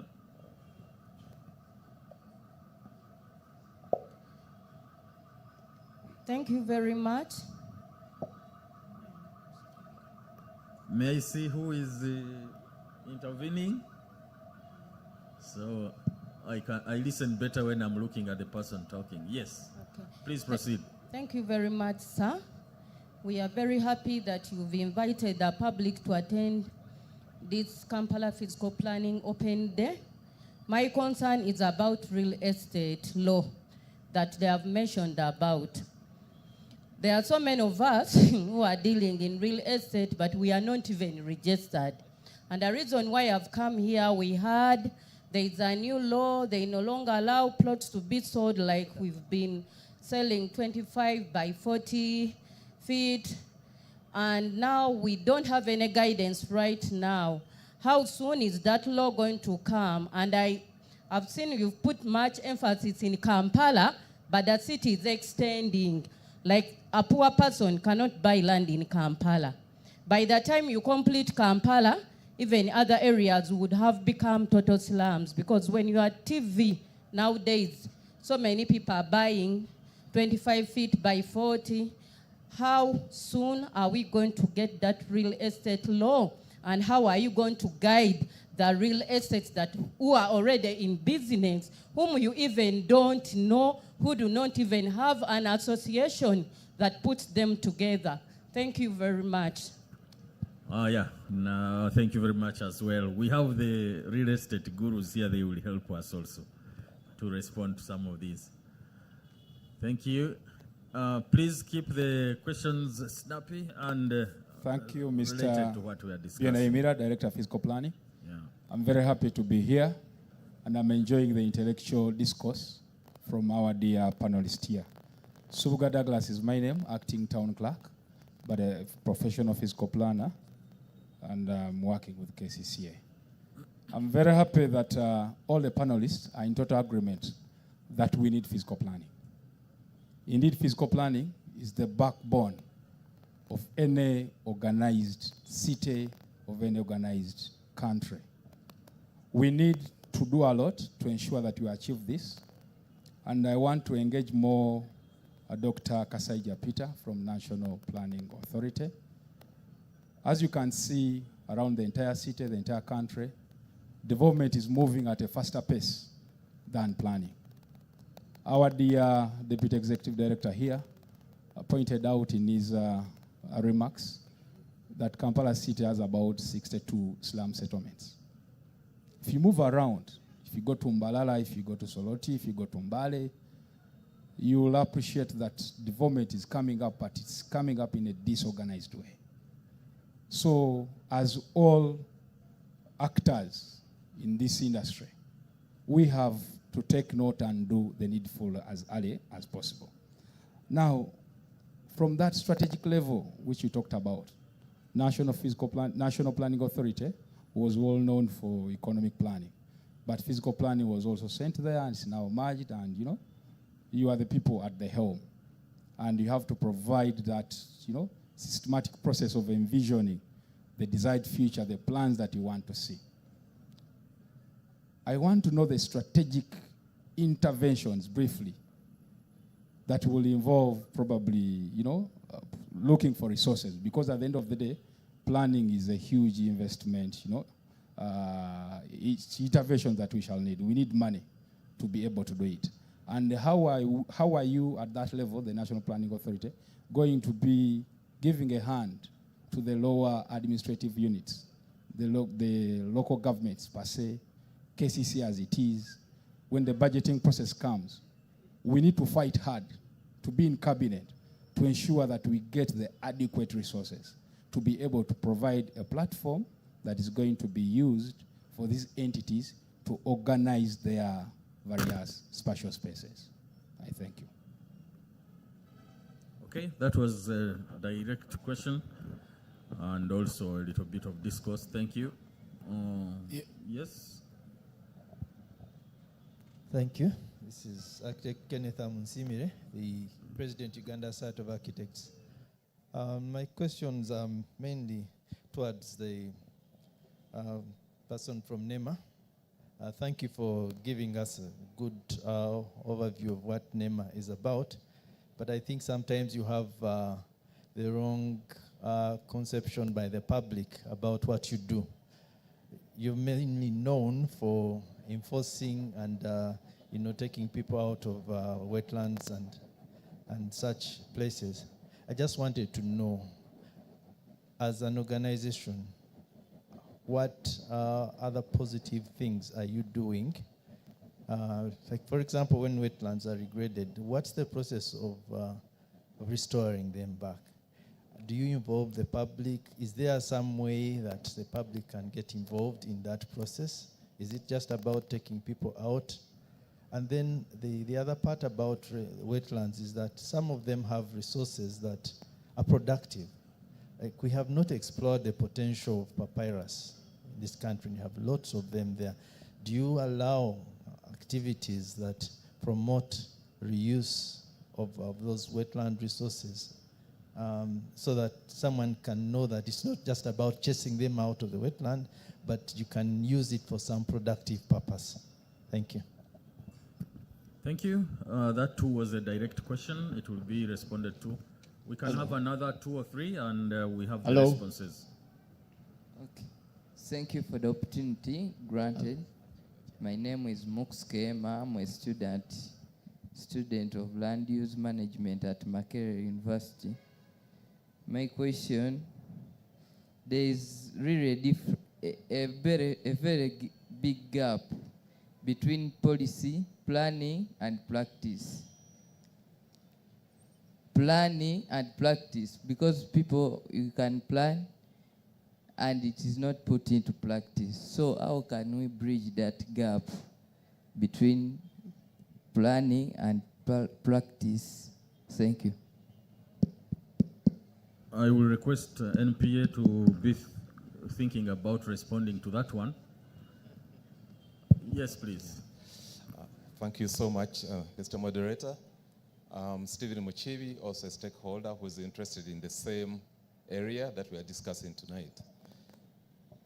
At the very beginning, there was a discussion, and you were asking the panel about bad planning. And truly, that nomenclature can be disturbing. In fact, at times, what we refer to as bad planning is lack of planning, whereby, in many cases, those areas are unplanned, or some of them later on developed in unplanned way. But on the side, you look at the different institutions that are there to try and help us to achieve a planned environment. And my concern is, many of these institutions that some of them you've mentioned them here, and they are represented, they've got their mandates. Are those mandates really matched with the resources they have to carry out their duties and obligations? If not, what can we do? I'd want to hear from some of them. The other side of the story is we do have a good level or a high level of impunity amongst us as members of the public in terms of responding to the law. I think at times we are ignorant of the law, but there are times when we want to be stubborn and break the law. And when it comes to enforcement, I think this is an area where many people or institutions prefer to put their effort in. But the reality is you can never have enough resources for enforcement.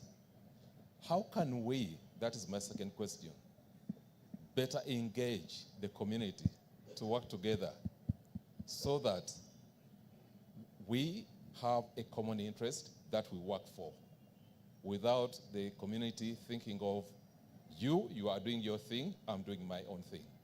Thank you. Thank you very much. Hello. Thank you, Mr. Moderator. Everybody walking in the road, scratching the head about the amendment which you have had signing about if you have 25, if you don't have about 25 by 50s, you are not allowed to build. Even for us, mostly, we got a inheritance of our grandfathers. If you have your plot, so is it true it's not real about to build that plot, or you have to first to get any information from KCCA? Either if you are not allowed to build, the government can compensate or not. Either even if you have your plot near the road, before not yet send amendment, if they pass the road, they compensate you. But this time, is it they are going to compensate or not, or they are going to take free? Thank you very much. Thank you very much for that question. We will respond to it. I think that's that will be the last one over there, and then they'll come this side. Yeah, thank you very much. My name is Abomusha Boaz. A quick one. I'm interested in real estate. In fact, I'm there, but some of the challenges which I usually see, you can't come and say you organize real estate when our land is still disorganized. In fact, Mr. Sir, I would have loved see these guys who are interested in land. Like in other countries, you'll find every land is surveyed. Everybody has a title. So when you are trying to apply, it will become easy for these guys of real estate, physical planning to come and build for you. But in Uganda, even buying a land, you will make research. There are many people there. So nothing really, as far as land management is concerned. Or a proposal? My proposal is if the government can really survey for every Ugandan, such that when I want like a loan, they just put in my name and they give me money rather than. Okay, thank you very much. Now we will pay asante. Okay, we have two people, I think, this side, and then we'll have the responses. Yes, thank you so much for the opportunity and for this day. I'm called Frederick Wabusa. I'm a physical planner. I'm working in Kisoro district, and I'm very pleased to be here today with my lecturers here. I want to start from this angle. We have left the burden to the people we are planning for. And I want to, in a way, give a way forward. But most importantly, through my lecturer, Mr. Peter Kasaija, I hope these two concepts can be remembered and, if possible, be put into policy. There is something called land readjustment, and there is something called inner city development. From the time I joined my degree at University at Makerere, I'm very passionate about these two things. And I believe that they hold the answers to most of these problems that we are seeing. The previous speaker has just said, why doesn't government survey all the land? This is an idea he's talking about, but it is enshrined in the land readjustment. If I ask a question, for example, how many old buildings are in Kampala city today? And how can we help the owners of the land to develop these pieces of plots with probably outdated, buildings and all that? This still lies in these two core concepts. And therefore, to the commissioner, it's good that the Society of Architects is here, and I'm seeing someone from the Society of Physical Planners, though we are still young societies. But how can we sit together and design a policy around these two concepts? And after designing this policy, it's probably pushed to Parliament and passed and budgets appropriated, because this is the action we want. Detailed planning in itself gives us the way to go. But then this policy, if we lay it now for the people who are coming ahead, I think it will take us a very, very, very long way, or we shall skip a lot of our problems, So I don't want to use a lot of English, because sometimes this English is not our You mother can language. use one word of English and we'll summarize it. Yes, I want to still say this. Ogere mu Luganda, ebigambo bibiri. Otyo.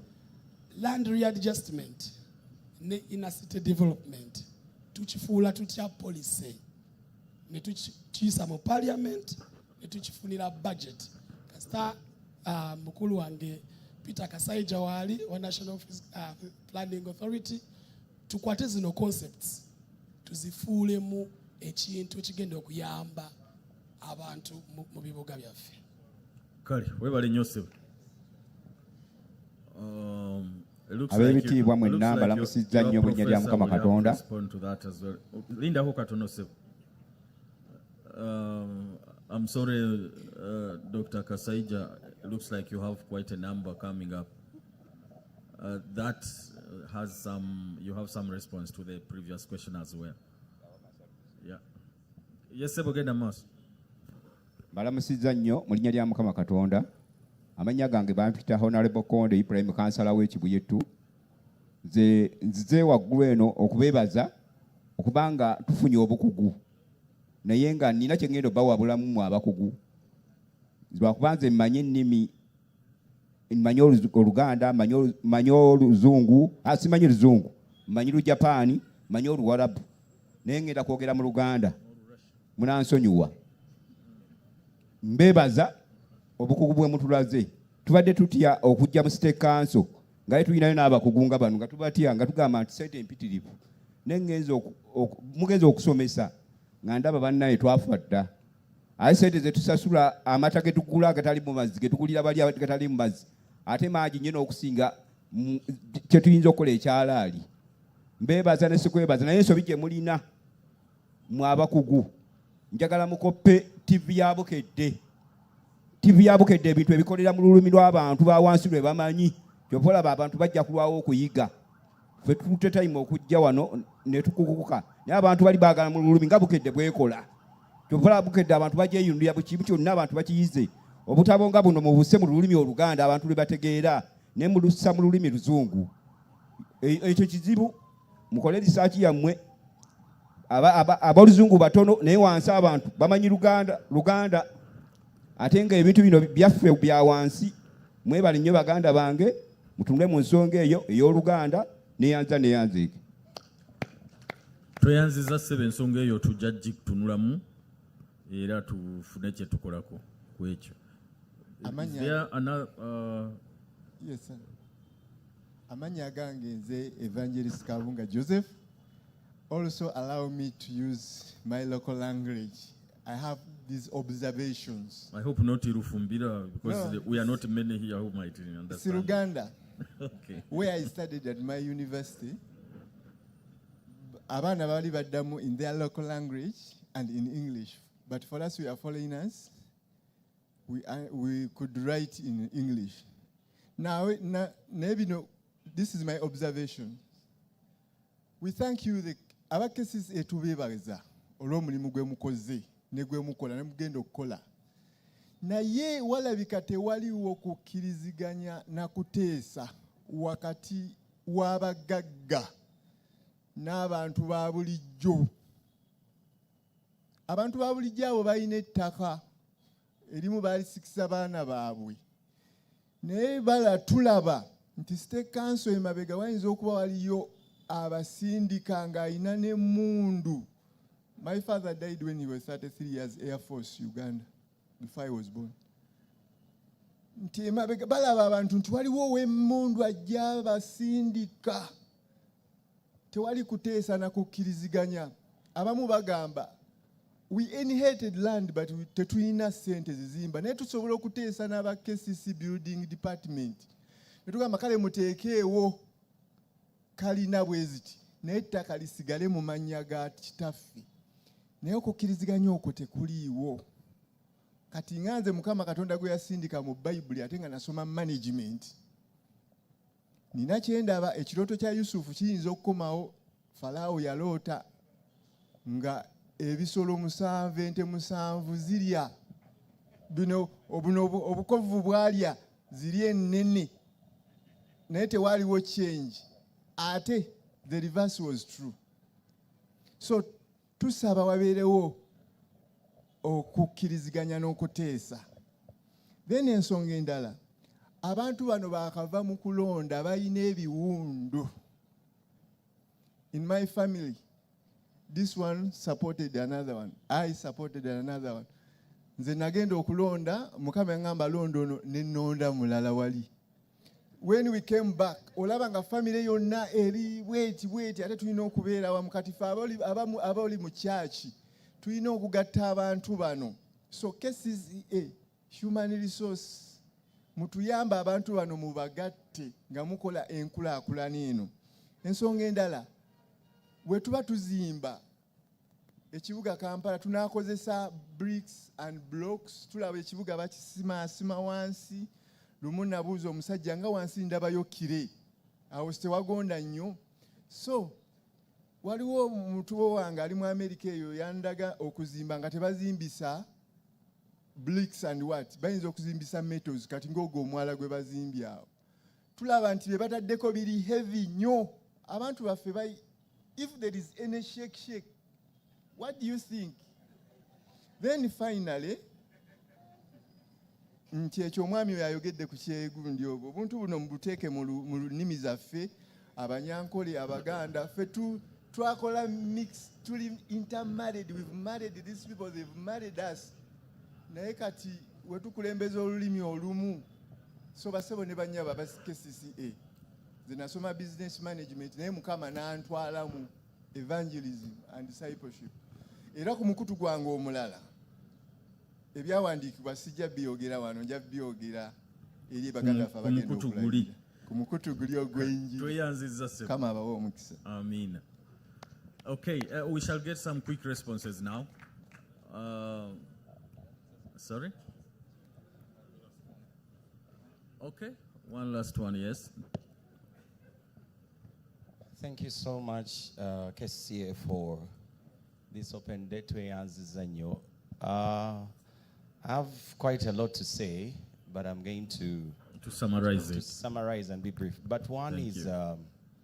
A call to respond to something. I work in Zambia, just below Youth Sharing Hall. We have neighboring us a plot of land. It is fenced off, very bushy. It has become a hub for thieves. Walking by that road after dark is very risky. Even during the day, we have seen bags and phones being snatched at 1 p.m.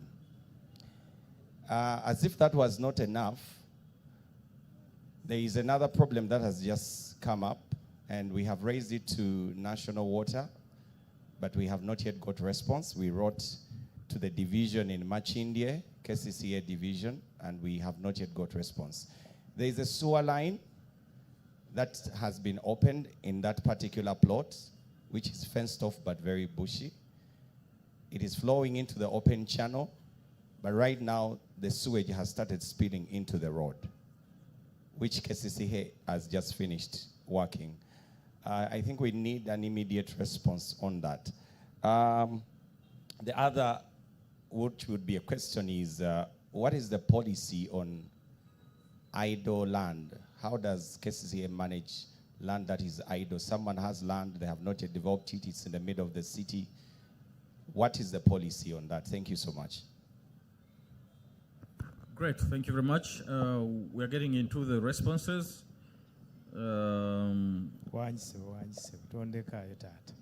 Sorry? Don't forget me. Guys, we will not spend the night here. Kale sebo funza. Kyenjagala okwogerako kinyumidde yandibanga pano yonna abantu abasinga weebali. Bwe tuba tunakola physical planning, ba physical plan abasinga bonna mu babaloosi. Twandifunyeyo omuntu bonna ne muloota ab'ebibuga tugeze ow'ekisolo nti ndoose ekisolo anyuma kufaanana bw'ati. Kubanga bw'otuuka ekisolo si y'omu n'embaale. Bw'otuuka embaale oyinza ogamba byakufa naye tibyanjawulo kisolo anyuma. Bw'oyingira Kampala naye olaba afaanana bulala. Bw'oyingira Fort naye afaanana bulala. Twandisobodde okufaanana Wakiso w'enva naye afaanana buki anyuma n'afaanana bulala. Ate bw'otuuka Kakiri ane n'afaanana bulala. Twandikikoze kirungi kisa an association. Ne muga nti mumanyi ffenna ab'obubuga bwonna tutuule. Bonna bu town councils bu municipalities ne buno bu trading centers nga tebunabafuna mannya naye nga bunywedde tugeze okuva ebulenga mpaka ebuloba awantu awo tudesigninzeewo tutya ne kibanga omuntu bw'obeera mu bbanga you can look at Uganda and say wow. Simanyi bakiyinza okusoboka naye mwenna mmanyi muli baloosi nze ndi musajja musumazikiza mu kuloota tusobola okufuna omuntu atulootera design ya waggulu awo nti mutufu bw'obeera e Uganda olengerwa designs.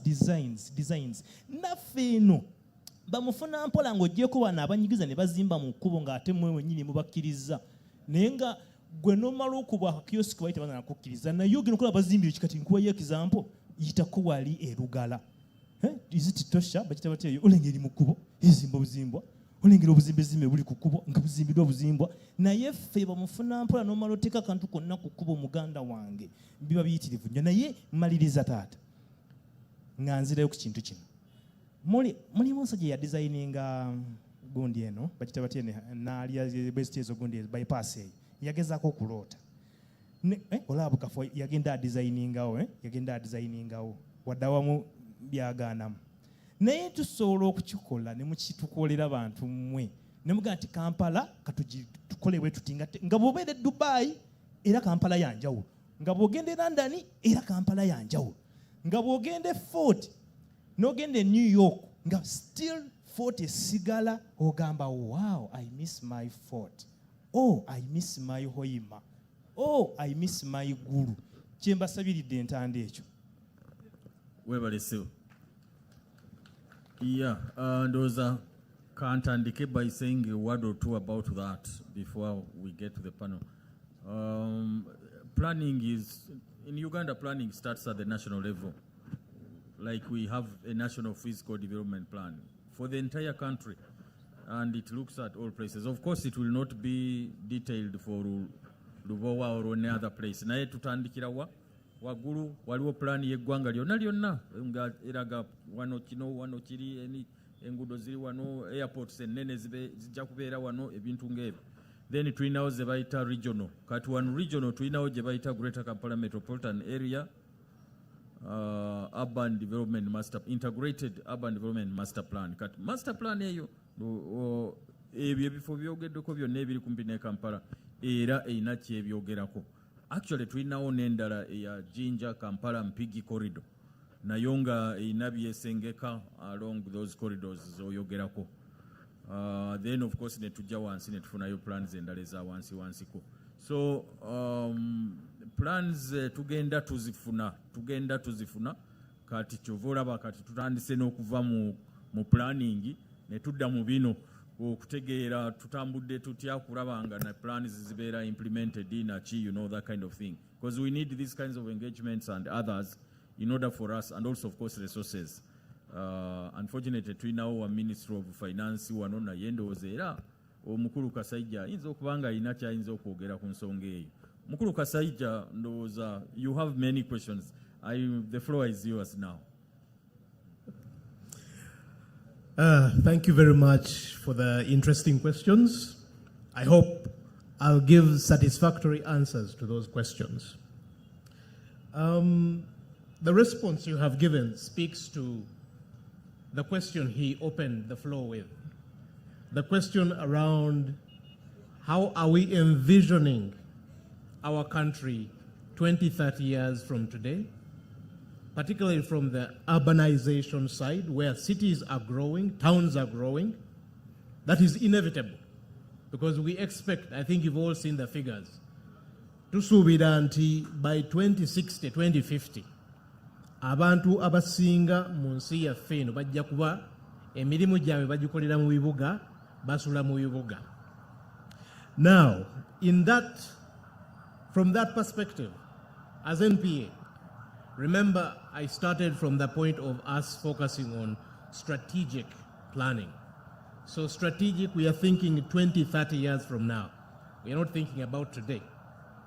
So from that perspective, we are generating a proposal that we think will address some of the questions you've raised, not only around physical planning, but also connected to the economic aspect and all these other issues that tie into the way our cities are developing, the way our country is developing on its development trajectory.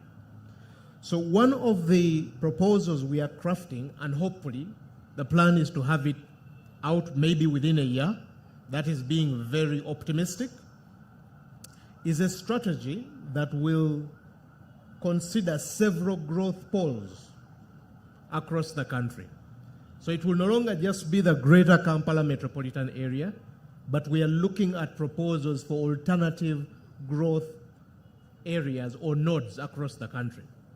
In the eastern part, for example, we have that node of Mbale, Busia, Tororo. We think that is a very important node to focus on, and it could be another important metropolitan area to harness as a trade logistics hub, neighboring Kenya, the border. So that is one of them we are considering. Then we are looking at another one that will probably connect. We are looking at them as possibly twin cities, Gulu and Arua, West Nile, Northern Uganda metropolitan area. That is also under consideration because it also has potential. It has its own unique development opportunities that can be exploited if we can look at it as a growth node. Then we have the Hoima, Kabale, the Albertine region. That one, I think there are no questions about it. We cannot debate that one. It's about the oil industry. That one is also considered to be as an important growth pole that we can look into in terms of public investments, focusing on infrastructure like railway, inland dry ports, as well as Lake Albert ports, Butiaba, in addition to agriculture, agro-business or agro-industrialization, because that is another major entry point we are looking at in terms of spurring development in Uganda. Then we have the Fort Portal Kasese, the so-called Bio-Nile region, the potential it has in terms of tourism, but not just only tourism, but also an important regional trade hub. Kasese is a gateway to the DRC and beyond, Central African Republic. So that is also considered as an alternative metropolitan area that we can plan for 10, 20 years from now, where the government can strategically position public investments. So it's not just the local resources being mobilized, but by planning in advance, you have a better opportunity of harnessing foreign direct investment. That is resources from outside the country once you have identified those nodes and invested in advance. Then we also have the greater Ankole region, Mbarara, Isinjiro, Shema, all these areas. The thinking is that could also form another important metropolitan growth pole to focus on with its own unique investment potentials and opportunities. When we look at, for example, the dairy industry, we think that could really be big and important. Research, education, that is also another important entry point when you're looking at that particular area. Then others that could be considered is the Greater Karamoja sub-region. I think that also has potential, maybe in the next 40, 50 years, not like the others, but it has potential, in addition to the Greater Masaka area. So all these are potential metropolitan nodes that we think government can prioritize in terms of infrastructure and all other kinds of public investments so that we address the primacy of Kampala. It should not just be investing in Kampala, but these other areas to address the issue of balanced growth and development by harnessing urbanization.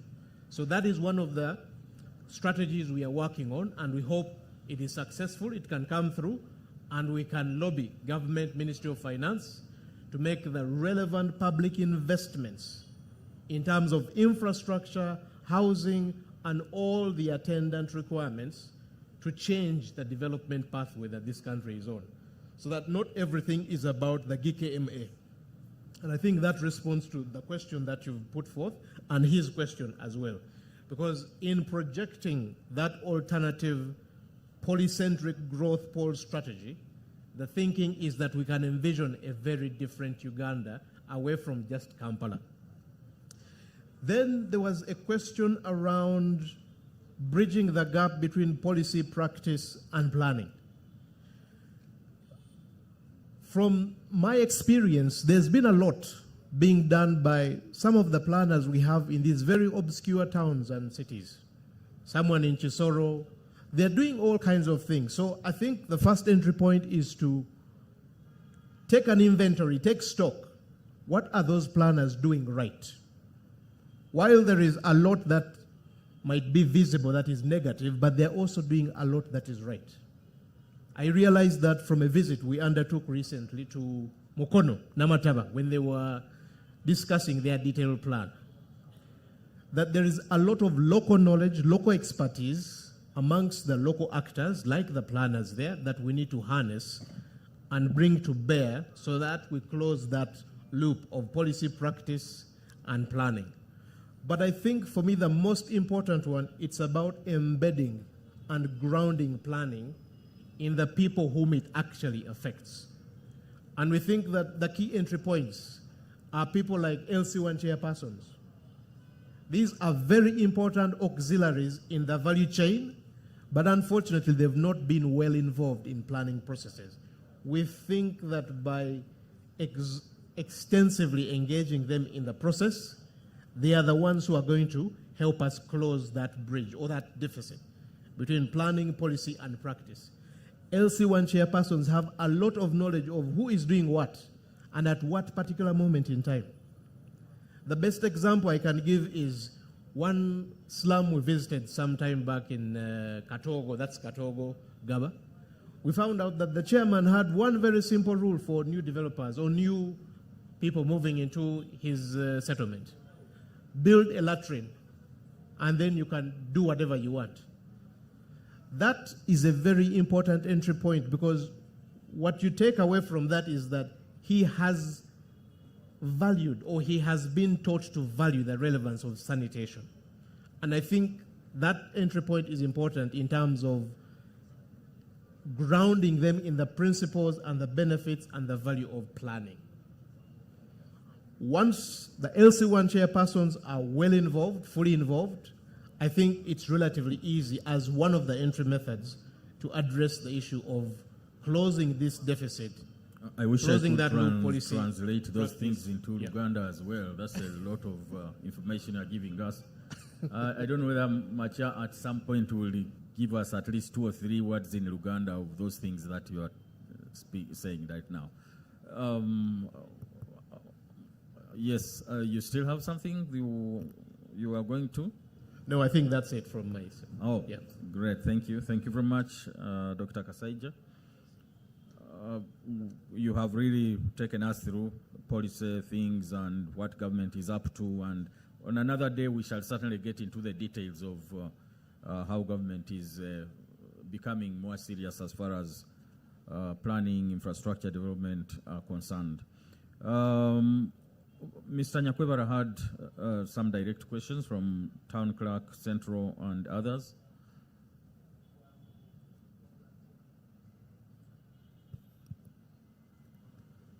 Thank you very much. I think what I need to first clarify is something I've heard from about 2 people who have misconceived the issue of the small plots. And I think one of them is imagining that the city authority or government in general is planning to take the land. I think someone said, are you going to compensate us when you take the 20 by 40 feet plot? The laws of Uganda have 2 fundamental things that I need the people to understand. Maybe I should try in my broken Luganda, because they also asked in Luganda. Amateeka ga Uganda galambika ebintu bibiri ku bikwataganya n'ettaka. Waliwo bannannyini ownership, ate era waliwo enkozesa, the use of land. Oba obeera olina ploti nga ntono ya fuuti 25 ku 4,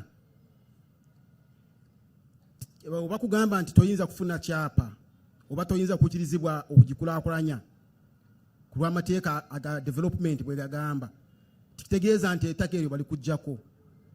Naye nga kikukakattako gwe nga nannyini ettaka eryo okufuna engeri ki bw'ogenda oba okuwanyisa ettaka eryo na munno akuliraanye okumwongerako oba mukwatagane wamu mukulaakulanye ettaka eryo, mulabe nti muwezeza ekipimo gavumenti ekyekkiriza. Ndowooza gavumenti ekkiriza ekipimo kya fuuti 5 ku 100. Ekitono nnyo, that is 15 meters by 30. Kyekitono nnyo ekisembayo kibakkiriza. Kati okugaba ekyapa, kati oba olina ettaka nga teriweza ekipimo eki, tegeeza oba ogenda kutunda oba ogenda kugatta na munno akuliraanye muweze ekipimo ekikirizibwa, mulyoke mukole pulaani eyawamu. Oyinza n'okukola pulaani ng'eraga ludda lumu lulwo ludda lumu lwoli naye nga muli mu plot emu erina ekyapa kimu. Bannange abakola mu city authority ekintu ekyo bayinza kukyongerako naye nga mu bukugu bwange bwa planning ekyo bwe nkimanyi. Naye mu mateeka agaliwo KCC nga bwe bitambuza bw'aba yayagala kukyongera akagenda kukyongerako ku kintu ekyo.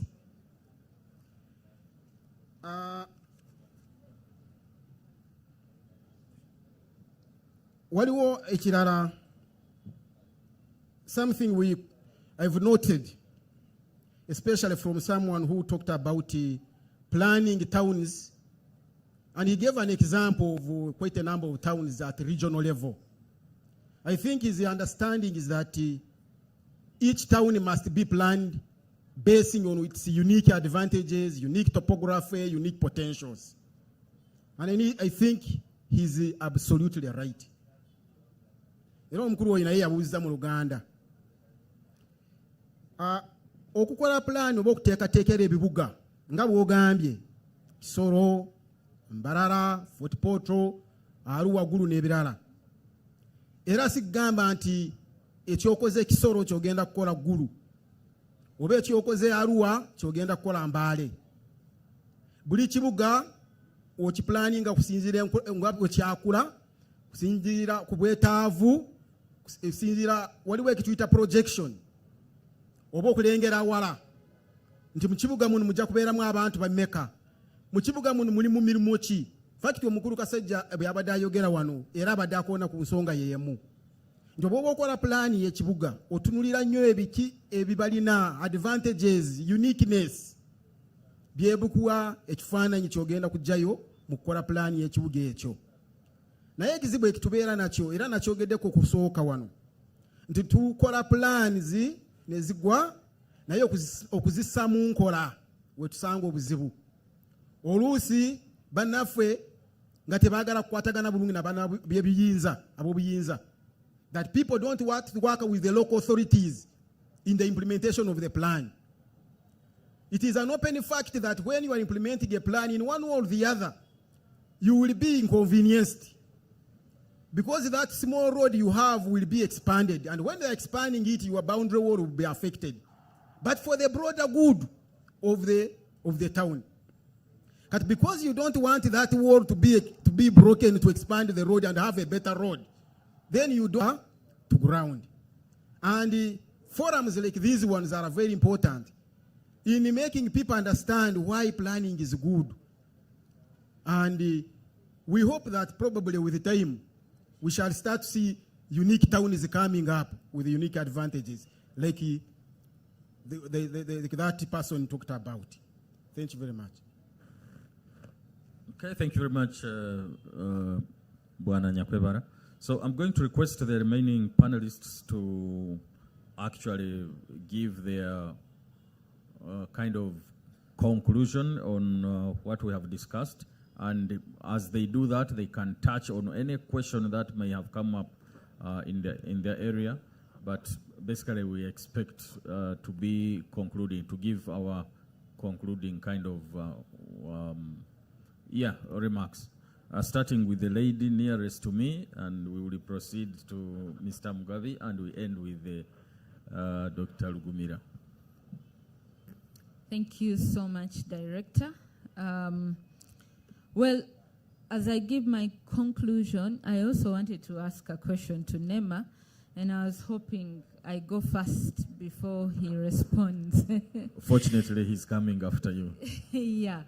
One is when we are buying land, especially in the city, you know, the developers want to be sure that the land they are buying will not have NEMA issues, and so they request for a NEMA report.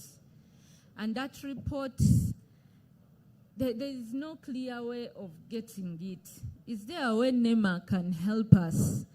Maybe publish some maps or show us which areas have issues, or which, in those areas that have issues, what can be done? Because I don't think it's, because it's a wetland, it's written off, but what can be done on those wetlands? Maybe part of the land is not affected by the regulations and the other parties affected. Can you give guidelines to the public on how to utilize or use such areas? That's what I wanted to respond to. And then the lady talked about the real estate law. The law is not in place, but I think the answer was given. Even without the real estate law, there are other laws that are supporting the real estate business. For instance, what they've been talking about, that you cannot be right now involved in selling land that doesn't add up. For my fellow real estate practitioners, if your land is below the 50 by 100, really, you can't be involved in selling such land. So even when there is no real estate law, there are other laws, and we need to follow them as we wait for the real estate law. And then in my conclusion, I just wanted to thank KCCA. I personally loved the trade order because, like he said, I've been on his neck on why do we move to other countries and find them clean, organized, and then we come to our own cities and someone is pouring for you fruits on the ground, and these are fruits to be eaten. So for me, I think we need to continue with that, clean up, encourage Ugandans to put their things in the shop, and also encourage Ugandan shoppers to enter shops. Let's learn to enter shops and stop the window shopping. That is what is causing all that disorganization on the streets. So we want a clean city. We cannot do it alone. We have to work with the authorities. And as I come to my last point, there is nothing like bad planning, in my opinion, because Uganda has all the policies set, the best documents. We need to implement. The emphasis should be on implementation and enforcement. And I think that's where we will achieve the planning that we are looking for. So the cities we want, there are three key things, and KCCA can take note. The first one is interconnectivity in terms of transport infrastructure, and I see you're working on that, but we are planning for 5 years, 10 years. Can we plan for longer years, like someone was saying? Can we do plans of 50 years and above? Because the roads are going to be narrow soon, and then we will need to break more houses. Can we plan the infrastructure now for 50 years? And number two, we what might makes be a city? using drones in 50 years. Who knows? Yeah, and then number two is the buildings. Can we work together with the developers? As we plan, the city cannot be a city without buildings.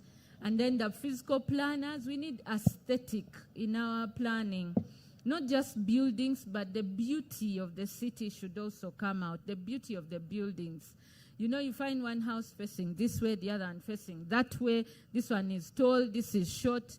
Can we plan with the urban designers?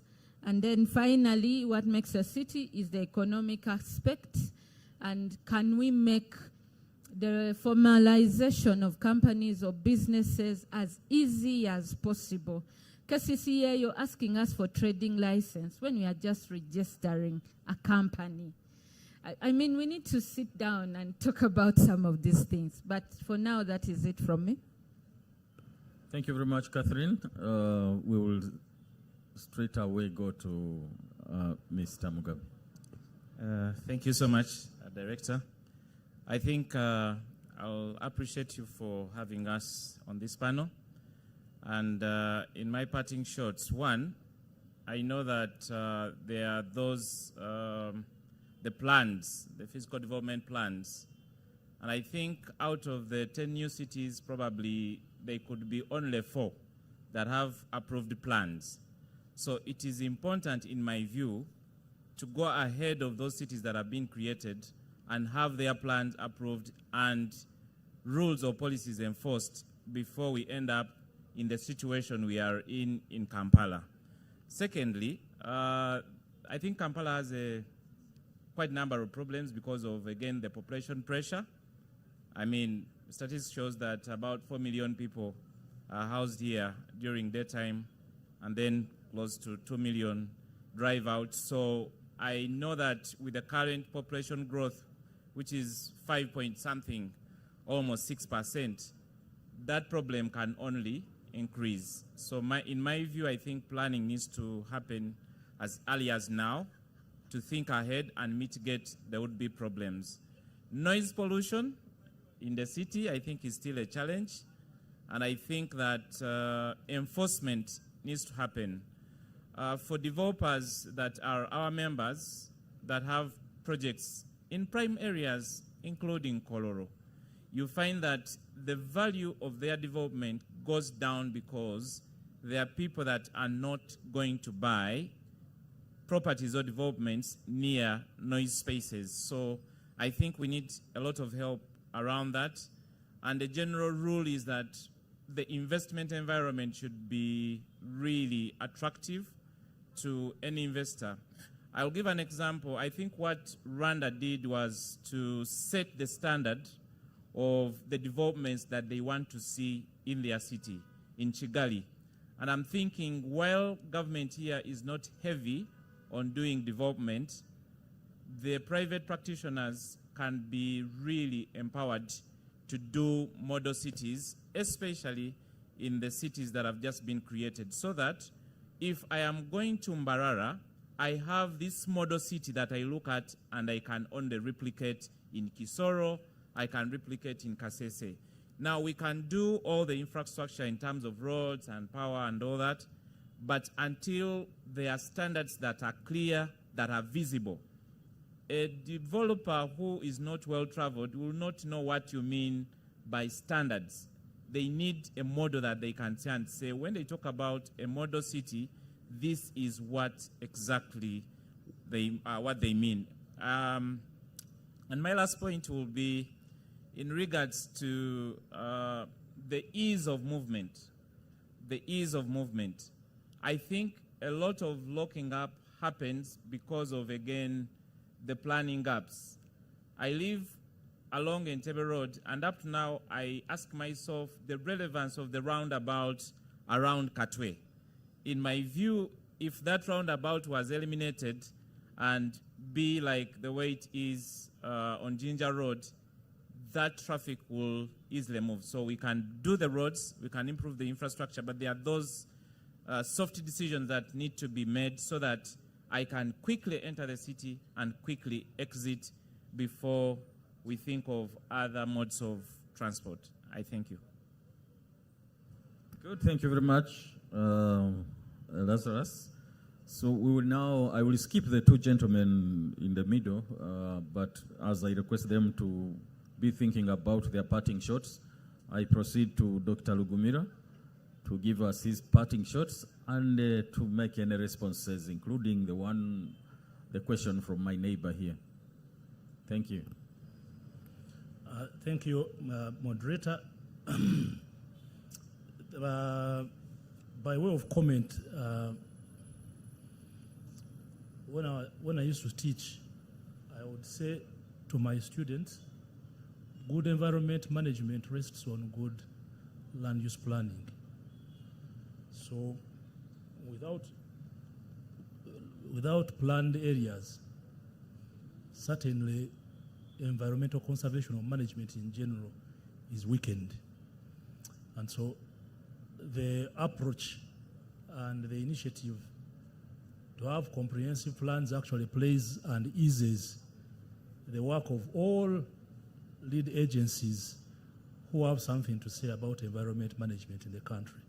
So if these plans are comprehensive enough and take into account all environmental considerations, then our work is eased as we know. And of course, I must thank KCCA for taking this initiative quite strongly.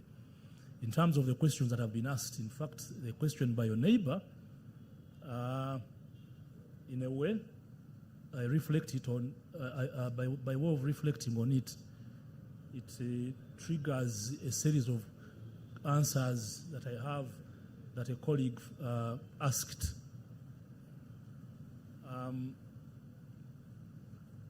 When we are parceling out land, there's a very comprehensive process that is undertaken to parcel out land. One of the things that they do is verification of land, and on that verification committee or the committee that does that kind of work, there is somebody from environment that ascertains whether or not there are encumbered resources on that, in that space before they qualify it to be a plot worth demarcation. So there's always a report. So if the process was done well, you don't need to come to NEMA. But also, I know the Ministry of Lands has been piloting but also working towards a land information management system that integrates all environmental assets onto one system and is land administration.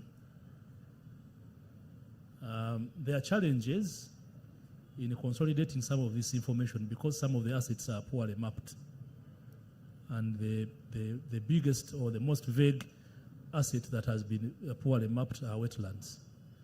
Forests and ore estates are well known, the boundaries are well known, but wetlands are still vague, and that applies mostly on seasonal wetlands, whether in Kampala or any part of the country. Now, for those then, I don't work in that part of land registration, but for those, the correct entity to approach, whose work routinely is to manage wetland resources, is the Wetlands Management Department in the Ministry of Water and Environment. Now, usually people come to NEMA because most entities sleep on their job. So somebody has come to request for a verification and you make it look as if it is rocket science. So ordinarily, people come to NEMA. I have done these exercises quite a number of times for the 10 years I've been in NEMA. And I know the gymnastics that whether it is the districts play on unsuspecting whatever. But in my view, and in the principle of ensuring that everybody does their work, the correct entity should be the Wetlands Management Department. And I insist they should take up their responsibility. In equal measure, KCCA, for example, has a department that manages the natural resources, including wetlands. Director, I hope that is true. And I think then it was managed by Dr. Okero. There, I know, because I have trained some of the officers there in those divisions, there are officers, environment officers in each of those divisions that are supposed to superintend on these environmental resources and guide as necessary. So by the time somebody comes to NEMA, you must have exhausted those avenues. Because it is wasteful of government time, I must insist. And again, everybody must be seen to do their work. I'll go to the question that my friend posed. What does NEMA do? People know NEMA for dealing with wetlands, isn't it? Yeah. Wetlands is a very small component of the environment as we know it. But NEMA, just a very brief history of NEMA. NEMA was the second agency of government created in 1995. The first was URA. NEMA arose outside or after the Rio Earth Summit of 1992, when a big delegation from Uganda went, attended the summit in Rio de Janeiro, appreciated the thinking, the global thinking at the time, and agreed assented and ratified at least 3 conventions at the same time: the Convention on Climate Change, the Convention on Biodiversity, and the Convention on Desertification. In fact, Uganda was the first country in sub-Saharan Africa to assent and ratify those conventions. That opened the way because we agreed, in fact, we agreed that there was need for an independent entity, call it an environment watchdog, to superintend on matters of environment and provide technical capacity to government, technical support to government and everybody, including the donor community. If you remember, there was the Ministry of Natural Resources then was split into the Ministry of Environment, and later on the Ministry of Environment co-opted water from geology to become the Ministry of Water and Environment. NEMA became an entity established. They used to have an office in Bowman House. From a Department of Natural Resources to an authority in 1995, created after an act of parliament, with 4 areas of concentration. 1 is to regulate, 2 is to monitor, 3 is to supervise, and 4 is to coordinate all matters related to the environment. And we do all that work. We regulate, in fact, if you are keen enough, the Forestry and Tree Planting Act arose out of the deliberations of the National Environment Management Policy of 1993. The champions of that legislation that gave rise to the National Forestry Authority were initially in NEMA, and some of them have since died. The Uganda Wildlife Authority emerged after thinking. If you read the National Environment Management Policy and you read the National Environment Action Plan, you can tell that there was interest of government to have UA, NFA, and NEMA under one roof. But the people who occupied NEMA at that time supported the creation of an agency that is separate to manage the wildlife estates of the country. So we support policy. We advise on policy. We initiate legislation. And I can give you a battery of legislation that we have supported and initiated. If you're a farmer, you might know that the improvements in the national soil map of the country are thanks to the work under my office. And I participated in the mapping process and improvement of that work, of that soil map.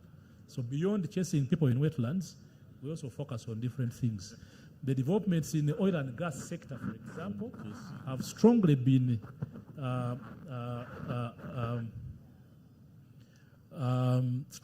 nurtured legislatively on the policy and legal aspect of oil and gas management by NEMA.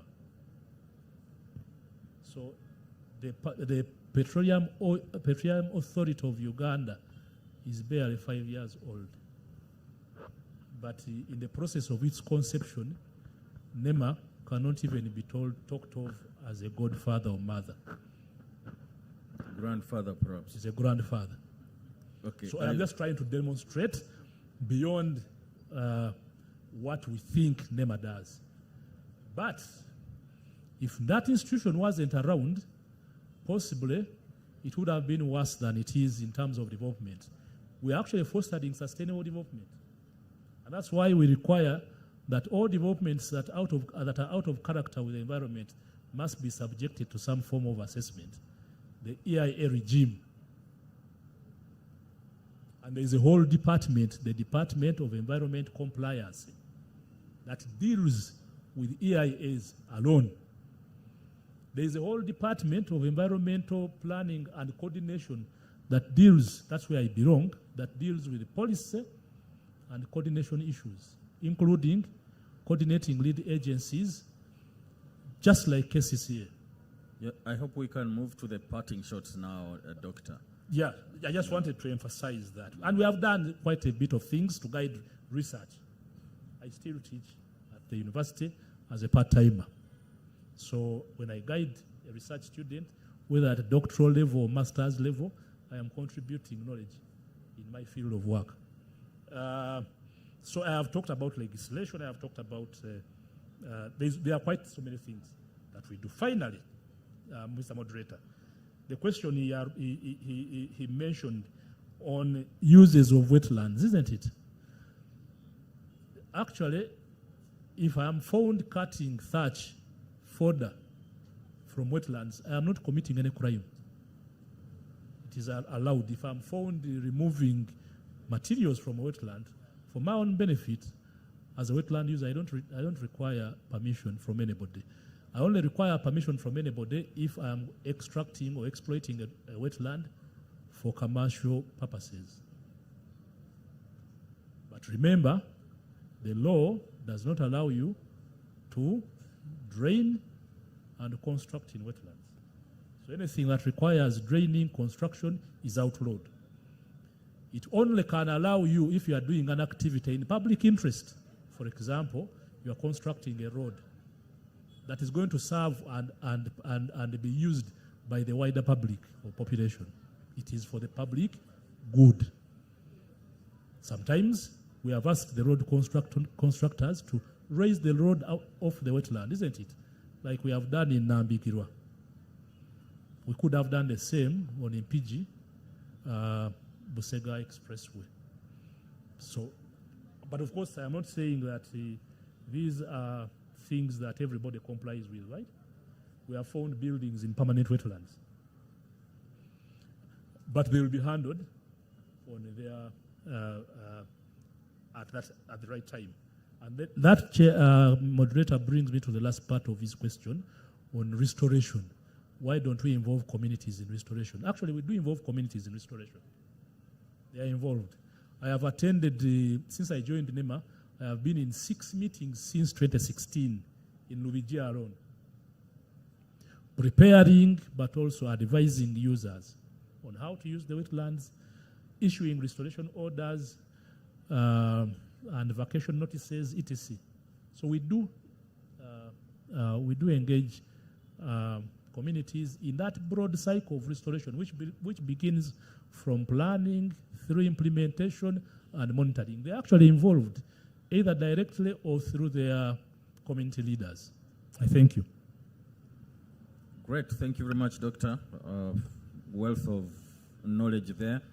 And we will have half a minute each for our planners, Planner Nyakwebara and Planner Kasaija, for your parting shots. Thank you very much, Mr. Bonneretta. I will use my half a minute to first of all thank Kampala Capital City Authority and particularly the Directorate of Fiscal Planning for organizing this forum. This forum has worked very much, in my view, to bridge a very big information gap that have been lingering around. Even myself, there is a lot that I have come to discover, to dispel some of the rumors I've been hearing about the planning and KCCA as an entity. When I was moving in this morning, I found the director giving his remarks. And I reached at a point when he says that we are going to address ourselves before you here. So I intently waited to see that moment, but I can confirm that indeed now we have seen the in and the out of the authority as far as fiscal planning is concerned. I think for purposes of achieving an empowered community, consultative engagements like these ones needed to be organized on a regular basis. Fiscal planning is not only done by local authorities and agencies like KCCA. There are also practitioners in private practice. We have fiscal planners who are in private practice, because I have heard in the processes there are certain activities or actions which must be done by private practitioners. So they exist out there. Please, you, the developers, look out for them to help you out, prepare a subdivision plan so that your plan can easily be acceptable when you submit it. Look for engineers, look for architects, look for environmentalists. These people are there out there, ready to help you prepare a better submission so that your relationship with the KCCA can be a good one, and then you will not hate them. Thank you very much, Mr. Moderator. Thank you, Plana Nyakwebara. Plana Kasaija, please. Thank you, Vincent. Thank you, fellow panelists. I think there was a lot to learn from each of their submissions, in addition to the questions and the comments that have come in from the audience. But I think for me, two takeaways are key here. And I would like to add to what my colleague Nyakwebara has emphasized, that I believe this has been a successful event, and the thinking is that you could carry on, make these more regular, towards that process of demystifying physical planning. It is not magic, it is not a silver bullet, it is simply a way of ordering and organizing our cities. And I think by extending a hand to communities, developers, real estate agents, I think that will help us achieve our mission in pushing forward the agenda of planning, so that it does not remain amongst the elites and professionals, but it actually comes down to those to whom it actually matters, whatever physical planning does. And I would also want to emphasize that the gentleman's experience, I think it also counts when you talk of best practices, the case of India, and I think that is something that we should take note, take further. I believe it can be escalated, that possibly the rules can be improved, whereby it's not just at plinth level, but every stage of the construction process actually should require a permit and approval. I think that will help us address some of the major challenges that we've seen emerging in many of our areas. In addition, the thinking is that I would love to see more of the other important actors in the greater Kampala metropolitan area as part of these events. Nansana, Chira, Entebbe, Machindi Sabagabo, as well as Mpiji and Mokono. I think it would be quite beneficial having them engaged in these processes, and hopefully we can scale it up further nationally and take it to the other cities as well. Yep, and in closing, as NPA, you're aware that very much we have taken on the strategic physical planning responsibility. We are not some mysterious entity somewhere, but we are approachable by the local administrations, city governments, individuals, educationalists, researchers. You can approach us. We can learn from you, in as much as we can also provide assistance on issues regarding physical planning moving forward. Thank you. For God and my country. Great. Thank you very much, Dr. Kasaija. So, yeah, there are questions that remained unanswered. For example, the bush in Zambia. I would like, I think, Planner Makinde, you have your instructions as far as that is concerned. We need to be looking at it, and we see what we can do about that. There are a few things there also which are not directly for our directorate, but we will take responsibility to make sure that they get to where they should get. So I would like to thank, I can't thank my team here enough for helping us to split the animal and also skin it, this animal called the physical planning. So I really am grateful, myself and certainly my team, to yourselves for this, and I can only promise that hopefully next time we'll have more time so that we can split a bigger animal or more animals to the benefit of this great city called Kampala. Thank you.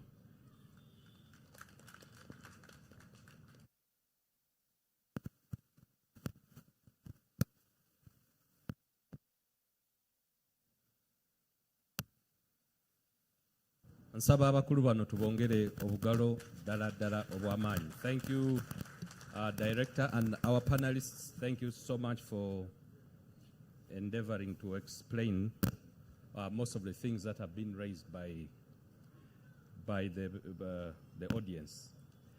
Kakati, let me just clarify one thing.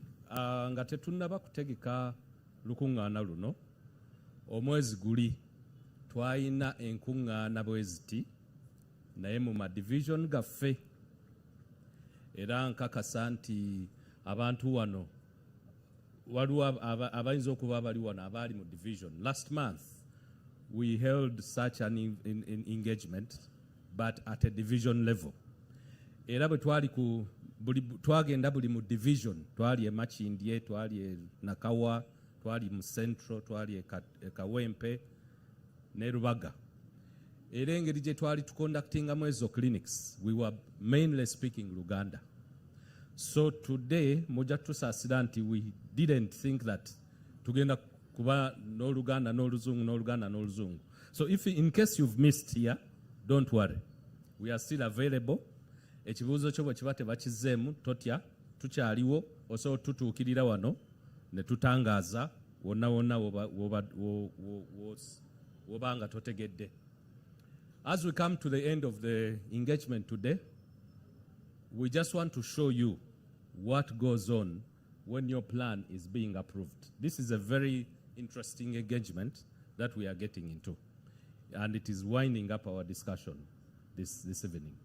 Twagala mulabe bw'osubmitinga plan yo mu KCCA oba bw'owaayo plan yo mu KCCA, akakiiko akagiyisa biki bye kakola nga kali mu kakiiko ako katunuulidde plan yo. Era I am going to ask Joy Mike, please, very fast, because our members have been sitting for a very long time. DJ nga bw'otuwamu some interlude, I am going to invite all the members of PPC. Please come on board. Come on board very fast. Joy Mike, I'm sure you've come with the schedule. DJ, to wear you some interlude as the members of PPC come. Akakiiko kano kakubirizibwa mukama waffe executive director, naye taliiwo, naye wagenda kubeera wamukiikirira. Kabeerako ba town clerk bonna aba division, ne kabeerako ne director physical planning, ne bannaffe abamu abava mu department ngeza legal, public health, education, engineering, nendala. But for purposes of doing this mock, not everybody is going to be present. The idea is to just show you what goes on when your application is being approved. Kakati ekigendererwa wano kulaga ki ekigenda mu maaso nga plan yo bakola ki bagiyisa. N'olwekyo DJ, interlude as the members, please. You can.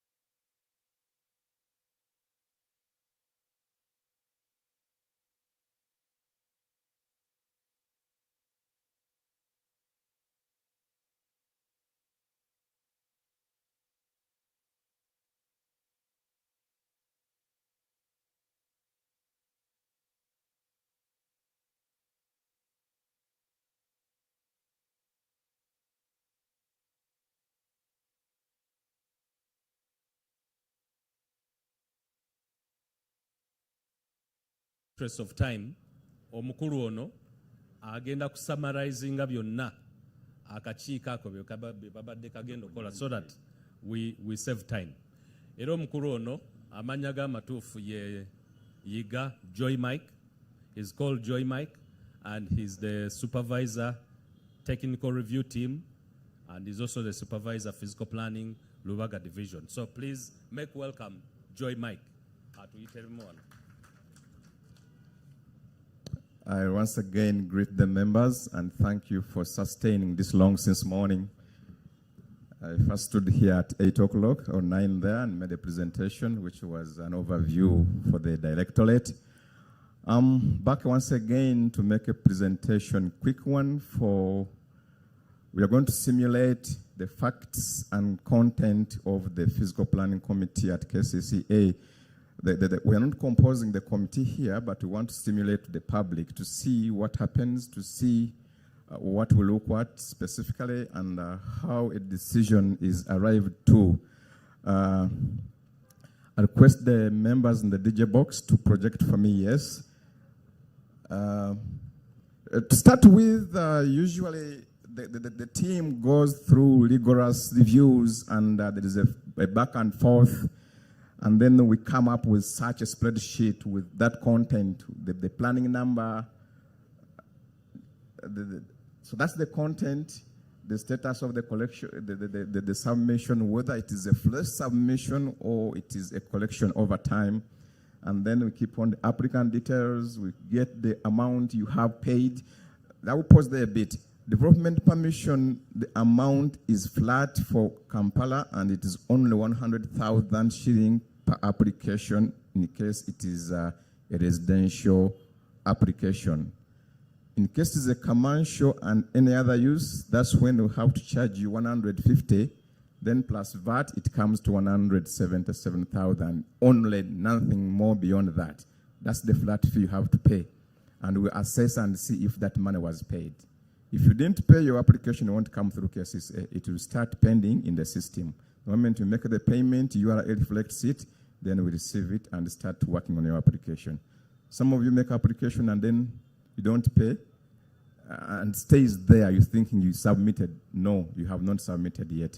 So those are the content, and I will, this is just a simulation. These are not facts. You look what Mr. AY and Mrs. AD and architect is ZX, who are proposing a residential house of 2 levels.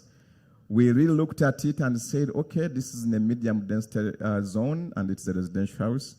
We did a site visit conducted. We analyzed it. We looked at all the basic key requirements which are supposed to have this application. We look at the 2-level and it is a residential house. That's not really a complex application. So basically we look at, is it in a wetland? We subject it to a number of environmental aspects and utility aspects. We subject it to zoning regulations, and we subject it to other development control tools like the building coverage ratio and the floor area indices. And when we make sure that it is within the allowable BCR and allowable FAR, we say okay. And there's no any hindrance other than everything is okay. Then we shall say this application is recommended to the Physical Planning Committee. Then the Physical Planning Committee sits like it would be sitting now and also looks at what we have looked at. We present to them. When they are comfortable, they will say, we are approving that application. When that's the last gate. When they find something we didn't see at the technical review, they will hold the application and will make a decision, whether defer it or reject it. So the first case was an approval. Then the second case, kindly project for me the PowerPoint. The PowerPoint is a replica of this. I will read the PowerPoint. This is the Chibanja on plot TX. So some of you have Chibanja and you don't know, you wonder whether, can I get an approval if I'm sitting on a Chibanja? I don't have a title. I don't have any conventional proof of land ownership like title or whether lease or what, but we have a Chibanja. KCCA has an MOU with Uganda Land Board. If you want Kabaka's land, straight walk to BLB, secure the development consent from the Uganda Land Board. They have a physical planning department there, and they manage their land properly. So they will know you, this is a sitting tenant, present to us that Uganda Land Board document. It is a consent that binds us with Uganda Land Board that this client is known, so please go ahead and approve. If you are on religious land, institutional land like Kampala Archdiocese or the native trustees of Anglican Church of Uganda and the same, kindly walk to those institutions. They flash us with a letter. If you're on Muslim Uganda Supreme Council, Uganda Muslim Supreme Council, walk there. They will give us a document which we shall respect. That this land, yes, it is for Kampala Archdiocese, but we know this person, please proceed and give him the permit. That is enough for you if you don't have a title. If you're on my land, a private-owned land, kindly submit your plan in the name of the landlord. Don't put your name. If you bought a Chibanja on Mr. T and you don't have a title, but he owns a title and you're on his land, submit your plan in the name of the landlord. Make an agreement with your landlord. We don't want to create a scenario whereby someone will come and sue cases, say, you guys, you approved my land into someone's name because you don't have a title. So this guy here kindly, okay, I'll use this.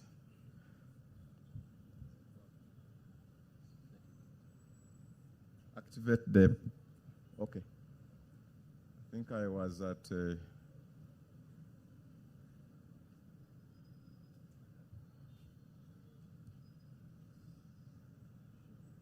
I had finished that.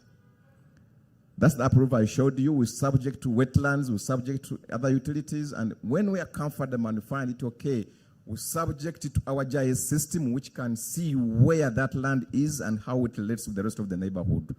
If we are comfortable, then that's the plan which we approved, and that's how it looked like the residential house I was talking about.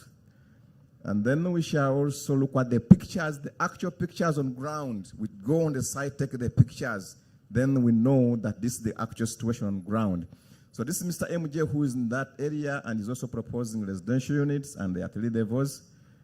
And this guy here had a consent to develop by the office of the Namasole, for example, but we don't have a relationship with Namasole. The best content this guy would have done is to get the land, the plan in the names of Namasole. But he put the plan in his name, supported by that letter.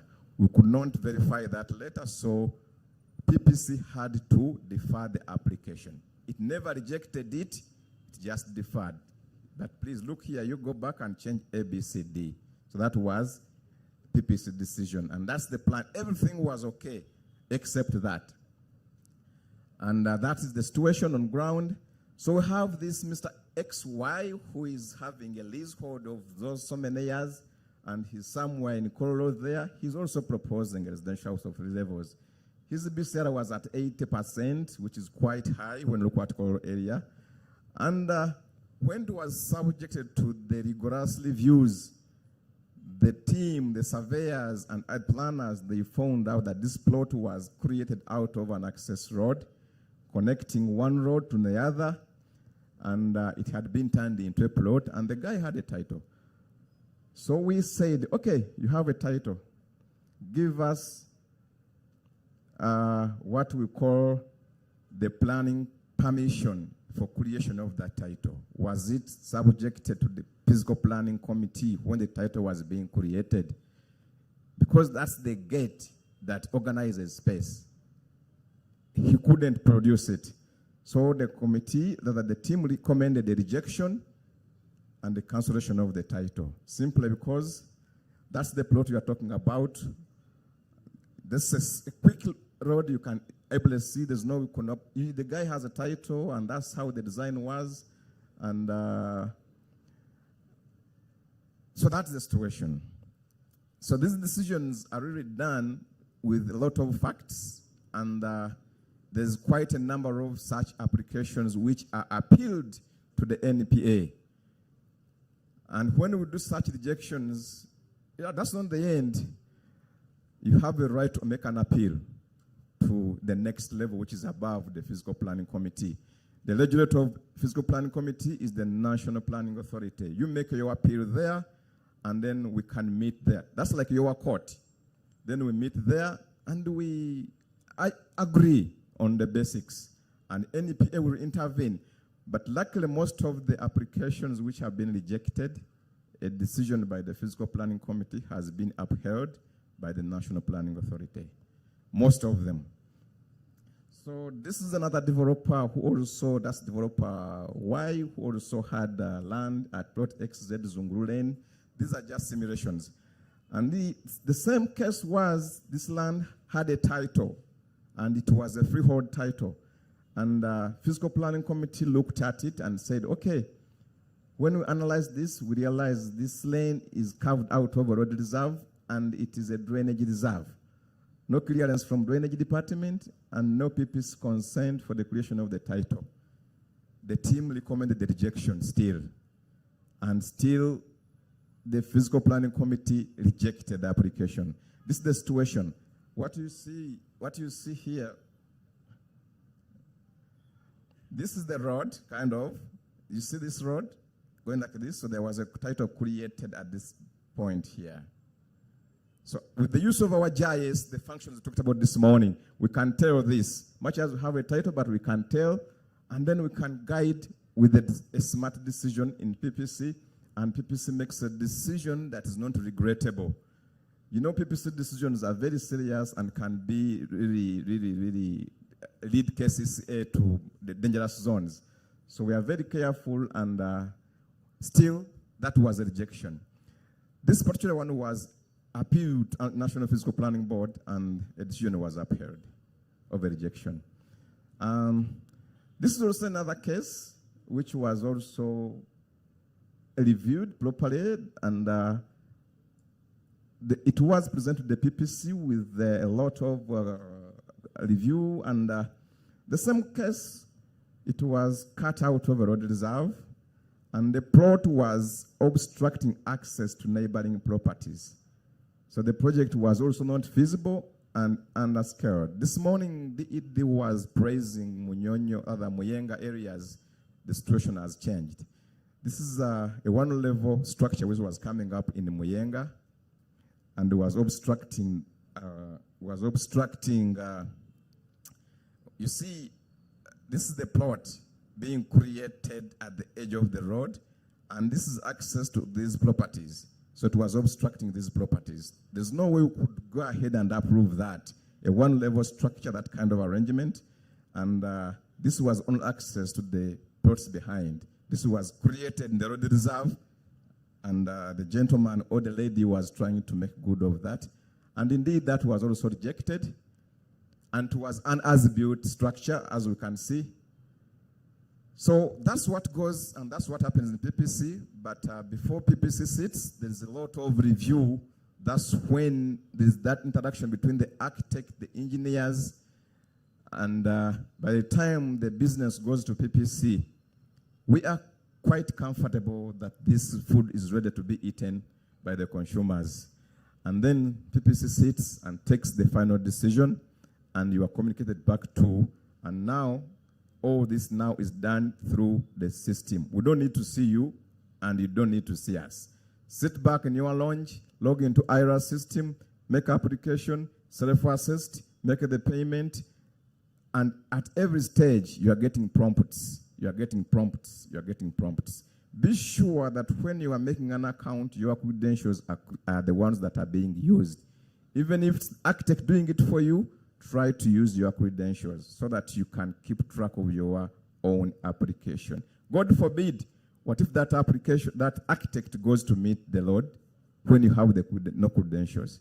That will be the end of it all. Thank you very much, and I thank you for being with us today, and we hope to do this much, much more often as we interact with the public. Thank you so much for coming. Okay, we have now come to the end of our engagement today, but I want to just thank a few people in our midst who have. I want to thank the National Planning Authority. Thank you so much for being part of us today, Ministry of Lands, Housing and Urban Development, Area Uganda, NEMA, and Makerere University. We also have professional bodies, the Society of Architects, Society of Physical Planners, Uganda, and I think there were some from is it Institute of Professional Engineers? Yes. Thank you very much. Everyone who has made time today, our participants, our audience, thank you so very much. We appreciate. Beg your pardon? Yes. And religious leaders. There are some religious leaders in our midst. We have our Mufti. Yes, Mufti. Maybe just to get to know your name, just your name, so that wabewa muwa muzindalo bannaffe Mufti atubuzeeko. I also saw some evangelists and pastors in our midst. Please, thank you for making time. Mufti, mbadde nsaba otubuuzeeko mu lulimi lw'oli comfortable. Osobola okujja n'otubuuzaako mu futi. Religious leaders play a very big role in the work that we do as physical planning, and so it is important that we recognize.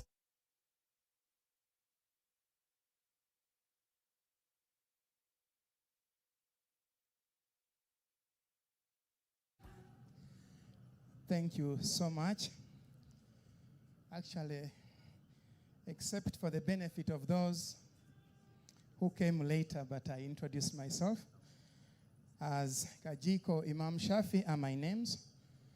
I work as the National Director for Social Services and Grants at Uganda Muslim Supreme Council. Uganda Muslim Supreme Council is a faith-based organization and a body corporate at the same time. We are too much into the Interreligious Council as founding entity. So I want to thank you for this initiative. I didn't have a chance to chip in, but it was good. It was a very good initiative. And just like others, I look at physical planning as a big aspect of, for example, the SDGs, resilient cities, like SDG 11 or something.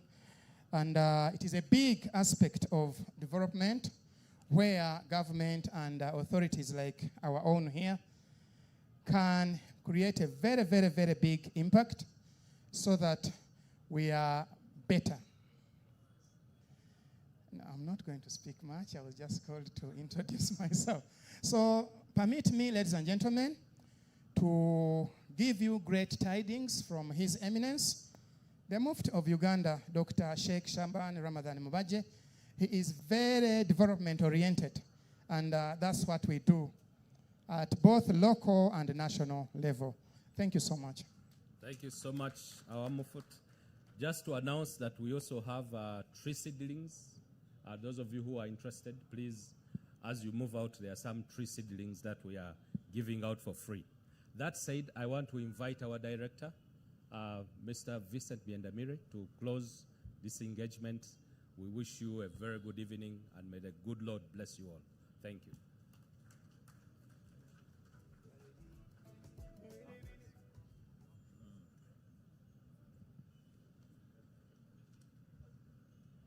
Yeah, I shall close by words and then request someone closer to the Almighty to dedicate us to the Almighty as we leave this place.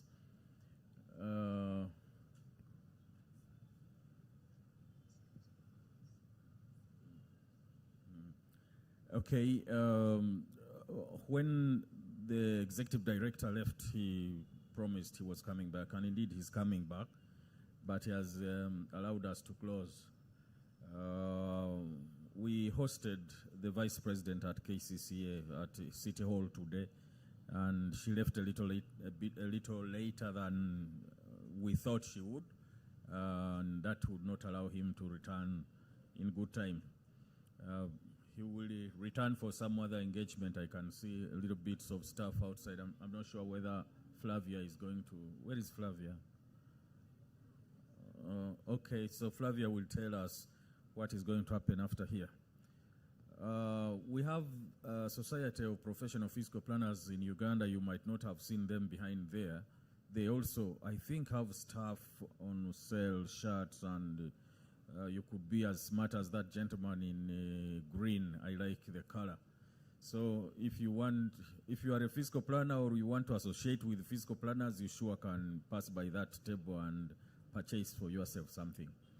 So we want to apologize to you for keeping you this long, but I was looking at your faces. You looked unbothered and most likely enjoying the moment, but we do not take it for granted, so we thank you very much for staying up to this late.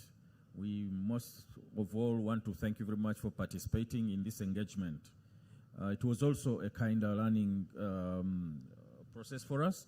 You can be sure when we call you back next time, the things that have not gone very well will certainly have been fixed, and we should have an even much better engagement. And we promise that we shall be calling you back certainly in less than 1 year from today.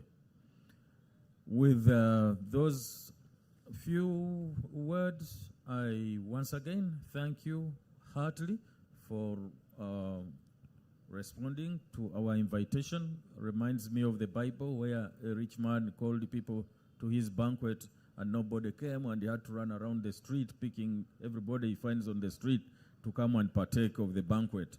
But for us, we invited you and you came, and we are grateful. Thank you very much. So this engagement is officially closed. Flavia, you can now take over and also perhaps lead us in prayer to leave this space when we are at will, when we are ready to leave. Thank you. Good evening, ladies and gentlemen. I'm Flavia Zavali Musese. I'm one of the supervisors in fiscal planning. I'm in charge of the Geographic Information Systems Department. Abakubi ba plani, abakubi ba mapu, abatuma enguudo za Kampala amanya, abawa ebizimbe addresses, okubeera nti emiliro wegikwata, police etukako mangu okusobola okuzikiza omuliro, oba emergencies endala zonna, online deliveries zitutuseeko zitya. Tulekerawo okulagirira abantu nga tukozesa emiti gy'emiyembe ku muti omunene mu kkoona ku kalina, naye tubeere ng'ebibuga ebirala ebiri mu mulembe guno nga tukozesa addresses zaffe. Era abatazimanyi mubeere nga mujja mu KCCA mu GIS, tujja bawa address z'amayumba gammwe kuba buli nnyumba mu Kampala erina address. Director ampadde omulimu gw'okubategeeza ekiddako. Basse ne bannyabo nga bwe nabagambye, nze Zaabali Musisi. Ate ndi African. Tuli baddugavu. Ate we tubeera baddugavu ekirala ndi Naalongo. Naalongo abeera maama w'abaana. Kyova olaba emmere yatuusa era nga buli muntu alina okulya paka ku yasembye ku layini, era nze nasembeddeyo ddala kubanga buli muntu aba alina okulya. Ate mu Buganda bagamba oluganda kulya, olugenda endala terudda. Olugenda enjala terudda. Kaakati abakulu boogedde, exhibitions mwazigenzeeko ne mubiraba. Kati tulinayo kye tuteeseteesa ate ekirala, tulinayo ekyokulya ekirala, ate waliwo n'ebyokunywa, waliyo ebikaluba n'ebigonda. Twongere okulaba abakulu bano paka omuntu w'onookoyera. Mu KCCA tugamba nti bwe tuba n'ebivulu bikoma ssaawa 6. So kitegeeza nti ne kino kikyasobola okugenda mu maaso paka ku ssaawa 6. Kati n'olw'ensonga eyo tulye, tunywe, tunyeenyemu, tunyumye, twetegeere. Ate abalina ebibuuzo ebitasobodde ebitaddiddwamu kati tubibuuza abakugu bakyaliwo, tukyali nabo, mugende okugenda.